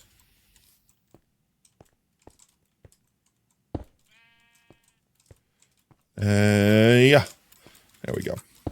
I don't think I'm going to be able to get it to come to like a perfect tip, just because the way Minecraft shaped. But I could do my best to like give it the facets that I want at the very least. As long as I have all the blocks like fully encased, that's kind of the only vibe I care about right now.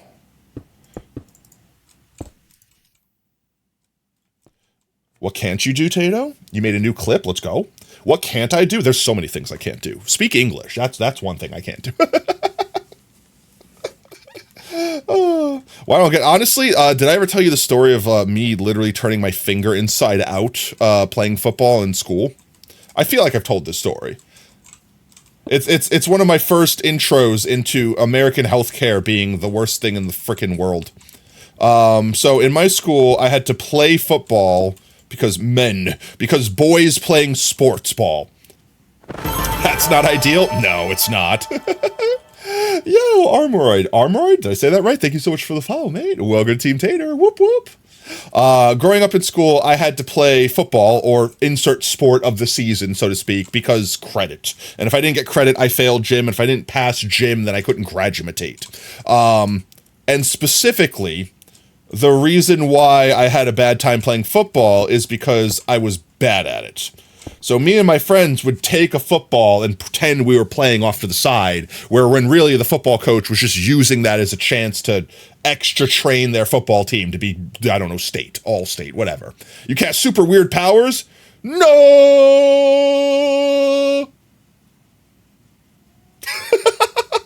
I was so cursed. Did you graduate? I did. Funny enough, I was like one of the few people I know that did. A lot of the friends that I had didn't graduate. And I don't know why. Like, school wasn't hard. I literally slept through school. Like, I actually was a menace in school. I was a gremlin. I was an actual menace to society in school. I don't think I want to add those. I think I'm going to keep it at the tip here. So the story was one day playing football in school, and one of the kids from like the I'm playing football serious group came over to our friends just throwing a football around and being like, nah, let me teach you how to really throw. Let me teach you how to real catch. Like, I want to help you play real football. And we're all kind of like, okay. How do you put the clip in chat? I don't know if exclamation point clip works. You should be able to post link. However, I don't know if it works if it's not a clip to our specific channel. So kid comes over, and I don't want to say he was being a bully or anything. Like, thank you for the drip. I don't think he was being like a bully. I think he genuinely was trying to like play with us and teach us how to play, which is cool. Whatever, fine. I'm fine with any kid in school that's not being a bully at any point in time. And he's like, go far. And I was like, I get to catch first. And I'm like, okay, I'm terrible. But he like tells me go far. And I'm like, okay, cool. So I go far. He's like, go further, further. Like, he keeps waving his hand, going further and further and further. I'm like, okay. And I keep going out to the point where I barely hear him screaming at me. And I'm like, all right, like, what? Throw it. Like, just throw it already. So he throws like a perfect spiral. Like, I've never seen a football fly through the air with such diligence and grace. And I Unfortunately, either he threw it bad, which I don't know if he threw it bad. I was probably just not in a correct spot, but he threw it to the left of me a little bit. So I had to like reach my arm out because my ass wasn't going to go run to catch it in the right spot. So I reached my arm out to the left to like try to one palm it. And the way it happens to just perfectly land would be like, all right, wait, I'm not going to be able to describe this to you. So I'm going to draw it. I'm going to open up the paint. Oh, wait, I did leave paint open. I did. I'm going to save this without context. 1 second. No context. This gets posted in the Discord. Content sharing. Where are you? Here you go. No context. Also, I see potato clip. Is this the clip you're trying to do? Gobber. Let's watch the clip. I'll watch the clip real quick. Let me turn paint off for a second. I'll finish the story. Where is video? Where is render distance? This is from a hot minute ago. Warning: this will be obscene.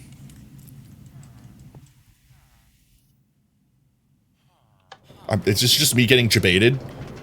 Did they fix that? It's just me getting debated by Minecraft. They fixed it? Steve Minecraft fixed it specifically to spite me. Oh, wait. They broke void trading. I thought I had this up. I thought I had that up. Don't get me wrong. It's OP. But still, no. They fixed... I don't know what I clicked on. Oh, I clicked on the same one. All right. That got randomly posted.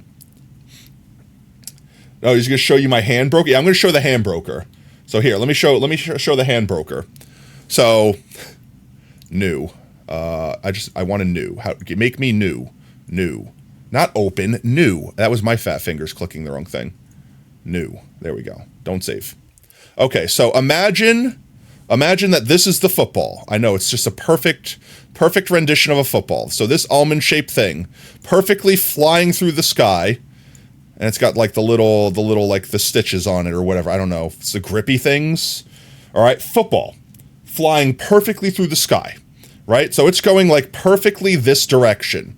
And my hand reaches out to like grab it with my pinky just being the thing that happens to come perfectly in contact with the tip. And keep in mind, this tip is spinning like this. Okay, it's spinning round and round and round, like around an axis, like this way. All right? So when it comes in contact with the perfect end of my finger, I shit you not, like a screwdriver, it just drilled my finger into my hand. And my fingernail was facing the wrong direction when it was done. I dislocated, like, so if this is like your pinky, like it has like the multiple like spots, like this is your fingernail or whatever, like this entire spot here, like this entire area of my finger got rotated around 180 degrees. It surprisingly did not hurt.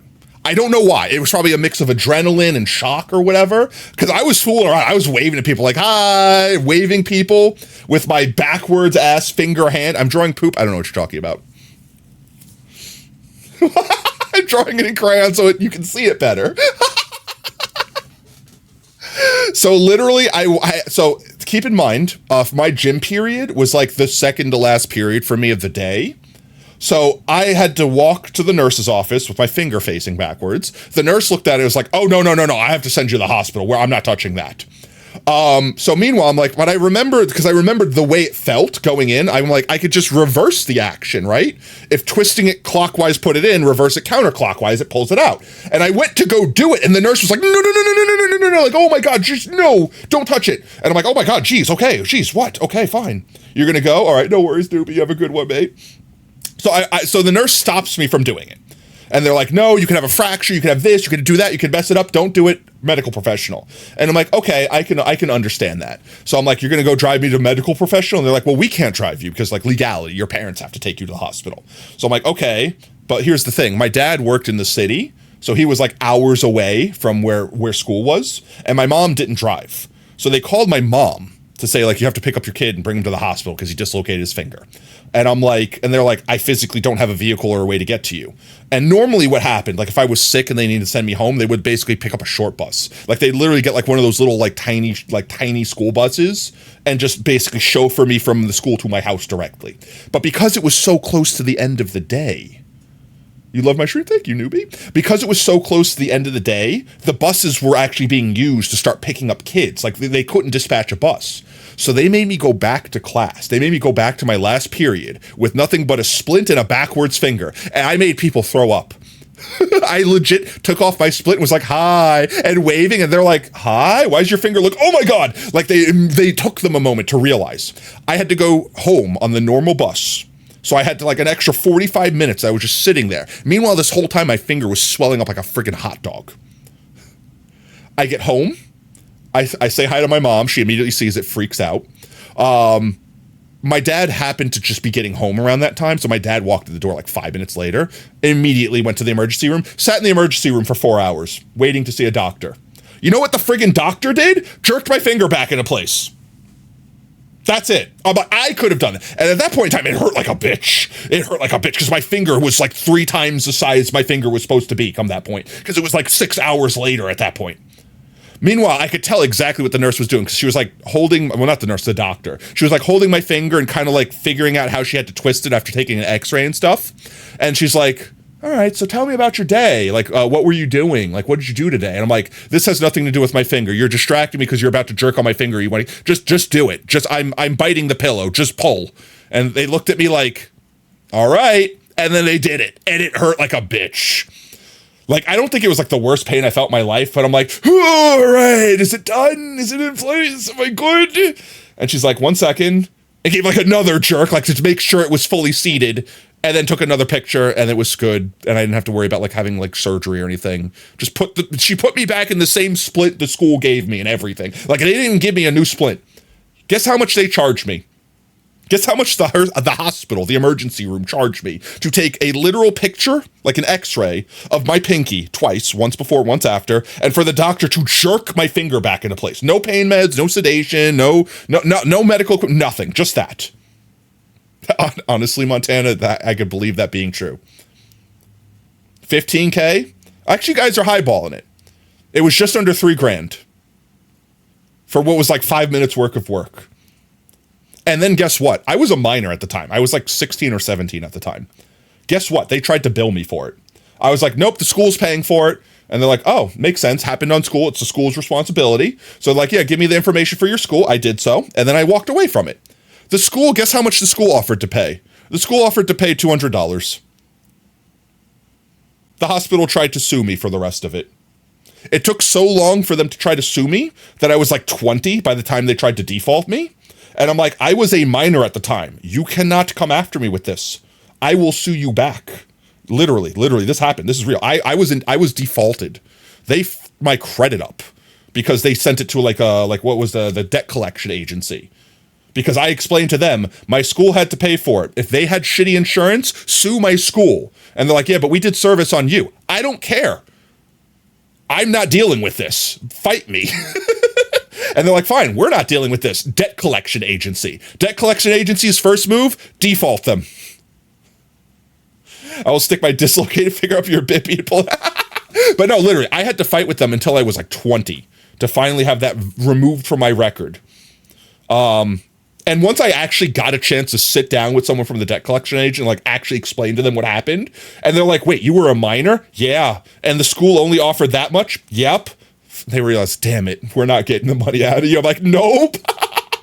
So I sent them like, they asked me for one last thing. They asked me for like the itemized bill from the hospital, which I had to get from the hospital. I got that, I sent it to them, and then they basically, they accepted the $200 or whatever the it was, and they quashed it. But it took that much time. It took that much effort. I keep hitting the browser button instead of the paint button. I'm also going to send this in chat without any context. Well, you guys are getting a lot of MS Paint drawings tonight. There you go. All right, I want to finish this crystal. This crystal's almost done. I want to finish this crystal, and then I'll probably call it for the night. That'll probably be where we wrap up Strimstram for the night. I am a sleepy boy. That's not where I want to place you. I want to place you above. Like here. And like that. I need to keep my shovel on me so I can do this. Not that. And people don't say, yeah, I know. Honestly, the big problem is there's so many people that think like socialized healthcare in any way, shape, or form is just communism. Like, I hate to sound that way, but like when you break it down, that's what they're afraid of. They're afraid of basically becoming communists. And it's like, that's not how any of that works, first of all. But okay, fine. Let's say that's your excuse. The system we have is not working. Please send help. You know what I mean? Like, help us. That's not, please, no. Not the way we're going now. Not the way we're going now. Let's see. I don't want it to be too symmetrical, but I also want it to kind of have like a shaft-like appearance.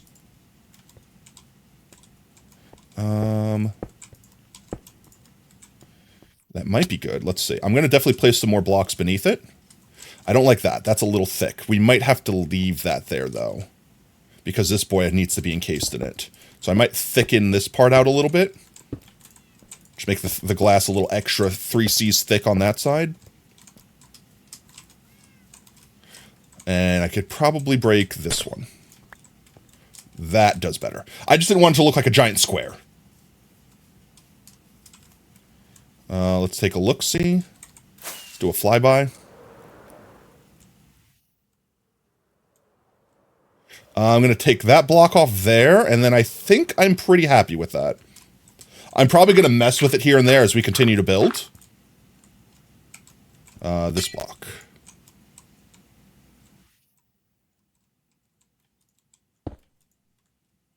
And maybe this block. Can I reach it? How did I manage that? How did I even manage that? In a million years.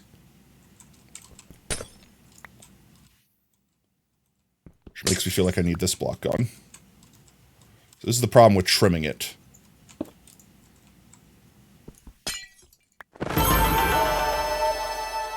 Yo, Abaze, thank you so much for the follow, mate. Welcome to Team Tater. Whoop, whoop. I don't want to be communist. You want to be this? No. Like, that's the thing. Like, a lot of people just want the solution without the effort. It's like, well, I don't want socialist healthcare, but I want to also have free healthcare. Excuse me. You know what I mean? Like, don't get me wrong. I don't think, I'm not one of the people that thinks that, like, socialist programs like that are communism. But what do I know, I guess? Welcome to Tater's House, where nuts are taters. Unknown. Thank you so much for the follow, mate. Welcome to Team Tater. Whoop, whoop. Woo. All right, let's see. First crystal down. I might tweak it a bit more, but I think I'm mostly happy with it. I'm going to thicken the base a bit.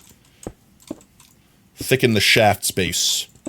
Just to kind of justify that bit being stuck out there.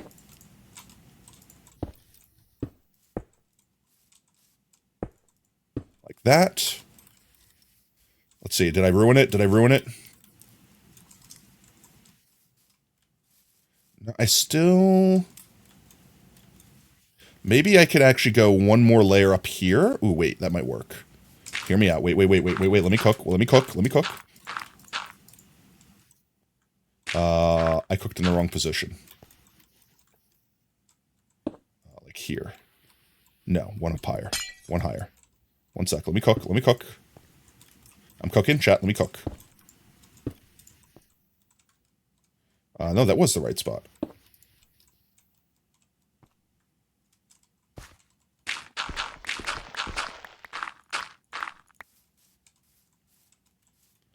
Let's fly away.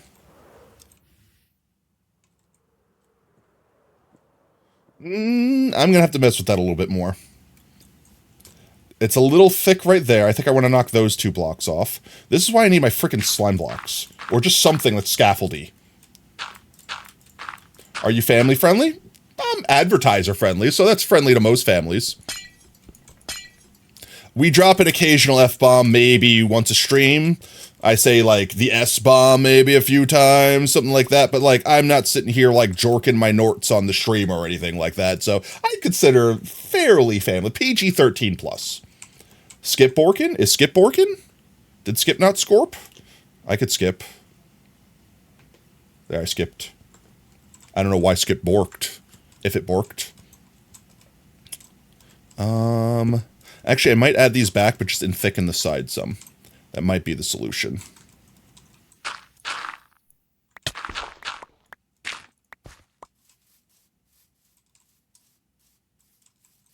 Trying to think of the best way, because there's got to be like a mathematical solution I can basically apply to make sure that I build these guys.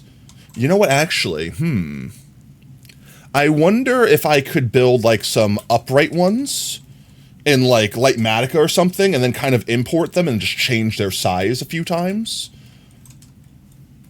That might be possible. Because, like, the big problem I have with, like, oh, I just want to change this one block. It's like, yeah, but I got to climb up this thing, and they're all glass, so it's hard to tell which block was the one block I want to change now that I'm up there. And I got to fly away to see it, but then I got to fly back to get it again. I'm not entirely angry with that, but I think I want to break that one block there.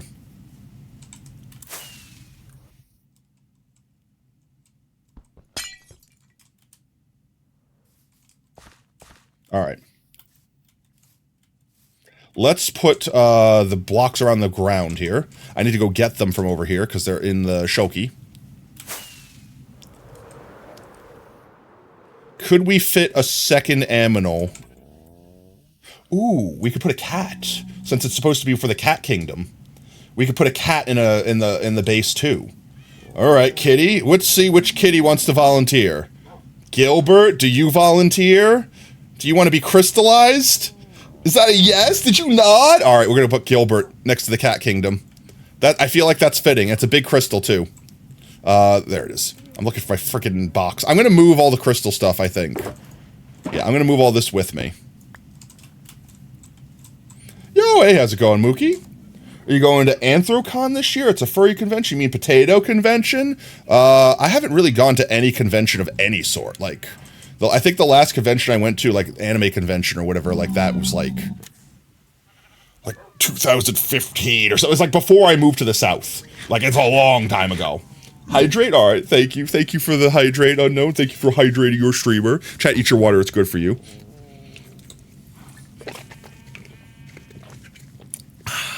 As a representative of the cats, he did not consent to being put in a crystal. You're right, he didn't. But he consented. But you consented by choosing them. Everyone that chose an animal, you chose them to be crystallized. I refuse. All right, Gilbert, come on this way. Come on down. You're the next contestant on the Fox Crystallized. we can storf him like right down like here.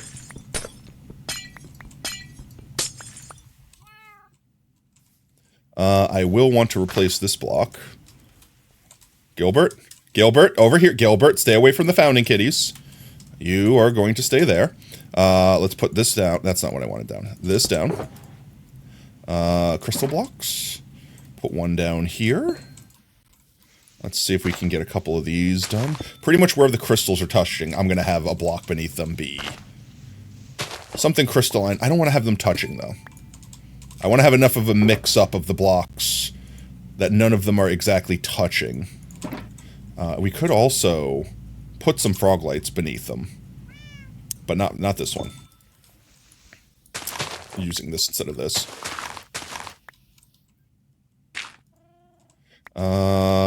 You can go there. You can go there. Get some purple concrete, just so it stays broken up.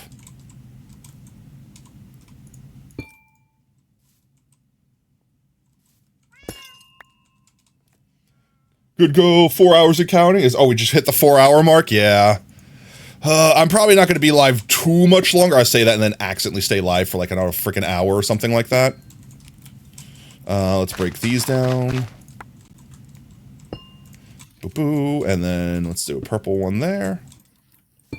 One like that. Break these. Let's do purple there.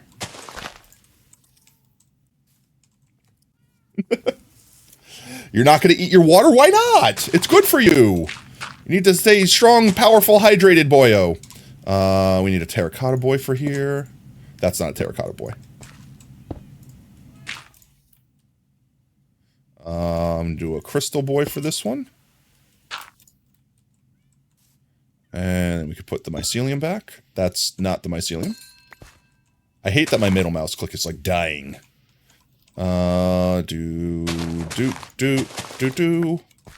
I'd like to put this one here. So I could put a terracotta in the middle. And then the crystal boy there. Almost done.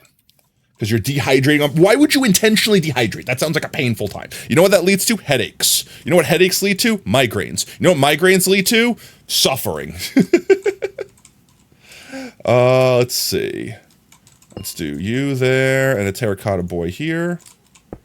And that should be all we need.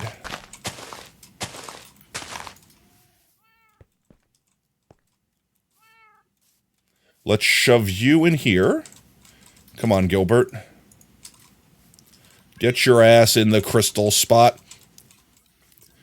You have chronic complex migraine. You're egging it on. You are literally attempting your hardest.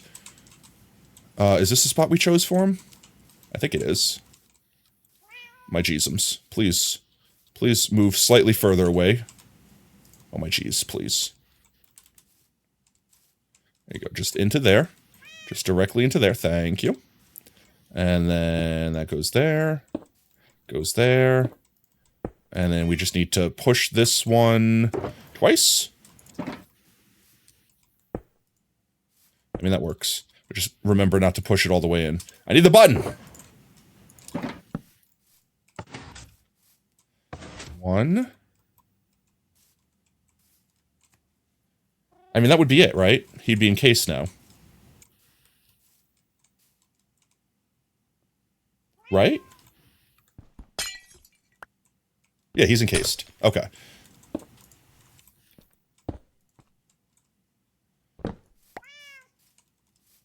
Another aminal has fallen trap. There we go. This will be one big crystal there. Maybe I can stick like a smaller little crystal out the back here. Like just like 1 or 2 tall. Like there won't be anyone trapped in it. It'll just be like part of a larger cluster effectively. You get migraine just from looking at something? Oh, that sucks. I'm lucky enough that I rarely get migraines. Like I have to like, I don't know what causes the migraines when I do get them, but I will just get like that halo of like not being able to see properly, and then the pain slowly kicks in. It happens like once in a blue moon, like maybe when I'm getting sick or something like that. Let's see. Let's do that. And then let's get some of these crystal boys.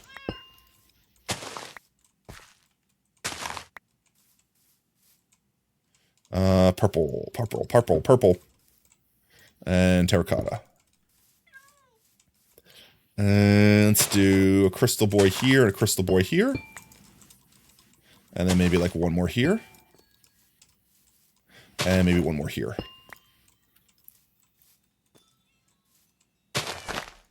I lied, one here too. Purple concrete here, covered in glass.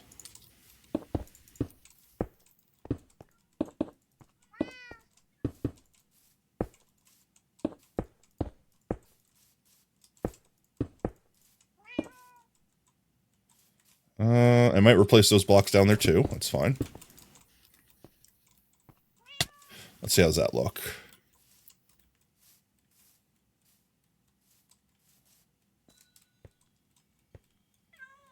Maybe like a little tiny one over here too. One more little tiny one like right here. Kind of like going into the side of this one to justify its girth, perhaps. I don't want it that. No, I want it to go a little bit more out this way. Actually, you know what? Let's do it entirely going out this way like that. Is there a way you could suggest songs? Yes. In the Discord, now I'm very picky with the music for multiple reasons. One, it has to be DMCA free. 2, I have a certain vibe that I try to harness with the music. But at the same time, you guys could recommend any songs you'd like. Drop them in the suggestion tab in the Discord. I'll listen to all of you guys' recommendations, even if they don't get added to my playlist. There has been several songs that you guys have recommended that have gotten added to the playlist in the past, just for any reference. So it's not like it's impossible. It's just I am picky. I'm a picky bitch when it comes to the music. I let you guys control if it gets skipped or not, but I'm the one that controls whether it gets added or not.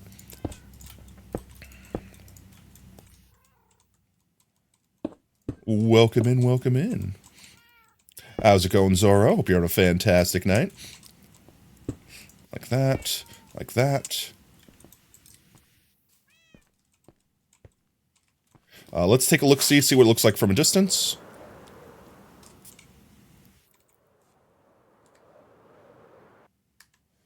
I'm liking it. I'm liking it.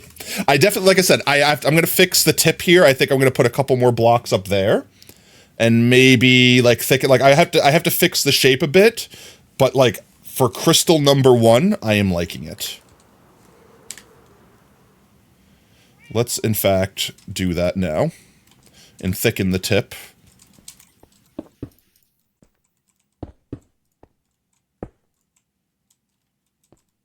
That might actually be good enough. Let's see what it looks like from this direction, too. Because one thing I definitely get wrapped up in is I look at it from one side and go like, ah, yes, it looks good, therefore it's done. And then realize I look at it from a different direction and it looks terrible.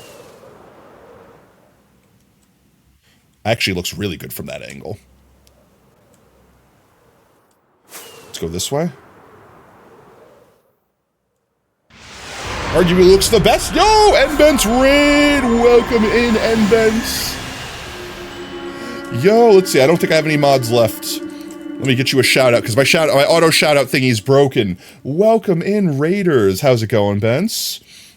Let's do shout out Nbents and shout out Nbents. There you go. If you guys would please do me the favor of dropping them a follow, just hit the little heart above the chat there. Me and the what was that clip? What was that tiny clip? What was that short clip? Oh, how was your stream, Vince? What'd y'all get up to? I was hanging out first half, had to jump away. I saw y'all were playing on a new server, question mark, new Minecraft server, playing with some friends.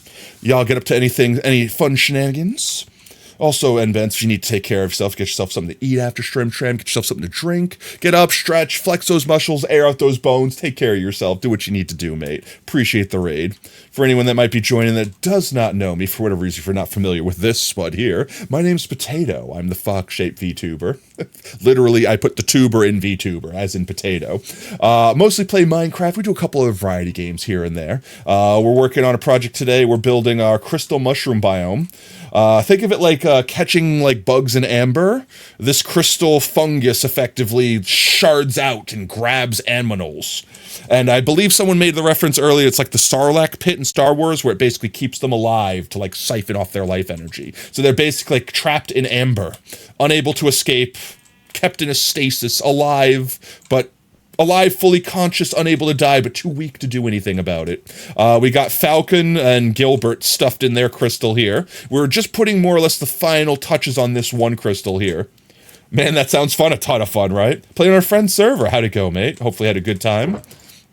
Let's see. Drop these guys off in here for a moment. I wish I might get the mod that lets me like auto sort inventory. I miss it too much.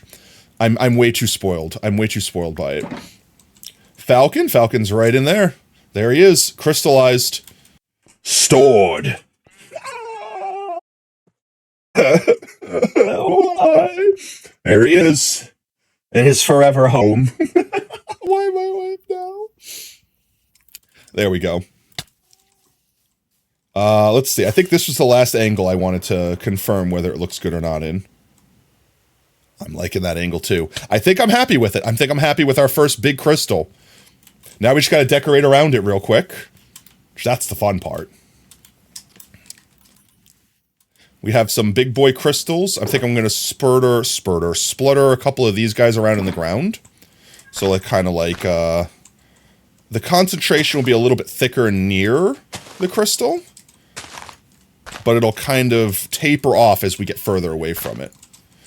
Because remember, it's like jutting out of the ground, like splashing up that direction. So that's kind of the vibe we're going with it. Let's see.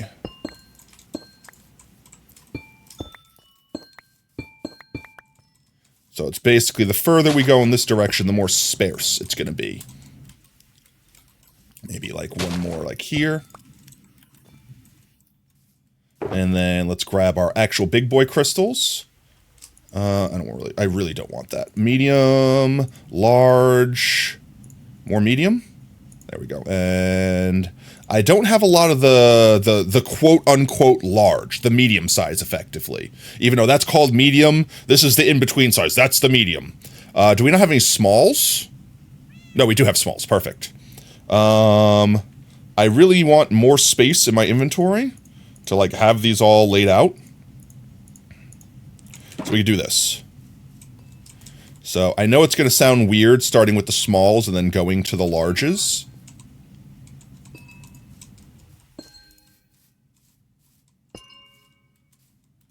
But it's like fracturing outwards. Jutting out from the ground. So we do like one of those there. Do like one of those there. One of those there. So it's like slowly spilling out from there. We'll make a couple veins. Should put a big one near the crystal. We should put a few big ones near the crystal. I could put them on anything, right? I can. I'll have a couple growing off here and stuff like that too. We have tons of the big ones. The big ones I feel like are the easiest to farm. Let's get the, like here, here, here, and then like here. So like fracturing outwards. Have a couple more big ones at the bottom here. Tiny boy here. Medium boy here. Make that gradient very obvious. And then like maybe one more like right here.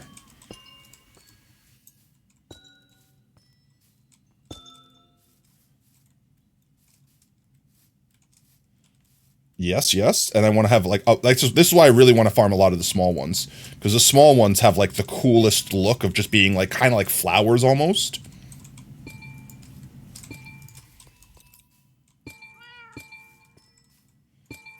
Get a couple of these guys down. Put a couple more of these guys around the base of this one. You've got to go study? No worries, silly. You have a great rest of your night. Thanks for the lurk, mate. Have a good one. We're probably going to be wrapping up here shortly anyway. My goal was to get these guys in crystallized and get like the first big crystal down. Now that we spent a little bit of time like collecting up the resources. Let's see. I definitely feel like I want a little bit more. Something. I know we're going to put like trees and shrubbery and stuff. Ooh, actually. Let me go get the, what's its name? The pale garden box. We could put some like little tiny shrubs in now. Which one was it? Not that one. This one. Careful, Anakin. That's the path to the dark side. Oh, how's it going in the real Minty Lemon? Hope you have a fantastic night, mate. We could get a couple of these guys spruced around. Kind of get an idea where is it? Yeah, the leaves. Let's see.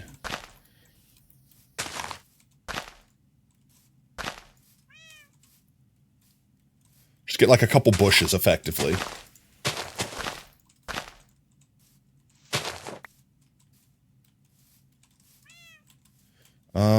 Put some over back here.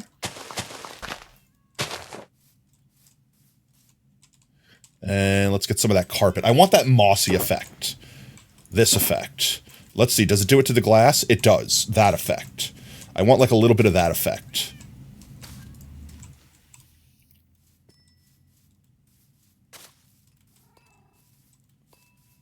I can make it creep up the walls. I can. We're definitely going to want more of this carpet.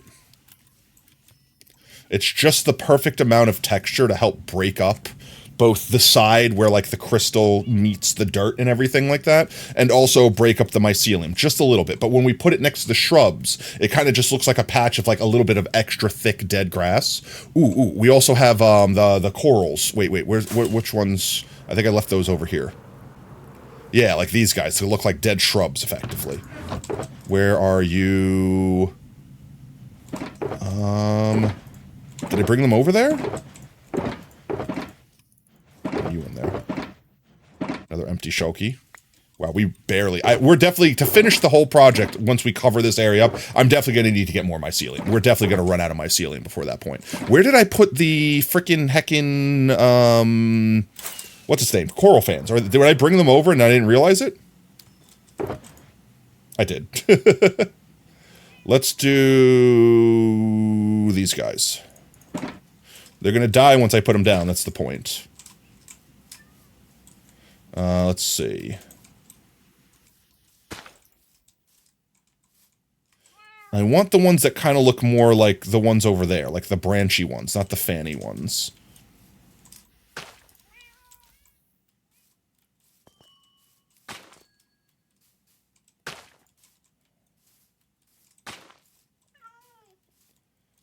A little bit over here. And a little bit over there.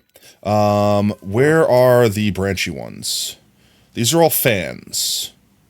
The fans aren't the branchy ones, right? Like, the fans are the flat ones. They're always going to be flat. I need the... what are they called? I need these guys. What are these guys called? Horn. They are flattish. I need these guys. Like, this is like this one right there, more or less. I mean, we live next to a coral reef. And I was going to drain out a good bit of the coral over here. So I think this is where we've been stealing most of it. Like, these are the fans when they're on the side. We have conduit power here, so I don't have to worry about suffocating or anything like that. But I need... not those. How do I get the... like these guys, I guess. I just need the correct type. Are you the correct type? Yeah. Yellow? Is it always the yellow ones that look like that? Yeah, it is. That's the ones we need. Thank you. Yellow, yellow, yellow. More yellow. Give me yellow. Give me the yellow. I need the yellow. Give me more yellow. It's all fans. It's all fans. I'm just destroying a natural population. Don't mind me. Why are the yellow friggin' branchy ones so rare? Oh, wait. Oh, wait. This one kind of looks like it. That one's not yellow. Am I picking these guys up? Where the hell did it just go? Oh, here it is. Did I not pick up the other one? I didn't pick up the other one. I want you. Come back to me. Define Scuff, though. Yes. Welcome in, Sonic. How's it going, mate? Looking for these guys. Yeah, more of those guys. The ones that look like bushes. I'm peeping. I'm scanning. Do you see any chat? I'm looking. You can go deeper. We shouldn't have to worry about mobs because we have the mob switch on. We shouldn't have to worry about drowning because we have conduit power. So I should be able to just keep looking for these boys. Just keep reaping them from the ocean floor. Yeah, there we go. A couple more. Couple more, couple more. I just gotta make sure I actually pick them up. I almost grabbed that one. This is a friggin' just seaweed. Actual seaweed. There we go. There's another one. We don't need a ton for now. We can grab more later. Just enough to finish this first area here. Pickles. Pickles on the seafloor. They're a little green. They're a little too vibrant. Remember, I'm keeping for like shades of purple and gray. Sacrifice your monster. Fingers slipped again. Ah, yes. Zalworldo button. Oh. There we go. So let's do like one out there. Let's get a couple around the cat kingdom over here.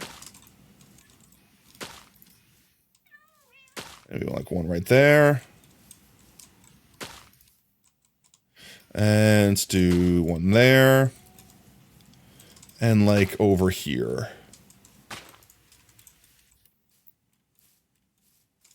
Let's do... I want to do a couple more bushes. I want to make them not all the same shape. So like maybe like see about... maybe do that, but we could put the carpet around it to kind of fluff it out a bit. Like a bush.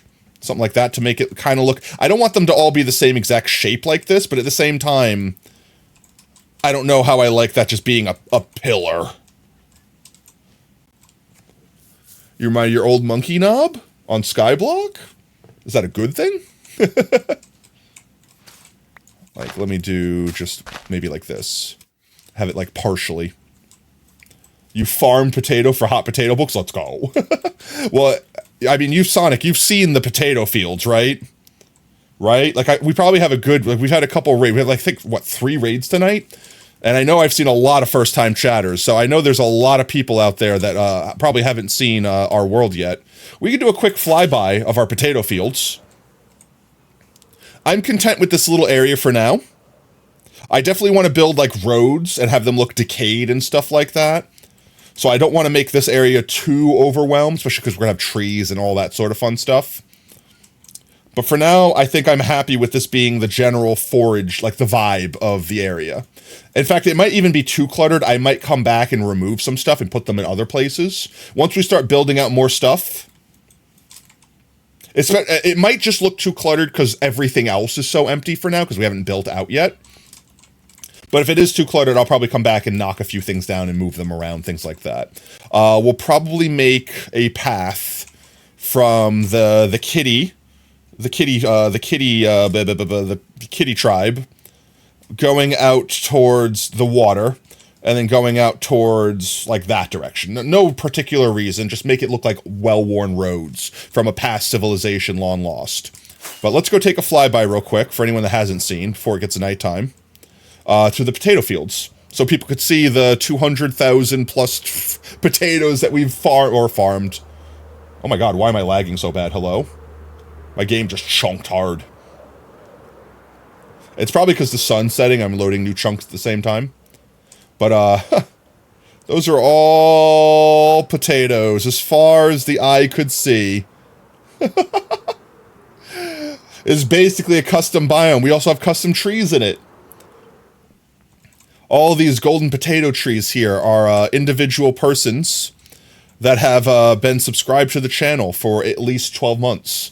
So every single golden potato tree that you see out here is a subscriber that's been giving us a year of support. But yeah, we've planted, I think, just under 200,000 potatoes. In fact, I could just check. Statistics, items, times used, 179,661. Out of 5 million, yeah. We're like, what, 3% there, guys? 3% or something like that. Which one is yours again? You're right on over here. You're in the corner. Hoo-yah. Let's see if I can land. I started placing everyone's pedestals so I can land on them without having to break things. There you go, sacrifice. 18 months. In fact, I probably have to update this. You've been subbed for 19 months. Yeah, let me update this. There you go. Updated. Yo, Kaiser! Thank you so much for the raid, mate. Welcome on in. Always in the corner, exactly. You're lore appropriate. Welcome in, Kaiser. How was your stream tonight? Hopefully you guys had a good time. We were just, I don't want to call it a world tour, but we were just showing, because we had like 3 raids. So we're just kind of showing off to the new people our potato fields. Oh god, I love those cursed emotes so much. What were y'all up to tonight? Hanging out in Minecraft? Doing some Minecraft? You do something new? 19 months? You've been around for so long. I know, right? Thank you for the 19 months of support, mate. So many potatoes. Almost 200,000 potatoes. And we plan to plant 5 million. Might have bitten off more than I could chew. But this is the part we got done tonight. We finished covering everything in mycelium. We got it. I love that it's nighttime, too. You get to see it in nighttime for the first time. We got our first crystal structure with our first couple of mobs trapped in it. Let's see if I can get a nice freeze frame there. So we got our first crystal jutting out of the ground with some of the... See, I don't know. Like, right now, it looks like the perfect amount of foliage around it. But again, it might just be tripping me out because it's the only area decorated and the rest is so blank, so it's making it look over-decorated. I'm going to leave it for now, because I will nitpick it forever. I'm going to leave it for now, and if we need to, like, lower the amount of foliage once everything else is around, we'll do that. In fact, the next thing I might do is put the road in. Oh, something else we need to do, too. I need to knock that little levee out, that little island. In fact, we could probably do that real quick, actually. You got lots of prep done for the Ender Dragon? Yo, let's go. You doing Ender Dragon? First Ender Dragon fight tomorrow? Let's go. But yeah, we have Gilbert trapped at the base there. He was a casualty from the cat civilization. They couldn't get away in time, and we could say that Falco here was trying to protect him and got swept up by the crystal structure. But we got our first crystal done, and for anyone that doesn't know what I'm talking about, this little island over here, I've been wanting to level for the longest time, just so we could get the boats in and out here faster. Ouch. Why is everything chunking so hard? Hello? Hello? Why? Is it shaders? It's the shaders. I don't know what is happening with the shaders, but every so often, randomly, they hate me. Wait, Kaiser, you weren't following me? I'm offended. I'm joking. Welcome to Team Tizer. Welcome to Team Tizer. Welcome to Team Tater. Whoop, whoop. Oh. Is the shaders fixed themselves? Yeah, okay, they fixed themselves. I don't know what was going on. If it was like a night adjustment thing. Weird. The tower falls. But yeah, this island, I want to remove. I'm probably going to need to set up a beacon, because once we get past the dirt layer, it's going to be probably a good chunk of stone. But this whole thing that I'm standing on, I want to get rid of entirely. Lower your sim distance? It probably would, but I also have so many optimization mobs, so that, like, if I can't physically see it, like, if I can't draw a line from my eyesight, it shouldn't render it anyway. But I'm also lazy. If it happens again, I'll lower the render distance from, like, 20 to, like, I don't know, like, 17. I feel like I shouldn't have to go lower than 20, because, 16 is what multiplayer servers are on, and I feel like that's already way too small. But, I don't know why it decided to randomly freak out so hard there. It might have been something reflecting on the water, because it clearly is fine with me being here now. But maybe... We're almost at the 5-hour mark. Chat, we don't decide to do this tonight, right? We don't decide to do this tonight, right? This is not that's not something we decide to take on tonight, right? Like, I know I'm actively doing it as I ask, but, like, this is something we do on a different stream, right? Another project for another time, as satisfying as this might be, and as much as sand is useful for everything in this game. Why did you hear 16 by default? I thought that was the max you can go on servers. I don't know, I could be wrong. Thank you again for the hydrate, mate. You guys are making sure I'm staying hydrated tonight, which is a good thing.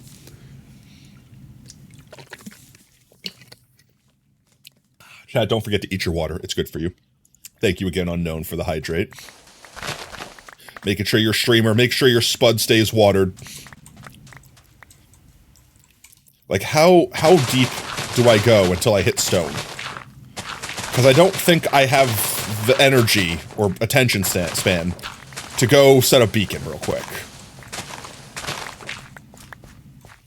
This could even be something I honestly just do between streams. Like, there's nothing going on here besides me just demolishing blocks. I also really like how that looks at night. I really love the aesthetic. I can't wait till this is an entire forest of crystals and trees and stuff like that. Like, I'm so pumped to get this biome done. I know you guys are like, oh my god, he's placing mycelium again. When is he gonna be done? But, like, at the same time, like, yeah, I know, but I'm sorry. It's also like, it's like 3 times bigger than the other biome projects we've done so far. So it definitely is taking a bit more prep work. That, and I feel like when I did some of the Sakura Garden, I did a lot of the prep between streams. And I don't want to say anyone was upset at me, but a lot of people like, whoa, you got a lot done, quote unquote, off camera, huh? And it's like, guys, if you're going to accuse me of that, then no, I don't think anyone actually accused me of that. But, you know, like, jokes aside, I like having this chill hangout time with everyone, and I feel like it's nice to be able to do stuff where I could pause, go do something else, come back, do a little bit, pause, do some, you know, obviously I can't do that while streaming, but at the same time, like, I also just genuinely enjoy hypnotizing chat by breaking blocks and stuff like that. There's something so very satisfying about just doing something like this, just decimating something. Insta-mining is so very satisfying. I have an empty shulker, I do. And I ain't gonna be taken down, letting my spirits down. Let's see. I don't want to waste any of the sand. I want all the sand. All the sand is very valuable to me. And then, we probably have to consider relatively soon, because I'm not going to go past the 5-something hour mark. If it's going to be like 5.5 hours, I'm not going longer than that. I do need to sleep sometime soon. I do have to wake up and go to work in the morning. Unfortunately for everyone, myself included. But I'm not really complaining. It pays the bills, right? And speaking of paying the bills, everyone that's here now, if you want a chance to do something really cool for the channel and help us out, next week we're actually doing a sponsored stream. It'll be Thursday next week, so 1 week from now. We're going to be playing either, I haven't decided yet, we're either going to be playing Wuthering Waves, Honkai Star Rail, or what's the other one? Zenless Zone Zero. I'm probably going to have a poll in the Discord, so if you guys don't want to miss out on getting your chance to vote which one we do, make sure you do ! Discord or ! Socials in chat. Everyone can join the community Discord. It's free for all. I have a lot of extra content on there. We do between streams. We do Discord streams every so often, movie night, something like that. You know what I mean? But Thursday we will be playing the games, and if we manage to get all 50 people, I think the most we can do is all 50 people completing all of the goals or whatever. If we get a max, all 50 people doing it, I'm going to do either a bunch of smaller giveaways, like 10 $100 giveaways, or one $1,000 giveaway. And considering I'm a smaller streamer, with, I don't know, like maybe 20 viewers on average, so to speak, there's decent odds, so to speak. I'm not saying gamba, because you're not going to be paying money to participate, so to speak. It's just, you play game with me for a little bit. I get paid, we play fun games together, good times had by all, so to speak. But if we do like if I laugh, I lose $1,000, so to speak, I want to be able to give back some of the money we earn from that. It's a solid 1 in 2 chance. You might have to go back to math school with that one, Montana. But yeah, the concept is, it's not going to be like a literal 1 in a million chance. Someone that you all know will be taking home that money, so to speak. You know what I mean? And yeah, that's it. So, chance for us to play together. I know some of them have options where if you spend money, we get a kickback, so to speak. I know some of them are just hitting certain levels, and I don't know what the time investment is to do it. I will probably be doing all of whatever they are, like including spending the money, because let's be honest, if it's like spend $5 in game and they pay us $20, it's literally them giving us more money for the money I'm putting into it. So I will probably do everything, but again, if you guys, I don't expect you guys to spend money. I say, hey, come by, play game with us, have fun. Where is that Shoki? Shoki, there we go. All the ones that are full blocks. There we go, you. Yeah, and see what I mean? Like, I'm already hitting, like, non-shovelable blocks. And we're not even, like, halfway through this island. So I might just dig the rest of the top layers, and the next time we come by, we'll just bring a beacon, and we'll just knock down everything up. I know I can do the sandstone with the pickaxe insta-mineable, but there's going to be a large portion of stone left behind too, I'm sure.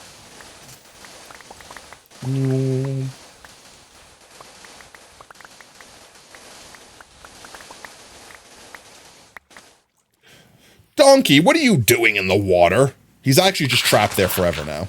I don't think he could physically get back up once he falls in the water, because there's no, like, spot to climb. Oh, well. Nope. Yep, he's stuck there forever. Even if he climbed up there, he would only be able to stay there forever. He wouldn't actually be able to get up. You're just stuck. You're a water ass now. Ass of the sea. Or ass of the river? Ass of the sound. And that is the end of that Shoki. That's the other thing, is I gotta go get more Shokis to be able to save all these blocks correctly. I might be a hoarder, but, you know.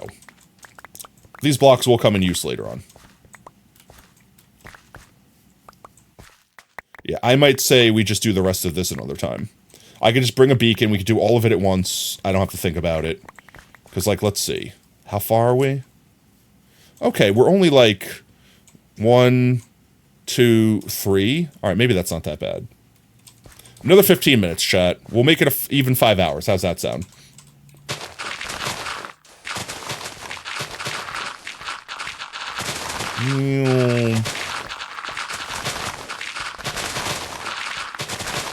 I will have to go get more shulkers, though. This stuff I will not be able to carry. 50 hours? Got it. I know you guys would love that. More potato chips to torture me with.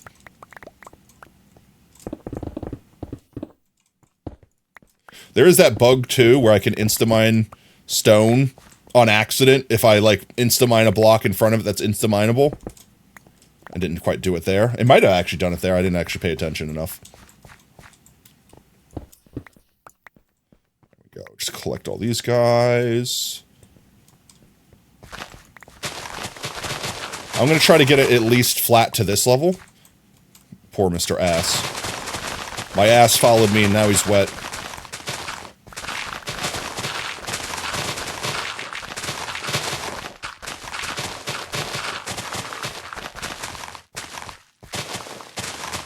Yeah, I already need a shulker box. I already need another shulky. Already need additional shulkies. Alright, let's go get another shulky. I know I have like a handful of them over here. And we could probably use some of this dirt to like finish sculpting out this, what's its name? Crater. Ouch. I mean, I could just do that too.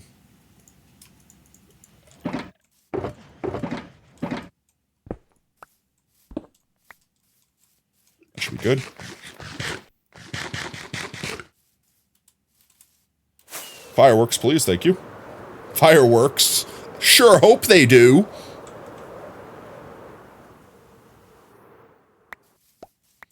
Alright, I'm turning up the vibes for this one, chat.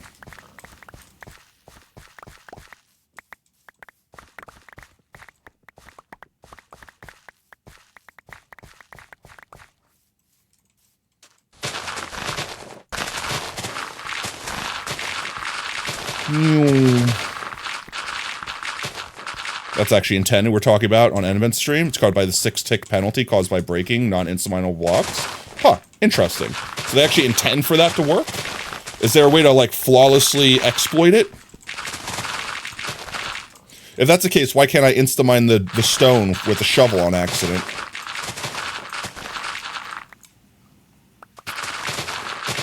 I stared at my ass and my ass store back. Pseudo insta-mining. Ah, okay. I like it. I like it. Coin it. Seemed like a graveyard. Once was a postcard. And you can't remember.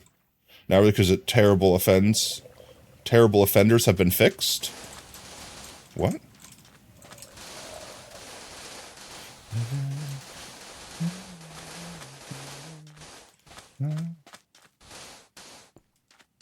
Already full.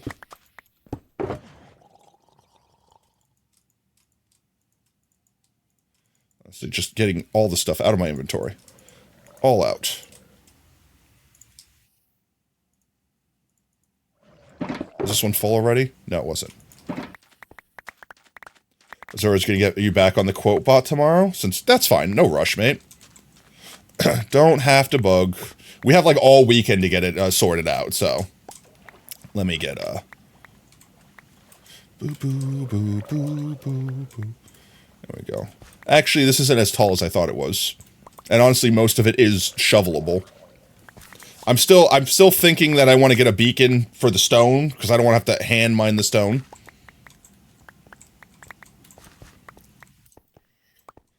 And you can't remember. Did I finish the crystals? We finished the one big crystal so far. You want to see it?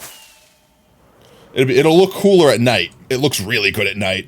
Also, Silvori, thank you so much for the follow, mate. Welcome to Team Tater. Whoop, whoop. That's the first crystal done.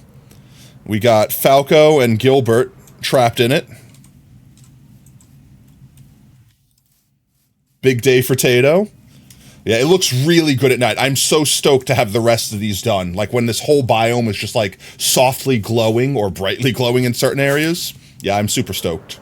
I can't wait. I'm glad I got one big one done so you guys could see, like, part of what's in my brain. I know, I'm pleased with it. I'm really pleased with it. It took me some fine-tuning and nitpicking, but I got it where I'm really happy with it. I love glowy stuff. I know, it's so fun. And the shaders just make all the glowy stuff look so much better, too.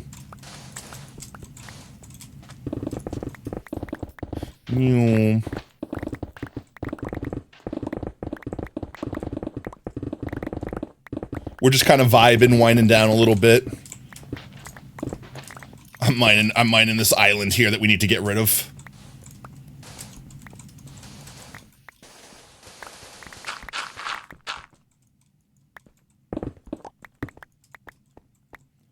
Don't get why shaders are so big.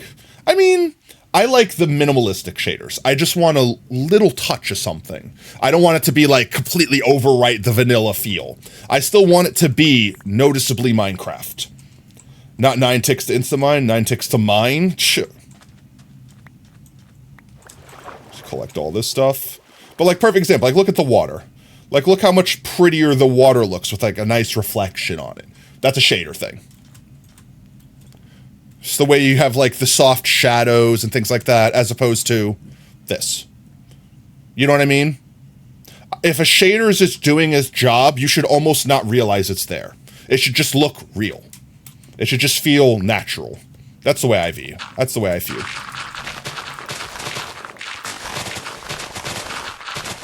Like Minecraft, but better. Yeah.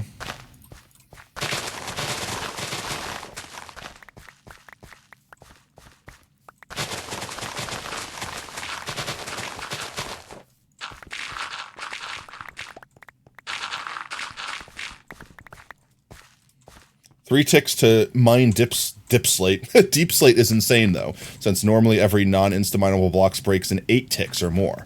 Yeah, but can you like control it? Can you do something to make that bug actually like work perfectly, like a beacon?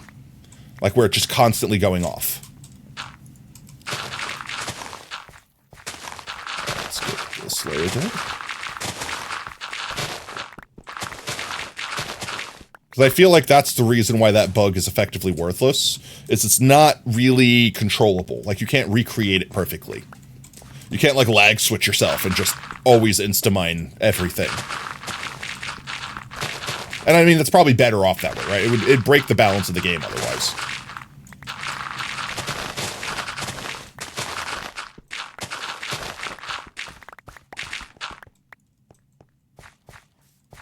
Got 2 more layers until we have water showing.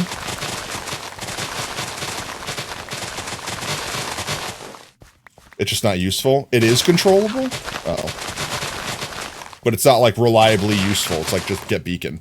Ass, you're always in my way. Get that fat ass out of my way.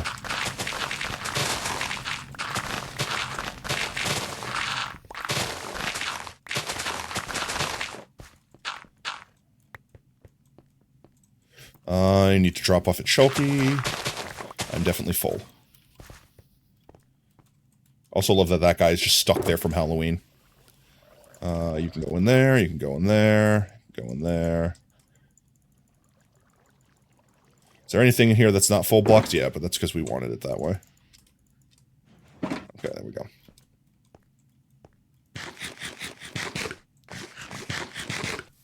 Launch a launch. Yo!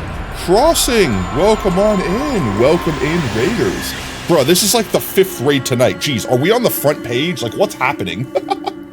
Welcome in, Raiders. My name's Potato Fox. I mostly play Minecraft. I'm your fox-shaped potato VTuber. Get it? I know. Everyone in chat's getting really sick and tired of that pun.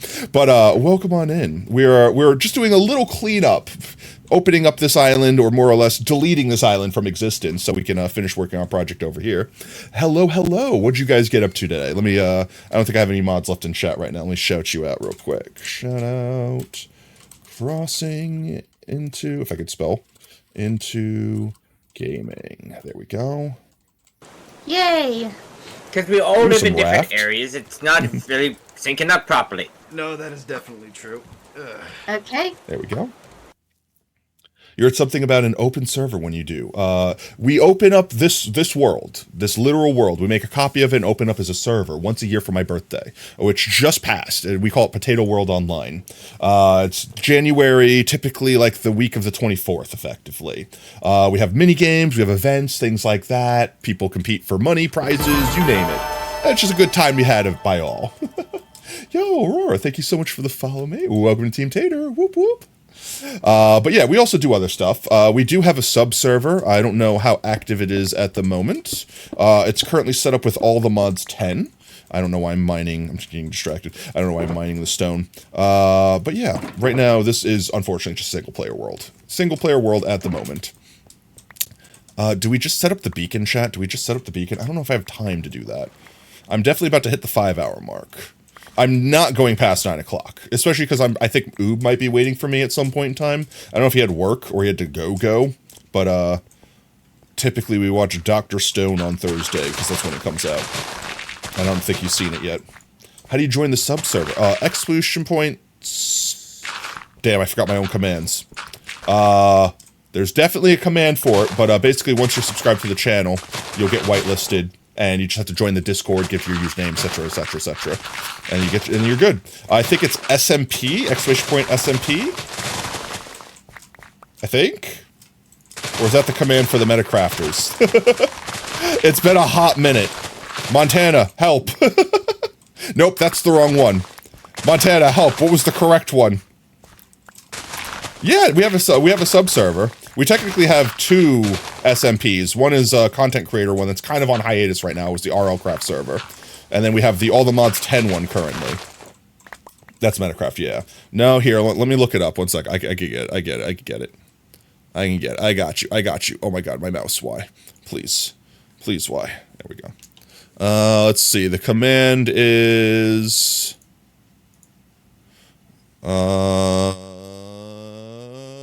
I think it's join. Yeah, exclamation point join. Exclamation point join. That's the command. Automod is terrible. I don't know what is wrong. I don't know why Automod is failing so hard recently, but it's crazy. There you go.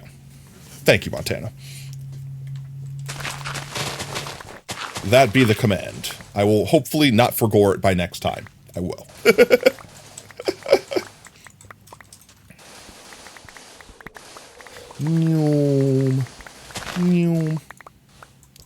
So close and yet so very far away.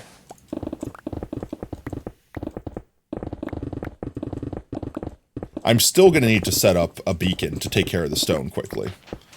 I don't desire to mine all this stone by hand. I'm procrastinating. Mostly because I don't think I'm going to have time to do the stone tonight.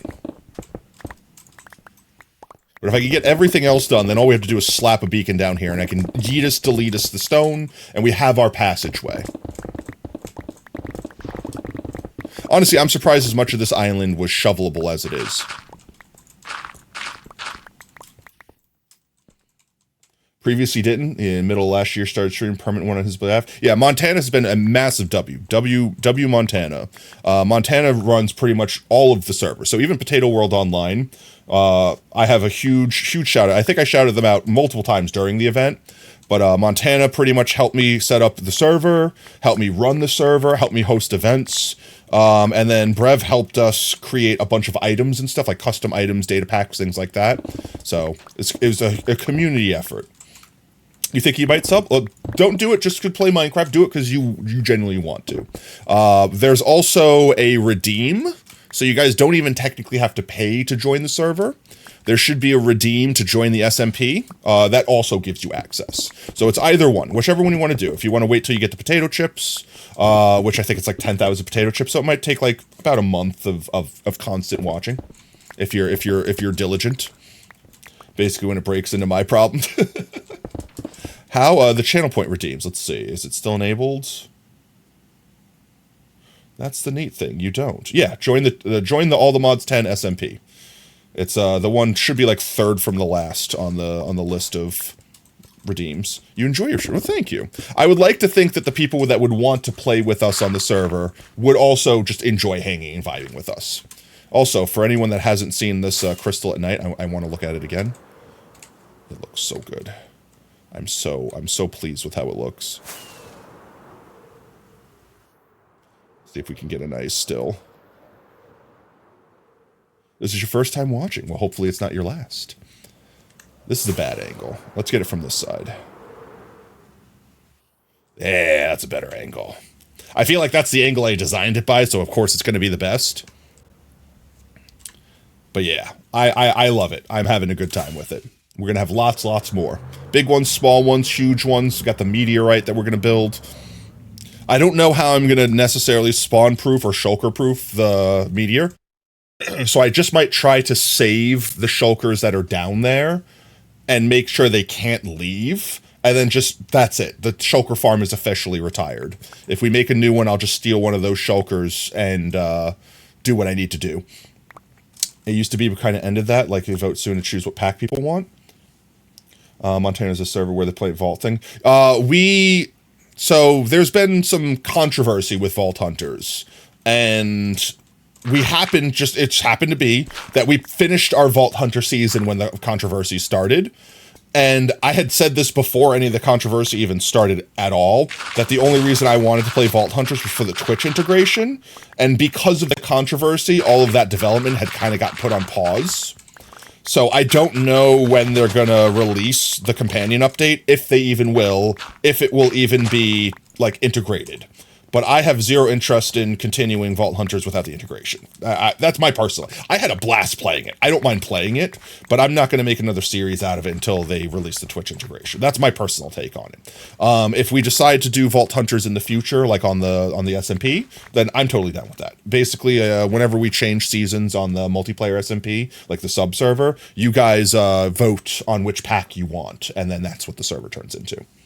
Yeah, you kind of, well, that's the thing. It's like any pack you play it, you get bored with it, you move to a new one. Eventually, you kind of go like, oh, I want to see what the new version of it is, and you go back to it. You know what I mean? Like, that's kind of every pack. Let's see. I think we've pretty much dug out everything we can dig without switching to beacon and taking care of all the dirt, the stone. We technically need to go one lower. Because, you know, we have to make it so that water is the only thing visible here, otherwise we still technically have an island. At least it pushes all the blocks where we want them. There we go. I think my inventory's filled up again. Let me go empty in the shulkies. And then that's probably going to be where we end up wrapping up for the night. Like, once I get the last of that dirt out. Could anything else fill in here? I think that's all of it. And you guys. And you guys. And you guys are pretty much full there. Okay. And my inventory's just about full, too. So, perfect. We had exactly enough stuff on hand to clean up this mess here. And then I'll come back, we'll grab a beacon to knock out all this stone here.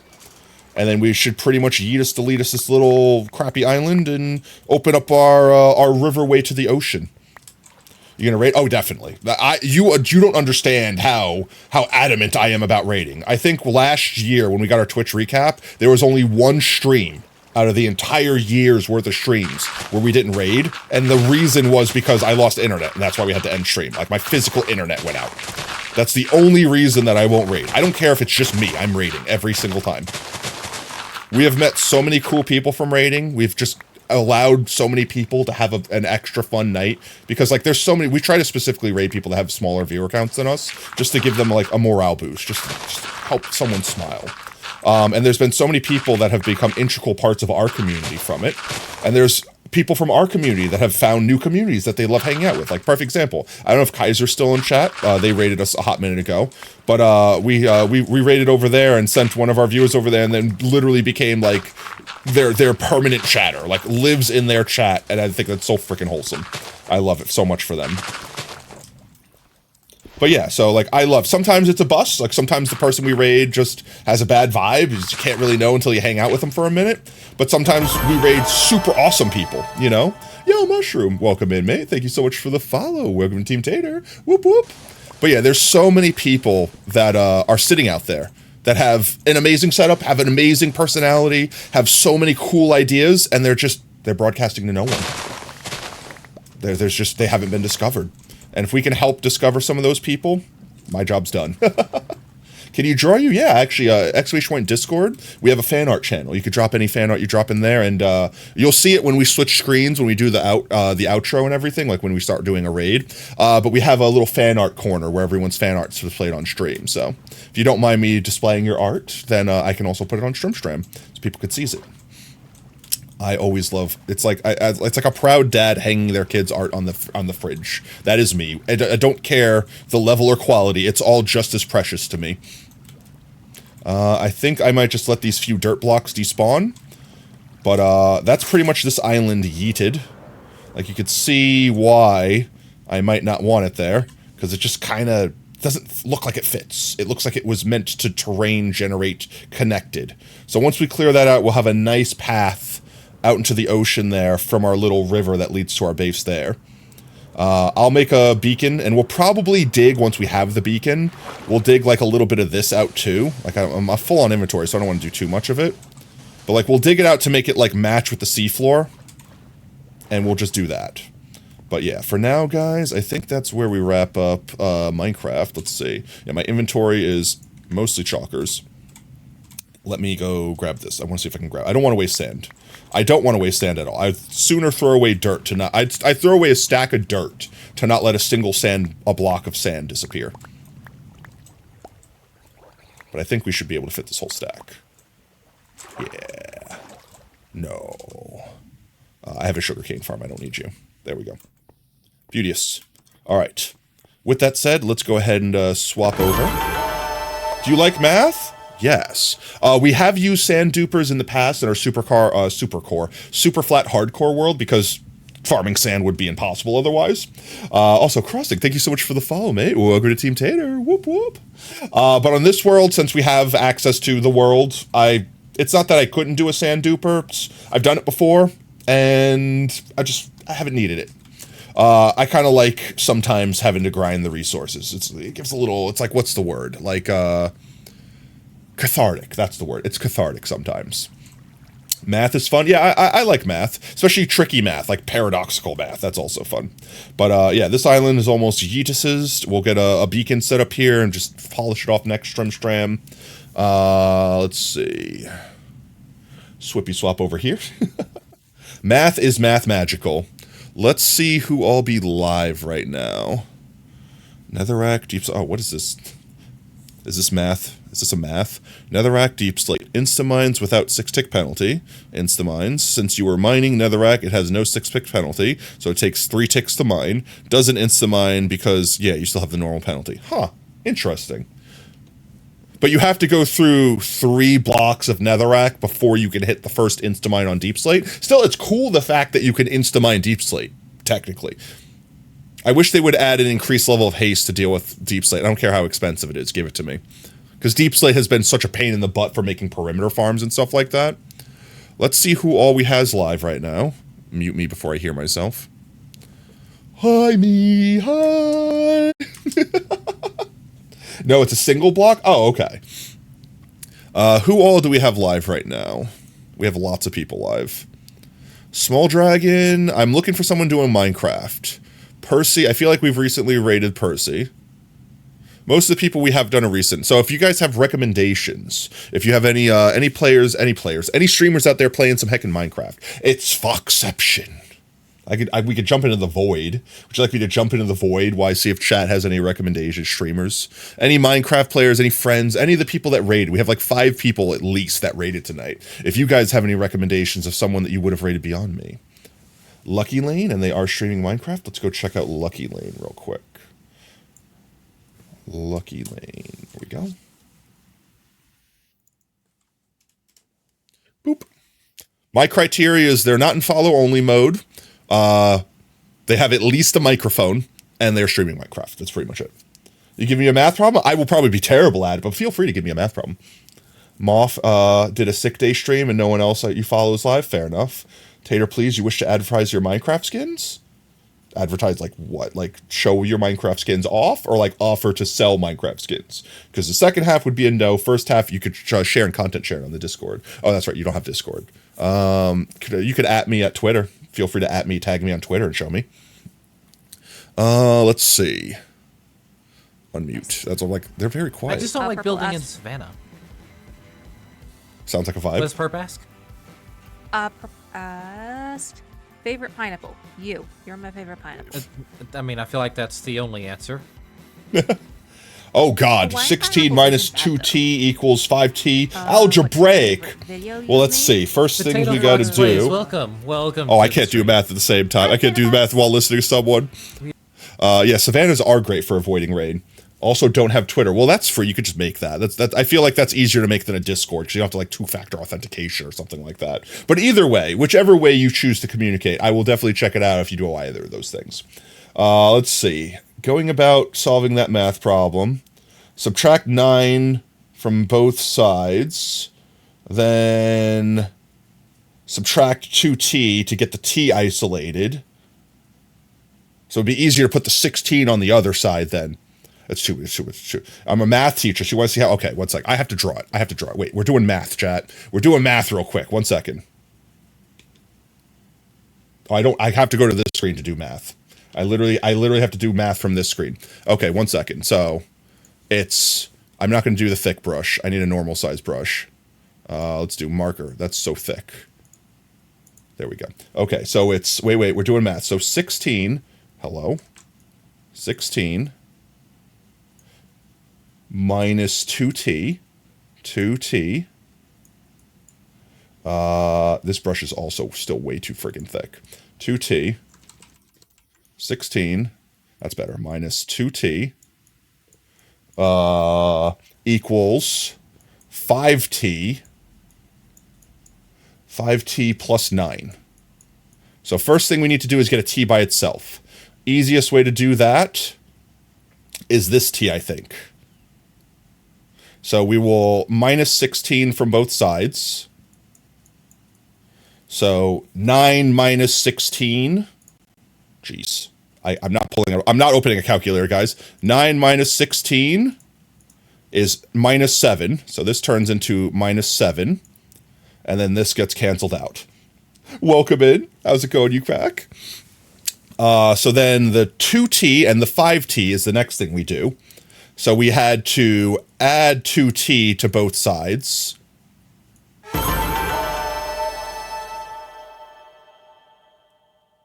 Wait, 2t? Yo, Upquack, thank you so much for the follow, mate. Welcome to Team Tater. Whoop, whoop.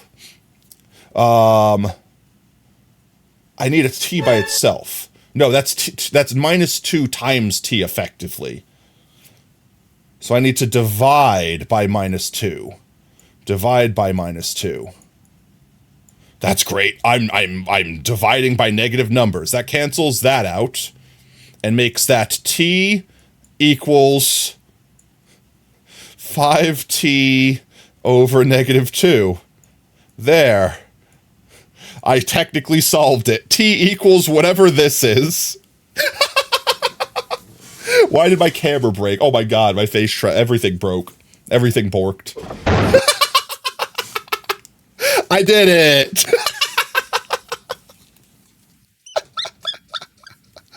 Oh, it's 1. Can you even divide by a negative number? 5 divided by negative 2 is 3, apparently. Apparently you can, that's not. 5 divided by, I can't put negative in my computer calculator. By, where's the negative? Negative, there we go. Okay, I found it. 5 divided by negative 2. That doesn't work. It literally won't let me. It's t equals 1. Is that actually the answer? Because we could guess. We could guess and literally just add the 1 in and then just solve everything normally.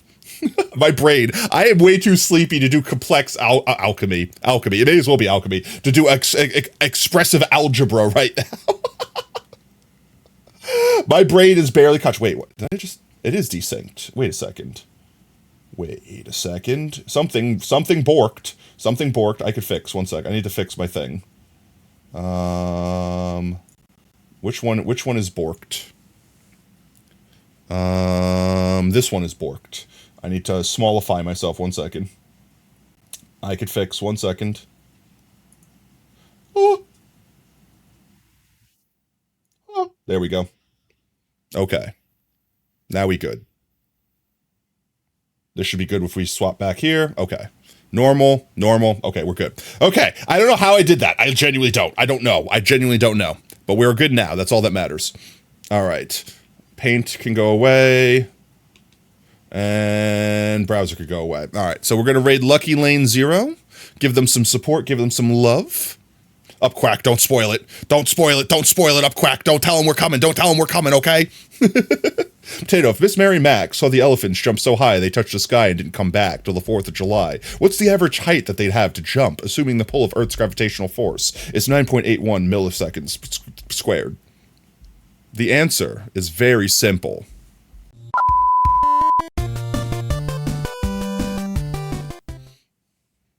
Oh man! I just gave the answer. Did you hear it? I think the interdimensional transmission cut out. Oh guys, did you hear the answer? Oh man, it was so simple, but like I don't think I have the brain power to say it again. Oh, I hope you guys got that part of the transmission before it cut out.